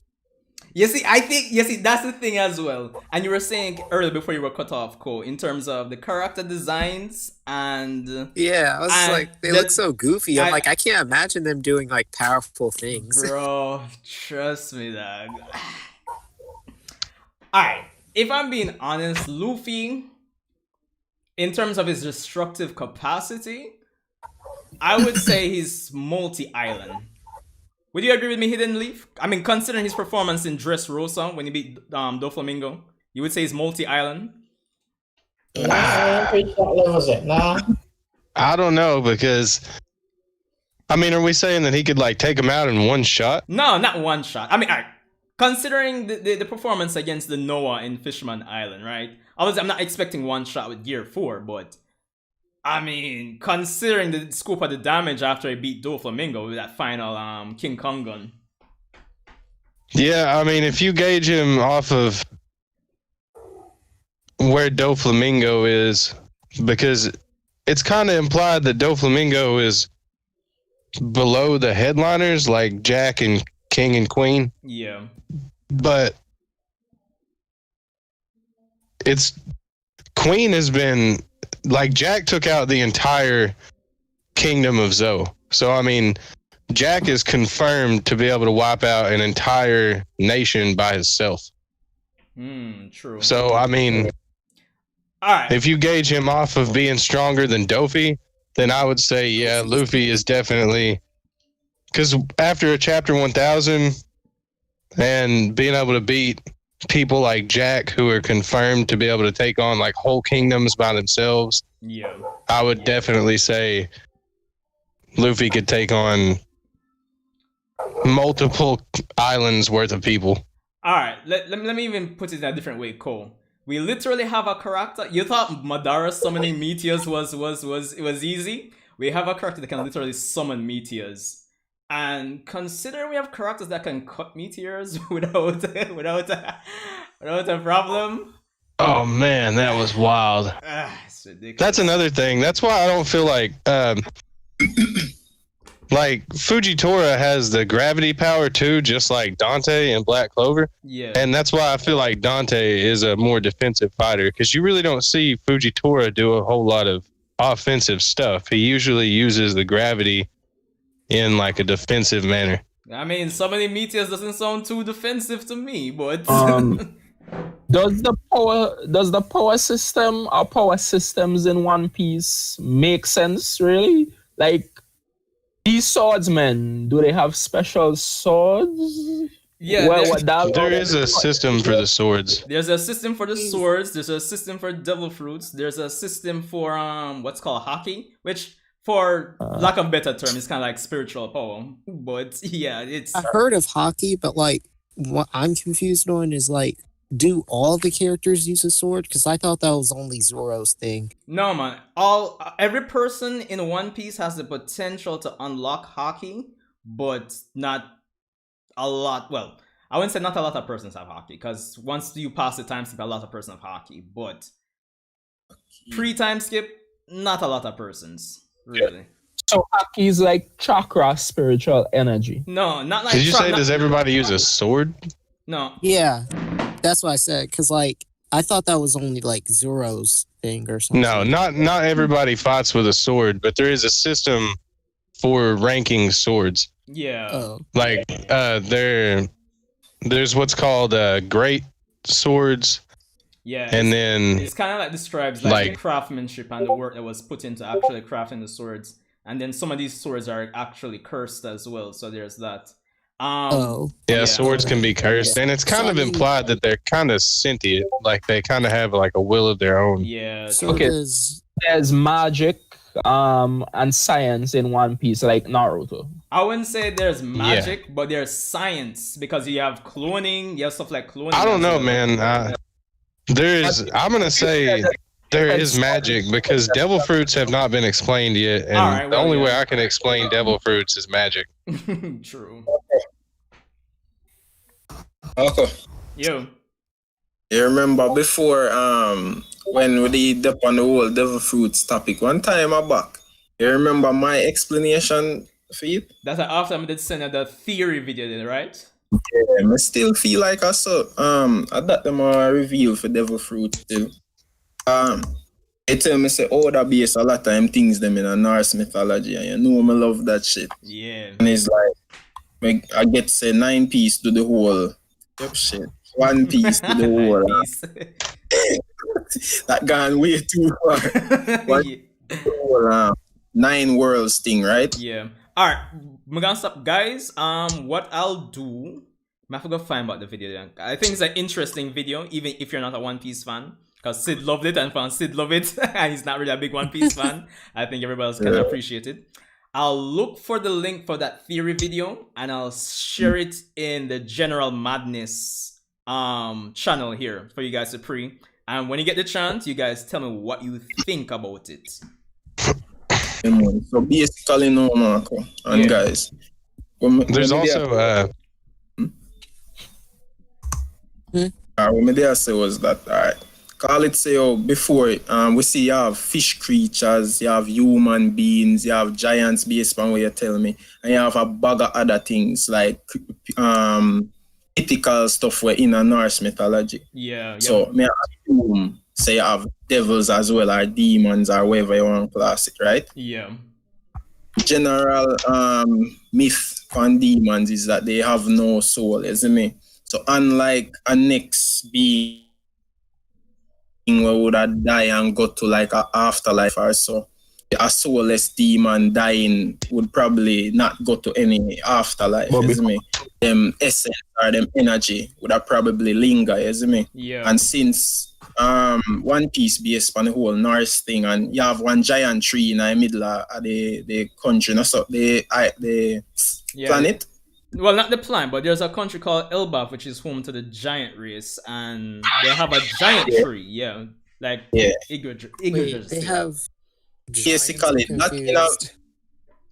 that in a Norse mythology, I like the tree where every single thing originates from, isn't it? Yeah, so like the tree of life. Yeah, like Igor like if I'm pronouncing that right. So, all it's a devil dies. Then don't have a soul, so the energy lingers, gets sucked into the tree, through the roots, and then basically that spring as a devil fruit in some far off place. Cause honestly, I don't know where them come from, right? Yeah, but it would tie into basically, but it would tie into like how devil fruits work. Like, so for example, the rest of the guys here, like, once somebody who has eaten a devil fruit dies, that devil fruit eventually respawns in the world. Exactly. So, it would kind of tie back to what Sid is saying here. Yeah. So I kind of feel that are the whole origin of the devil fruit thing. As for what One Piece is, as I say, I'm not spoiling, but I feel I know what that is. It's serious. Yeah, man. But it would make sense because the devil race not exists anymore in a One Piece. That's the thing. They've never really spoken about a devil race, That's the funny part about it. We're only devils in One Piece. That's the thing. Nothing is confirmed. We just have theories. There's one character that appeared after 900 chapters that really shook up the entire story, and we don't know if it's a devil or what. It's a character. Basically, how the world government works is that you have you have a group that's known as Celestial Dragons, right? And 5 of these Celestial Dragons, they essentially run the world government, separate and apart from the Navy. Are they actually dragons, or are they just call it that? They're just called that. No, that's just a title. Oh, okay, I was about to say, I'm like, you got a group of dragons. Just they're already actual. Although there is a person who is currently a dragon, and we're kind of not 100% sure on why he is a dragon. To be honest with you, that's very maybe weird. he's a 10th. Also, there was a filler arc where these things called millennial dragons I never actually appeared in the anime. So I don't know if that's canon or not, but that did happen. Nah, so I doubt that's canon. I doubt it. Next thing to Marco, right? Remember when we there talk about the whole Joy Boy thing, and they explain it to me? Yeah. And they have got through a bunch of this stuff like where used to exist and then something. Yeah. And they tell me about this giant fish creature, so we're supposed to like one super weapon or some shit. Yeah, you have 3 ancient weapons in the series: Pluton, Uranus, and which one am I missing? Yeah. Pluton, Uranus. Which was the third one again? Yeah. Hidden Leaf. Planet. So. Whatever they call Shirahoshi. And damn. Yeah, Poseidon. Yeah.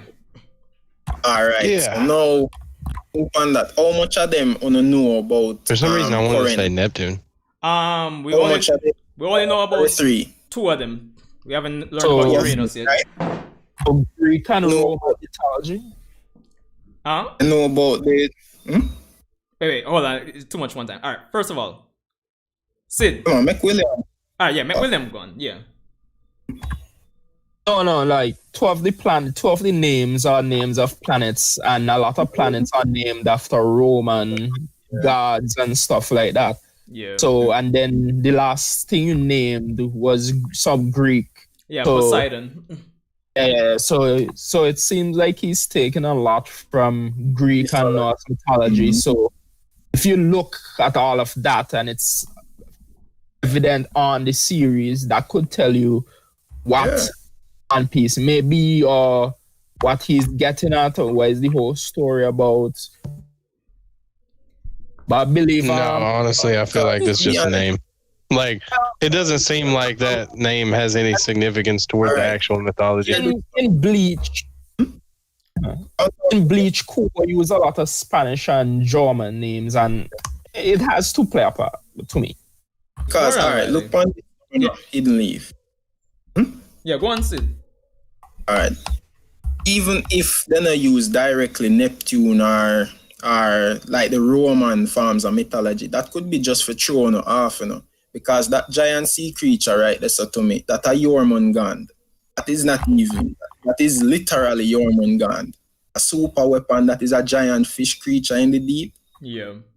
A Jormungand, you know, but then just switch the names and give it another name. Instead, then reveal two. They have three ancient weapons. Demigods, basically, where it caused the destruction of the earth before. Fenrir, Jormungand, and Hell. Right? Yeah. Chances are both are the ones that are revealed thus far are Jormungand and one next one. So I feel that whichever one hasn't been revealed yet, that are the one where they are One Piece. More than likely, a lot of persons have theorized that the final ancient weapon would be on the final island along with One Piece as well. So yeah, but here's the thing now. I feel like the weapon is there, but also One Piece is basically like the activator, so to speak. But when I feel like it also have a mental manipulation from the people where encounter it. Yeah. Yeah, that is like a I feel like the last ancient weapon has to have something to do with the moon. Yeah, because NL has to come back into the story at some point, and his like army of robot midgets basically. Like he has like robotic elves, like that's crazy.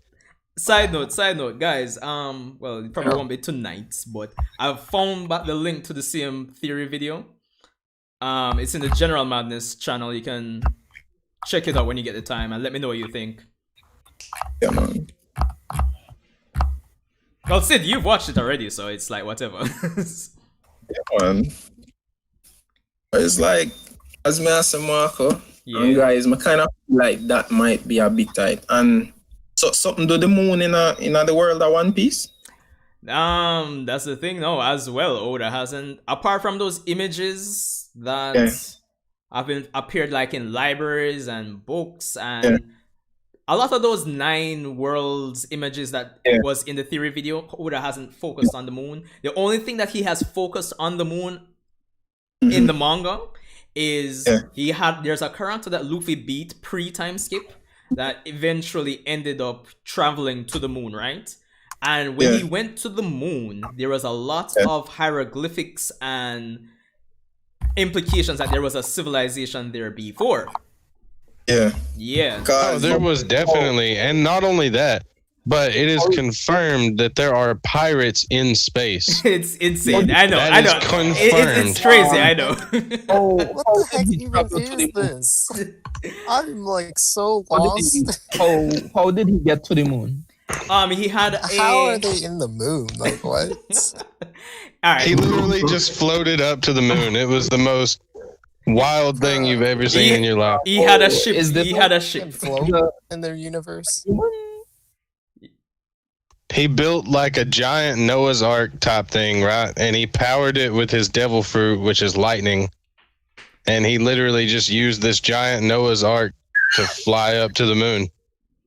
It's crazy. I know. By the way, do you guys get tired of Japanese manga artists and stuff bringing aliens into a lot of series, or do you think that is just is cool? I think with the whole thing with Japan, with the whole idea of Kaguya, not Naruto Kaguya, but Kaguya and the rabbit goddess and thing, I think it's like a recurring thing. But I've seen aliens come into Gundam, which was weird. Naruto is, we know that wins. But with One Piece, it's not like Oda has, say, introduced aliens and they're like the main thing. No, it's not like that. Yeah, we did get persons from, like, aliens from on the moon or whatever, but it's like a side note to what's going on now. Extreme side note. So I don't mind aliens, it's just about the execution at the end of the day. True. Hey, I want to bring this up. I can't speak on that, but that just sounds weird to me. I know, man. It's just something you'd have to see firsthand, honestly. I want to bring this up while we're talking about aliens. I don't know if any of y'all are into Star Wars, but I'm a super big fan of Star Wars. And they announced a project recently called Star Wars Visions. Yeah. And the description for it is Star Wars Visions is an upcoming animated anthology television series. Its initial release will comprise 10 anime-inspired short films from various Japanese animation studios. Oh, really? Oh. Yeah. Cool. So it's like a bunch of Japanese mangakas takes on Star Wars, and it's gonna be set in like all different eras and stuff. Yo, and I feel like that's super cool. Yeah, no, that's really Sounds cool, kinda honestly. Actually. Funny enough, like I've been watching, well, not recently, but early in the year, like way up in the year, I was watching like a lot of Star Wars videos on like Star Wars related channels. So it's interesting, to say the least. So, Marco, I Yeah. like the sequels. But I'll Alright, leave it so- at that. basically, if it's a super weapon, the sight of One Piece, right? Mm-hmm. Let's say there's no moon not showing our series, but the sun show, right? Yeah, I mean, Hey, me don't know, man. I don't watch One Piece, bro. fair enough. You know? So anyway, you know the whole myth about Fenrir, right? Yeah. Okay. And you do know that the sun and the moon in Swallow, right? I didn't know that much. Yeah, brother. So when you pre-it and this moon is not visible and all that, but Mark, you a man, go there and him see hieroglyphics and this, that. Did they say what it was about? No, because the thing is, the way Oda did it, and I don't think I've seen any other manga author do this, and it was a perfect thing because of One Piece's length. So essentially what Oda does, guys, is that you'll be reading the manga, right? And you have the main story and everything. But what he'll do is that he'll have the cover pages tell like a side story regarding other characters. Yeah. So it's like there's no wasted. No, I mean, a lot of cover pages are like requests where it doesn't have anything to do with the story or the side stories. But there are literally a series of cover pages that tell side stories regarding the other characters that are canon. Wait, Obito Yeah, like Uchiha there's some just pretty looks like- long ones. Like there's a recent one that followed a character for like 60 chapters. Yeah, so he tells stuff outside of the main story that is still canon, which is pretty creative. I don't think I've seen any other author do that. Oh, me interested back in solving the mystery of One Piece. I think, guys, honestly, for me personally, I mean, the One Piece is a big thing, and I really want to know.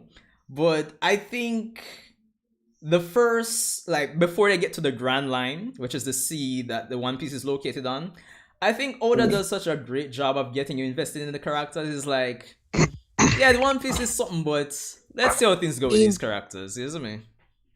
I mean, Yeah, that's like I see a lot of people like that don't know about One Piece or that haven't gotten into it as far as I have. they seem to be really obsessed with what is the One Piece. Exactly. And there's so, like, over the course of the story, I've gotten to the point where what is the One Piece is like just barely in my top 10 of like questions I want answered. I wouldn't go as far as like barely it's still in my top 10, but it's like it's not like the major driving force. See, isn't it? It's not the major driving force. Alright, and I know a lot of persons say this, but Arlong Park, if you get to Arlong Park, if by some miracle, oh, the walk. If by some miracle someone who is not into One Piece gets to Arlong Park and just still doesn't like it, just drop the series, because it's not even the walk. The walk was epic as hell, Hidden Leaf, but it's just the whole Nami stabbing herself and Luffy stopping her and just the walk, just everything that's. I thought it was amazing watching Usopp fight Chew.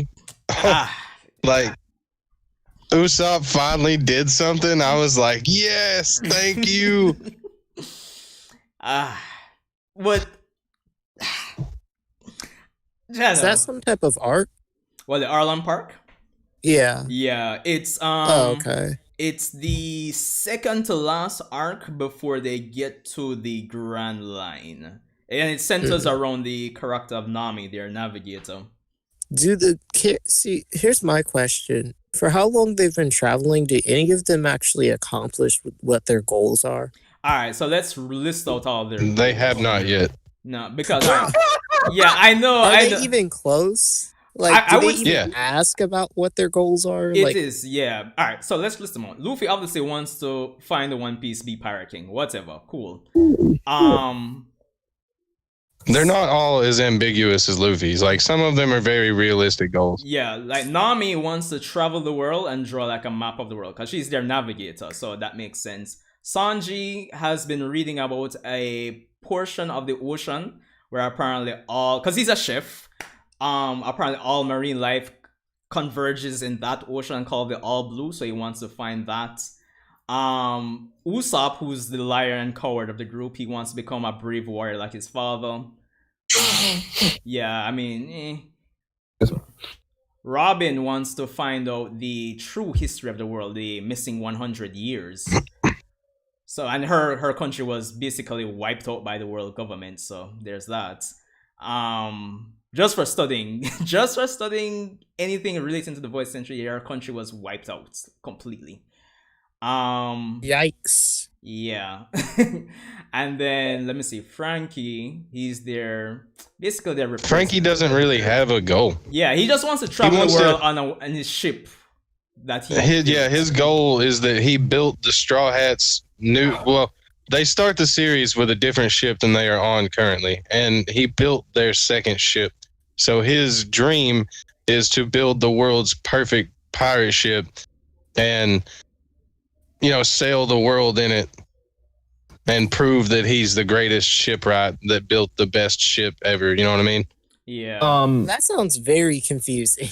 Wait, so the world government destroyed an entire country. Yep. And the rest of the world then gang upon them? It's not. I mean, the thing is, nobody else knew about it really. I mean, a lot of persons heard about the incident of that country being wiped out. But the thing is, the world government forms one of the 3 great military powers in One Piece. That's the thing. So it's not like you can say, oh, let's gang up on the world government. Well, it's not even that. Like, the world government, they all knew that her country was wiped out, but the world government is, the law of the land. So they changed the story in the newspapers and stuff to make it seem like they did something that was supposed to be done.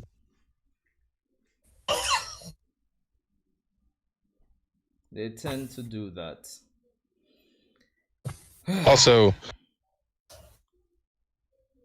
yeah, I feel like Frankie is the only one that doesn't have a real dream, honestly. I mean, he kind of fulfilled his already. Once they Is Frankie once they that get weird to guy with the big arms or something? Yeah, that's it. yeah I think Yeah. the thing is, even with some of the goals that we've probably listed, because you even have the doctor on their ship, Chopper the reindeer. It's crazy when I say that, but he wants to be a doctor that can cure anything. But I think for a lot of the goals that seem probably a bit laughable or anything, you would have to really get the full context of where these characters are coming from to see how serious the goals are, even if they seem kind of just plain and dry. Like, Frankie, build a ship, let's travel the entire world with it, yada yada yada. What gets me is before Jinbei, Yeah. everybody on the crew had a dream at least, you know what I mean? And it seems to me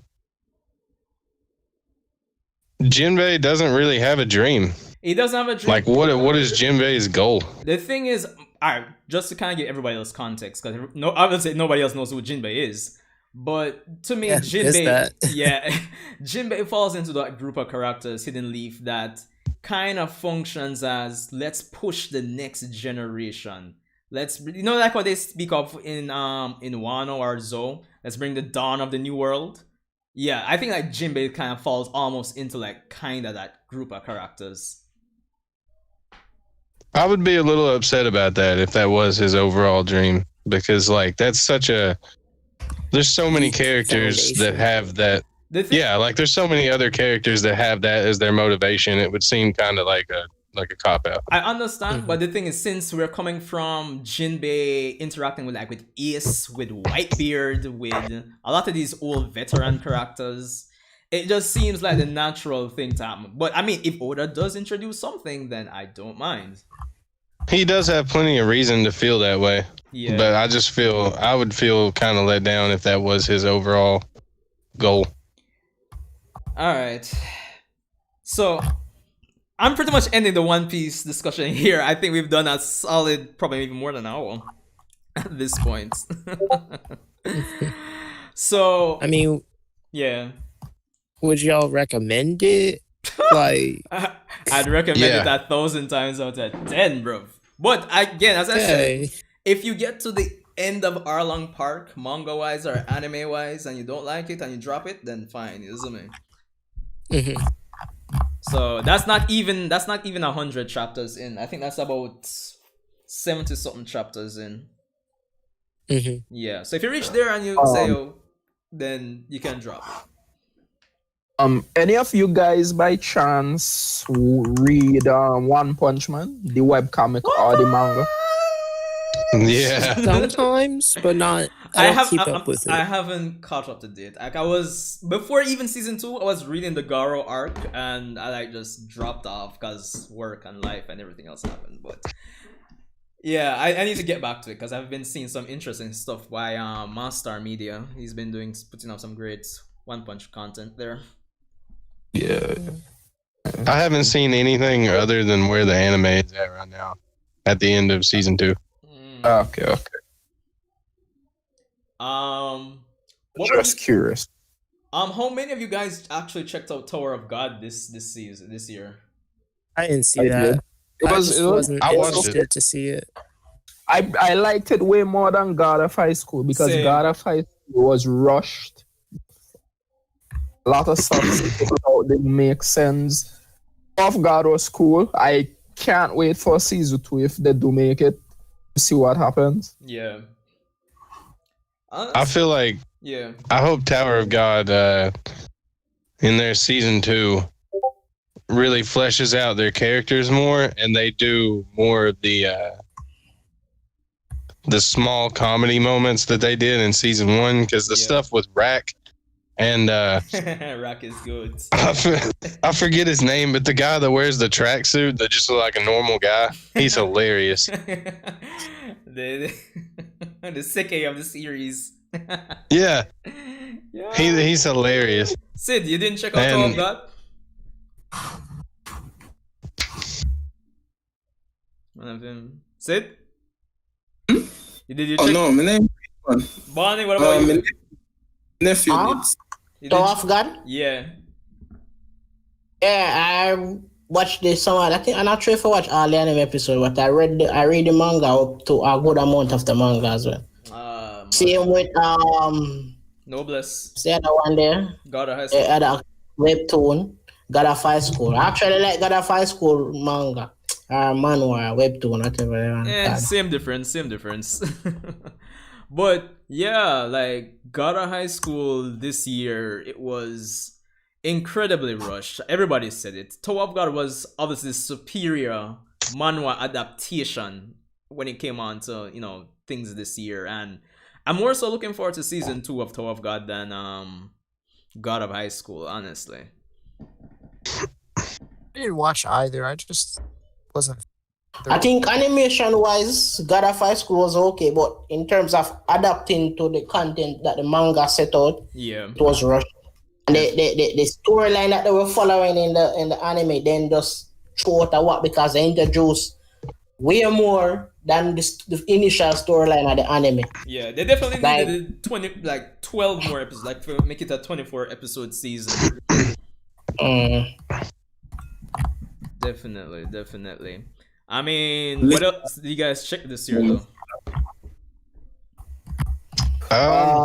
Fire Force has been great this year. I stopped off at about episode 12 or 13 for this season, so I still need to finish up.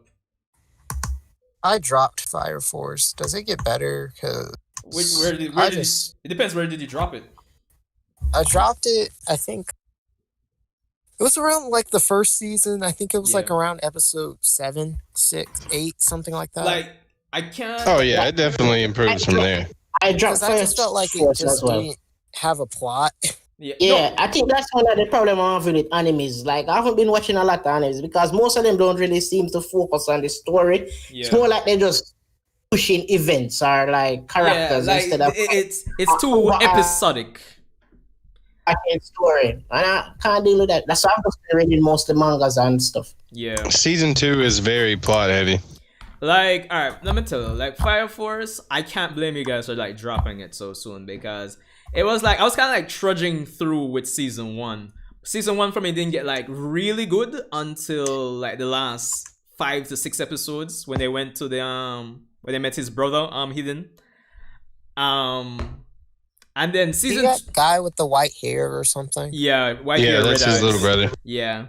Anime was great Yeah, though. shark. Like anime wise, No. that shit was. No, I mean anime wise in terms of like animation, art and thing, voice acting, I think is good, but I just think like for season 1, those 15 to some of the episodes, it feels kind of it's alright. And honestly, alright for some people just isn't enough. That's the thing, you see me? It's not enough to grab a lot of people, I'd say. But for me, season 1, the last 6 episodes, the final arc for season 1, loved it. And then season 2, as Hidden has said, it's been an improvement over season 1. It's been very plot heavy. I just don't like Tamaki and a lot of the other characters. I just don't care for them. A lot of people don't like Tamaki. Yeah, they've Right. used her for It fan just seems service dumb. too much. I just don't like her. I'm just like, why are you here? Like, die. But it makes me, on one hand, Tamaki is a good thing because you know where your fan service is going to come from. Everybody else is a serious She's not even character. good You know fan where. service, though. It's just tasteless. It's like she just appears just to appear. Right, but you know you got to have it for the people that are thirsty. I mean, even people who are thirsty, do they really like it though? Yeah, it's like Oh, I mean, you get stuff like, oh man, in the most recent, I can't remember if it's the last episode or the episode before the last, but Naked Maki. Oh my God. Perfection. No. Like I kind of agree with Coach. See, I like Maki, so it's fine with her, I guess. But with Tamaki, it just feels uncomfortable because it like happens on a constant basis. Like, Yeah. and Yeah, I just know, don't right? care Like for it's her almost as like a you're taking character. advantage of it. But I mean, it's at least, like I say though, at least you know where your fan service is going to come from most of the time, and other times it's tasteful. Like I say, with Naked Maki, it was amazing. It was, Sounds like it was amazing. extremely I may have to look that up unexpected. later. But It was extremely unexpected, and it was amazing. It was very short lived, but very well worth it. it's was better kinda than like, short, honest. It's kind of like Mary Oleona in the Black Clover chapter. It was Yeah. just like that. where it comes out of nowhere and you're just like, oh man. Yeah, True. okay. I may have to look that up later. But yeah. So let me see. We've talked about Boruto, Black Clover, Jujutsu Kaisen, One Punch Man, One Piece. One Piece. Briefly. Briefly, yeah. I kind of wanted to talk to you guys in terms of, like, just generally speaking, like, on a real life basis, how was 2020 been for you guys? Okay. Just trying to dodge that COVID.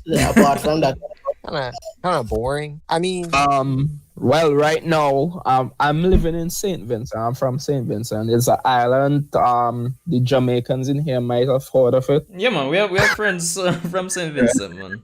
Yeah. Right now, we have an efflusive eruption at La Sofredi volcano. Plus, over the last few weeks, well, today we have a bunch of new COVID cases. Yeah. And supposedly community spread and stuff. So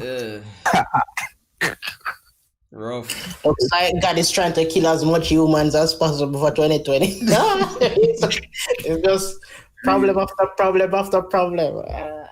we haven't had any deaths from it, but now That's they keep bringing in aircrafts and stuff. So now we keep getting more higher numbers. And now this week they reported like someone got it who didn't travel recently, and they were in contact with over 80 something people. So who knows? Yeah. Rough. And the volcano, well, anything could happen there. So Our other brother than just that, I so guess safe. okay for the most part. What about you guys? It's been okay for the most part, I guess. 2020 mixed bag for me, yo. Man, I'm just home. I'm not going anywhere. It's kind of weird. Like, I live in the U.S. and in my part of the country, nobody really cares about the pandemic. Like, nobody. So nobody. And it's honestly to the point where people will go out of their way to ignore the regulations and get mad about it.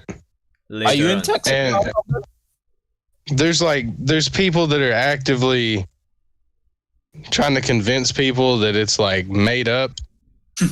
Yeah, And- conspiracies. What state are you you can't in? mix something up if people have died. from I it. live in Tennessee. Nice.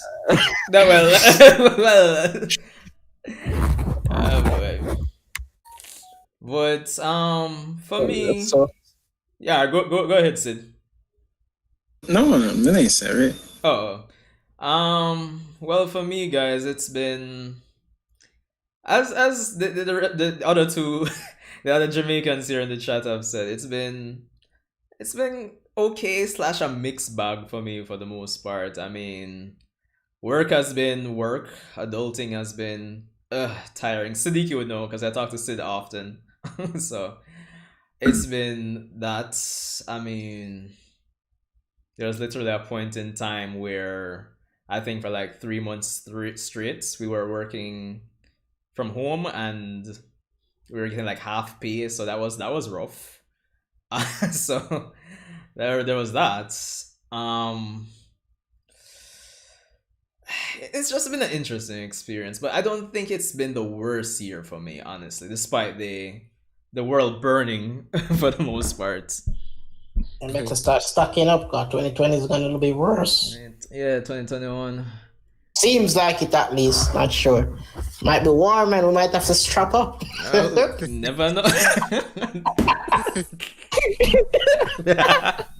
Basically, 2021 might be like the new Attack on Titan opening. Shit, it's the 31st of December now. You know, there's no telling what the finale for 2020 might be. Isn't it? Dude, y'all are joking about that, but like, seriously, like I'm saying, people in my area of the country are talking about, like, of course it's jokes, but these jokes are becoming commonplace where people are joking about a civil war. Yeah. And like, why are we joking about a civil war? Like, No, wait. No, it's joke to you.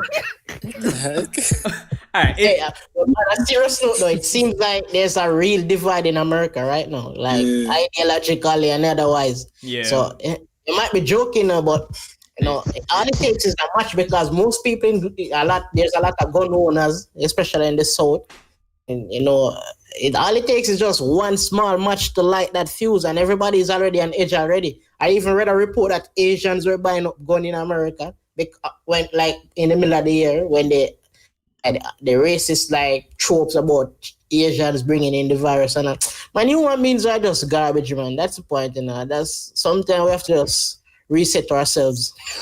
a little war is good to reset people. That we're just garbage beings, man. I've never seen any species that is actively designing its own demise. Like we have weapons of mass destruction to kill ourselves. All it takes is just one crazy person, one crazy person, that's it. It's true. What's wild is that one crazy person is probably going to come from my country, and I'm so sad about it. Jano. It's rough hidden, honestly. It's as I say, people will always be people, but yeah, Barney and Sid, they have a point. I mean, we joke about it, and it's not really to mock it, but because it's a high possibility, and at the end of the day, lives will be lost if it does come to that. But I really believe there's a war. There's gonna be a war in the next couple years. Like there's a lot of there's literally been war since this year as well. Let's like, just yeah, so William. There cannot be a war before One Piece ends. I swear. If the war starts, it's capture. Actually, there would probably be like. Let's capture Oda. If I'm being honest, there would probably be like 3 different wars, and One Piece still would for. I would be. Oh man, we've got to protect Oda. Oda is priority number 1. I don't care whose side he's on. Protect him. Like, it's gonna be like, you guys better keep me alive if you want to see the end of One Piece. oh my god, the amount of people. Oda would have his own private army. Yo, private army, I'm weak. Has reached the extraction point. Yes. No, but yeah, but honestly, trust me, dog. 2020. Pain said, man, us human beings now go ever know peace, man, unless something tragic happen to somewhere most well. It's like after human beings get comfortable for a couple of centuries, we get complacent. We start forget how easy it is for like destruction rain up one way, and then we just get arrogant and then fuck restart. I see him way so. And we never learn. It's like I don't understand how we are considered the intelligent species, but we are the ones that constantly destroying ourselves. I'm like, you don't see sharks are create mass extinction weapons for extinct sharks. No. We are create bioweapons. It wouldn't be surprised if one next virus come out with a more higher kill rate. COVID now, 2021, and we would be the one that have engineered it because of short-sighted greed. It was like people really, more while it's like I feel like when I just go to one place in the ground and just. What gets me is like every week I read a new article. Yeah, and it's like they've discovered a new black hole that's like 10 feet from us. And like it's gonna swallow the earth in so many years, you know what I mean? Like I don't know, like that, or there's like they've discovered antimatter or something, you know what I mean? Something about antimatter. And like it's always something crazy. Like if we don't take each other out, the world's gonna take us out, or just a random space rock is gonna smash into us and take us out. Like something. That is always around us, eh? As I was saying, hopefully the aliens don't come. No, you know what's gonna. Dude, I read something about the Israeli government confirming. I don't know if this is true or not. I could just be spreading rumors, so take this with a grain of salt. I think I But saw I read that. I think I something saw about the article Israeli as well. government confirming that there were aliens, like a galactic league of aliens. Bruh. I am 100% serious right now. No, Look no, it up. no. If you don't believe me, look it up. I know, we know. remember that. I actually heard about that since week. But wait, Cole, Yes. Cole, what were you saying though? No, I said the thing that what's actually gonna destroy it. Be like Breaking up. Yeah, you're No. breaking up. Hmm?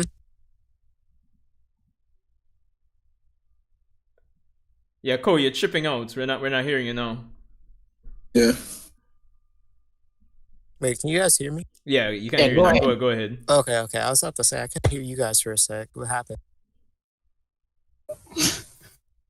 But basically what I was saying was the thing that's gonna destroy us is a Death Star.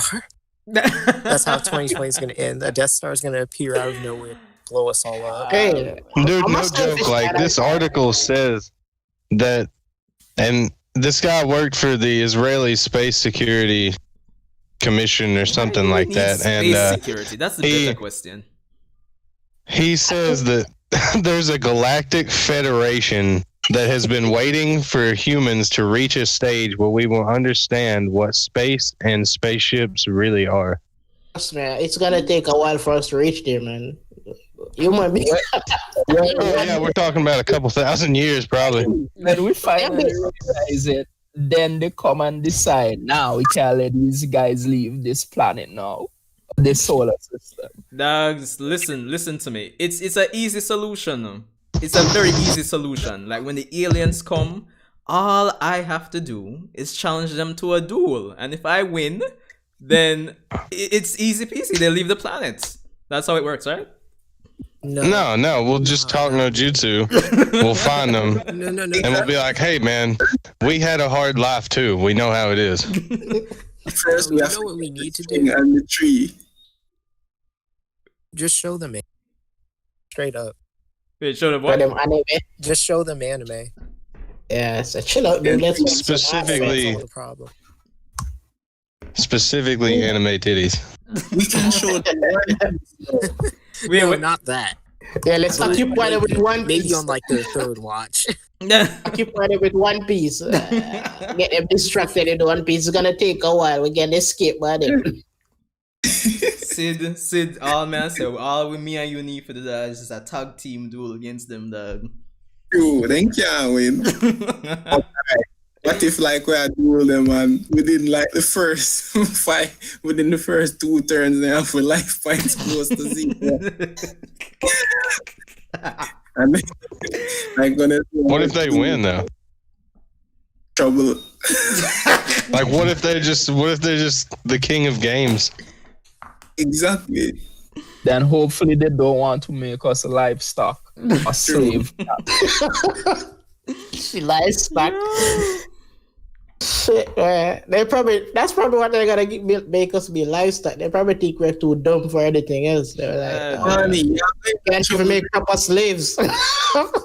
No joke. Like, if that article is true, then I'm kind of insulted by that because they just straight up said we're too dumb to be a part of it. Yeah. but I just convinced them so me one of them to yeah, man.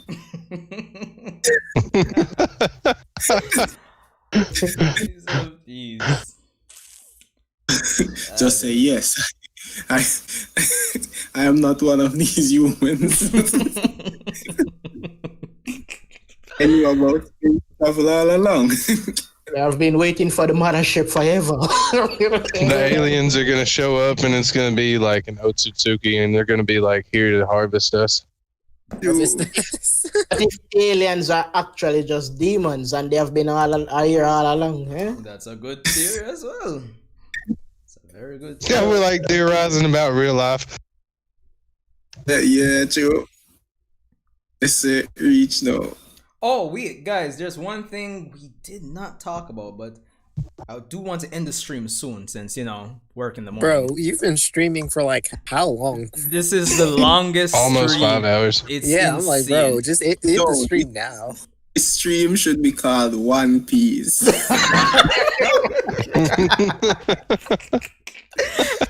Yo, but I've been loving the vibe of the stream though, so it can't be helped. Just say you found the One Piece finally. Okay, so Like you found out what it is. that's the last thing because it's almost 2 here. Yeah, so I just wanted nothing too lengthy, but Dragon Ball this year. No, I know, but I don't know. What do you guys think? Dragon Ball. Dude, the Moro arc was so bad, in my opinion. It was like a glorified Cell arc. Sid, what's your take? My brother, then could I do much better with the Moro arc still.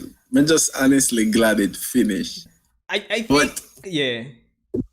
I need to give us some brawly, brother. That's all I want. True. Some brawly. One of the best things out of Super, to be honest. Yeah, easily. Have you guys seen the new one? Like, I'm not sure where they're gonna go with the new arc. Funny enough, I still haven't read the latest chapter. That's the crazy part about all of this. To me, guys, for me personally, I enjoyed the Mora arc, but I think they're like it needs it all. I think I'm kind of bored with Dragon Ball. I think for me, I really just need them to go past the end of Z. I'm tired of being stuck within this 10-year time skip, honestly. Yeah, I would like to see something. And it bothers me that they canonized Broly and they have yet to bring him back in. Yeah, it's the same thing Sid is saying. I mean, technically speaking, Broly, when you really look at it, Broly was just the arc before Moro, technically speaking. Kinda, but I mean, it bothers me that they have yet to bring him in like a significant way. Like, all they did was really introduce him. Yeah. And the anime comes back, they're more than likely gonna redo the film. They don't need to redo the film, though. That's the thing. They're gonna do it. Obviously, they're gonna do it. Cool. Either way, cool. I just want to see Jiren. I want to see a rematch between Goku and Jiren. Yeah. Him using Ultra Instinct, him beating Goku. I don't know. I mean, for me, I'm just big on the End of Z. Like, reaching the End of Z and then moving past that. That's what I'm big on, honestly.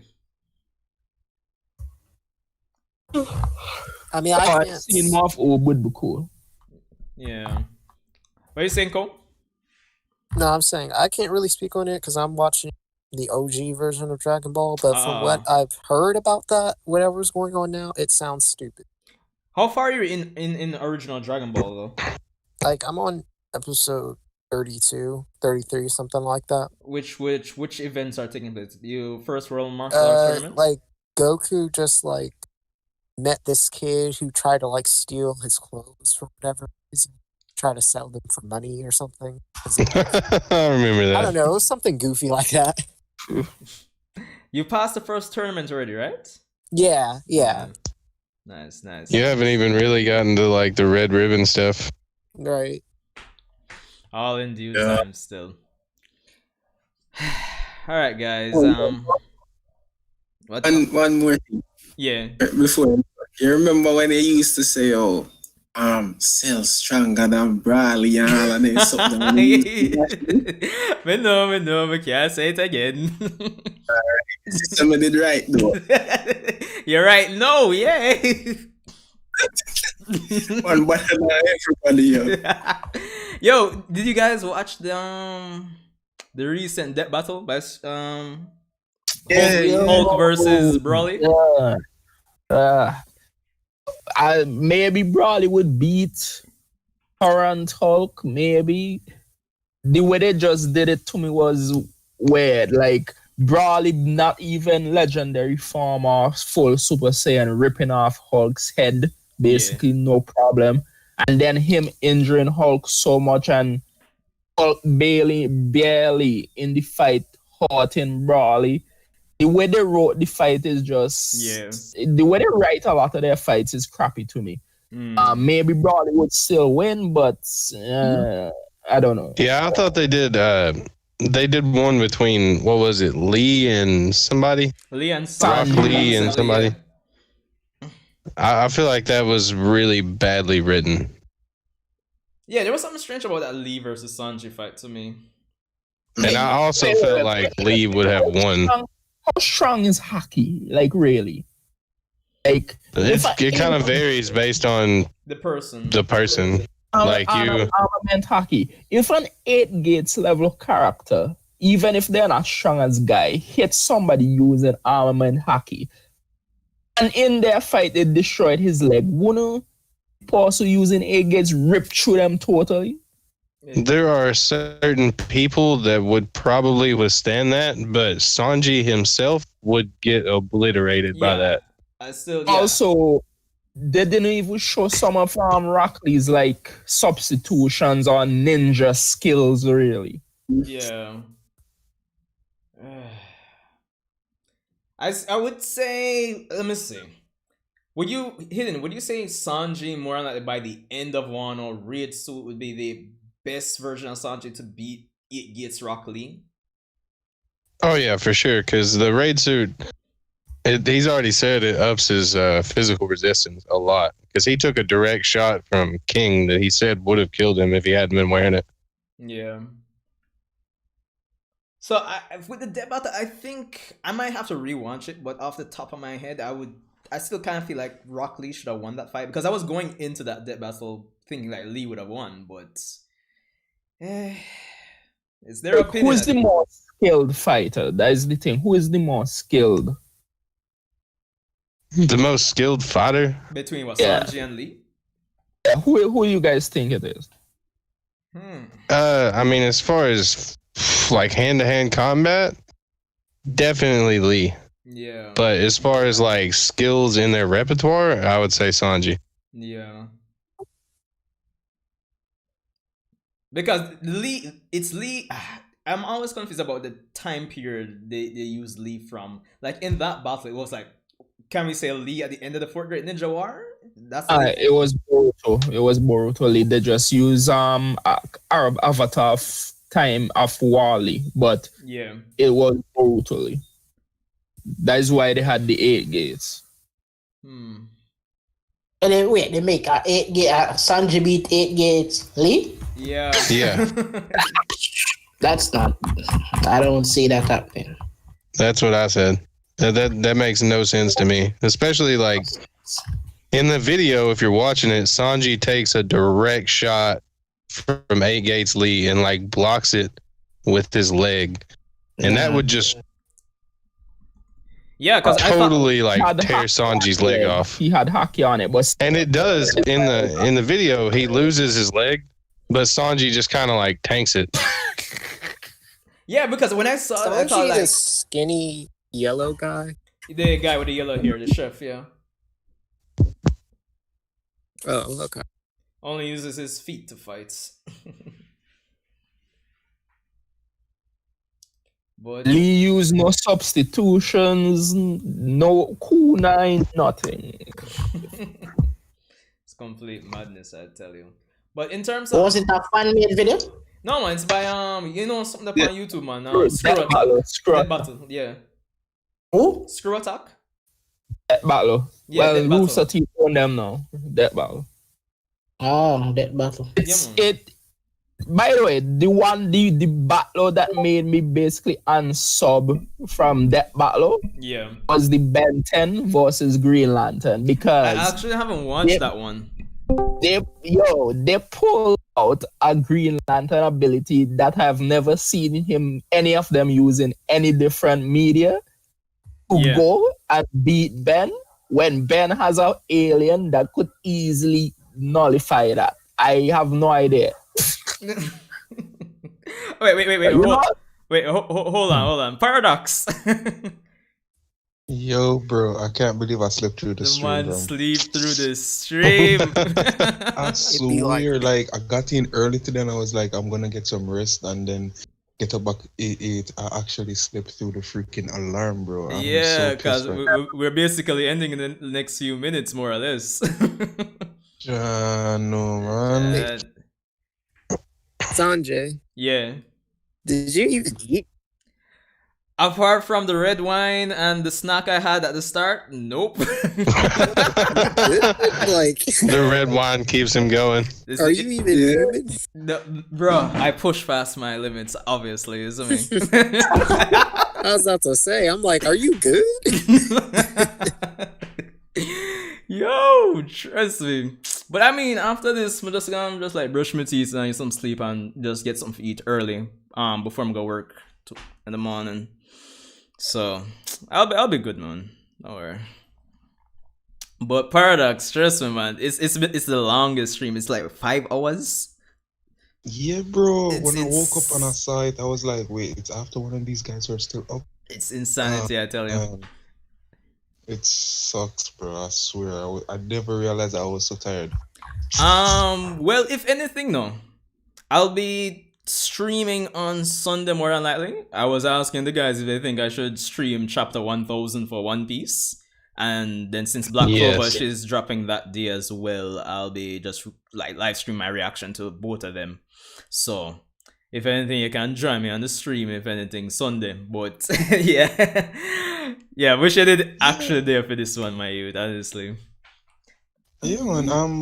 I'll definitely join Sunday because I wanted to be a part of this one. Yeah, but the rough part that if the rough part is if you decide to rewatch the stream. I mean, 5 hours seem kind of tough still. I probably would just, because I'm not working New Year's Day, so I probably will just rewatch it. But I probably like skip through. Yeah. But yeah. I definitely gonna check it out, man. But it's just because it's like the week and work and all of that. Yeah, trust me. I see him, man. I tell the rest of them here, like, work, my youth. I think today should be a half day for me, so I might leave early. But still, if I go reach work by 8:30, so. It's pretty much the same for me still in the morning. I just wanted to say to you all guys, happy holidays, happy New Year. Make sure everybody's safe and things.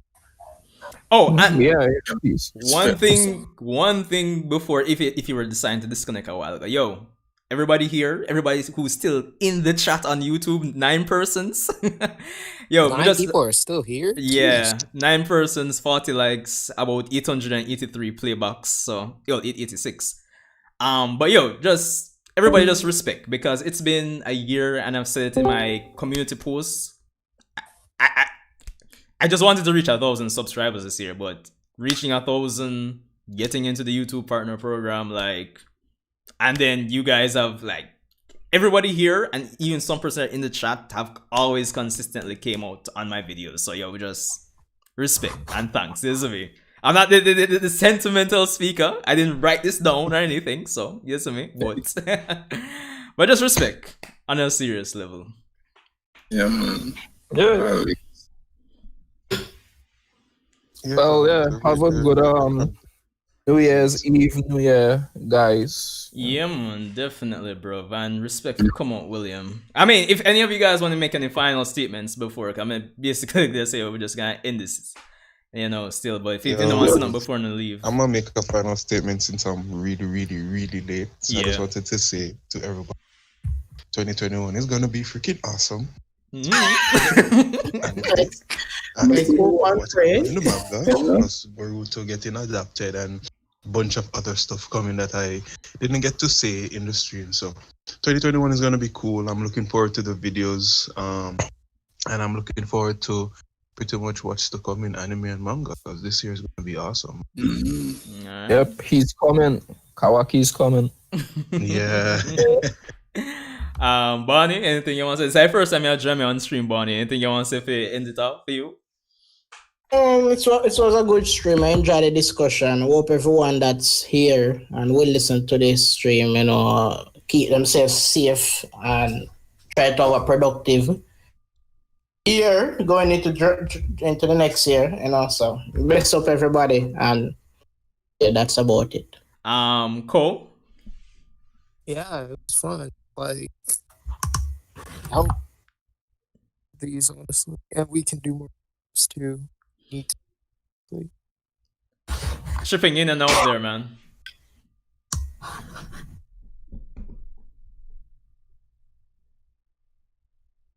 Cole? Hmm? Yeah, we didn't hear what you said too clearly. You were chipping out again. That basically, yeah, it was fun being here. Yeah.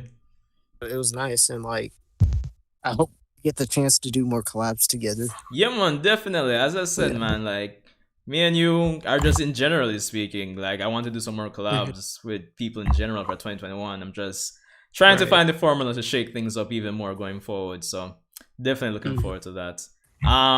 The great Deaky. Cool, man. Why, brother? It's been a pleasure, man. It's me. Man's them all around cool. It's me, and enjoy the stream.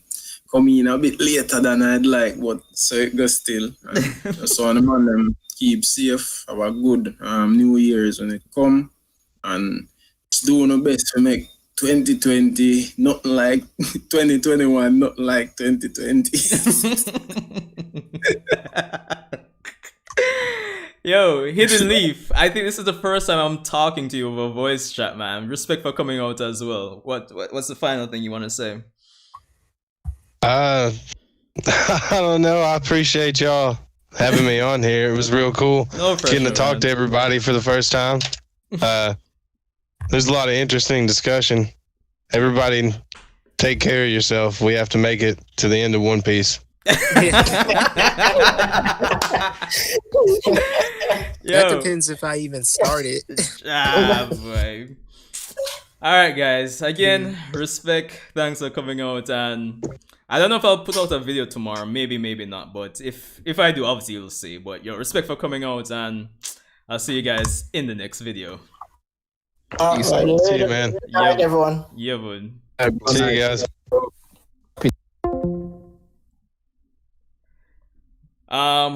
Well, guys, in the chat, thanks for coming out again, and stay safe for the New Year's Eve. Don't do anything I wouldn't, except drink the Ishiki wine. And just respect for helping me, get to this point in YouTube in general. Hey, Derek Wagwan. But yeah, man, I'm ending the stream now. Need to get some sleep for work in the morning. Thanks for coming out. Again, if anything, the pinned link is an alternative to Super Chats, which I'll be using since YouTube hasn't made Super Chats available. So in the bigger streams like the Boruto live reaction streams, if anything, when a million messages are flying, if you can and if you want to, you can always use that as an alternative. And of course, it would help support the channel, if anything, when you donate our tip. But respect for coming out again, and stay safe, guys. Thanks for coming out tonight for the final stream of 20.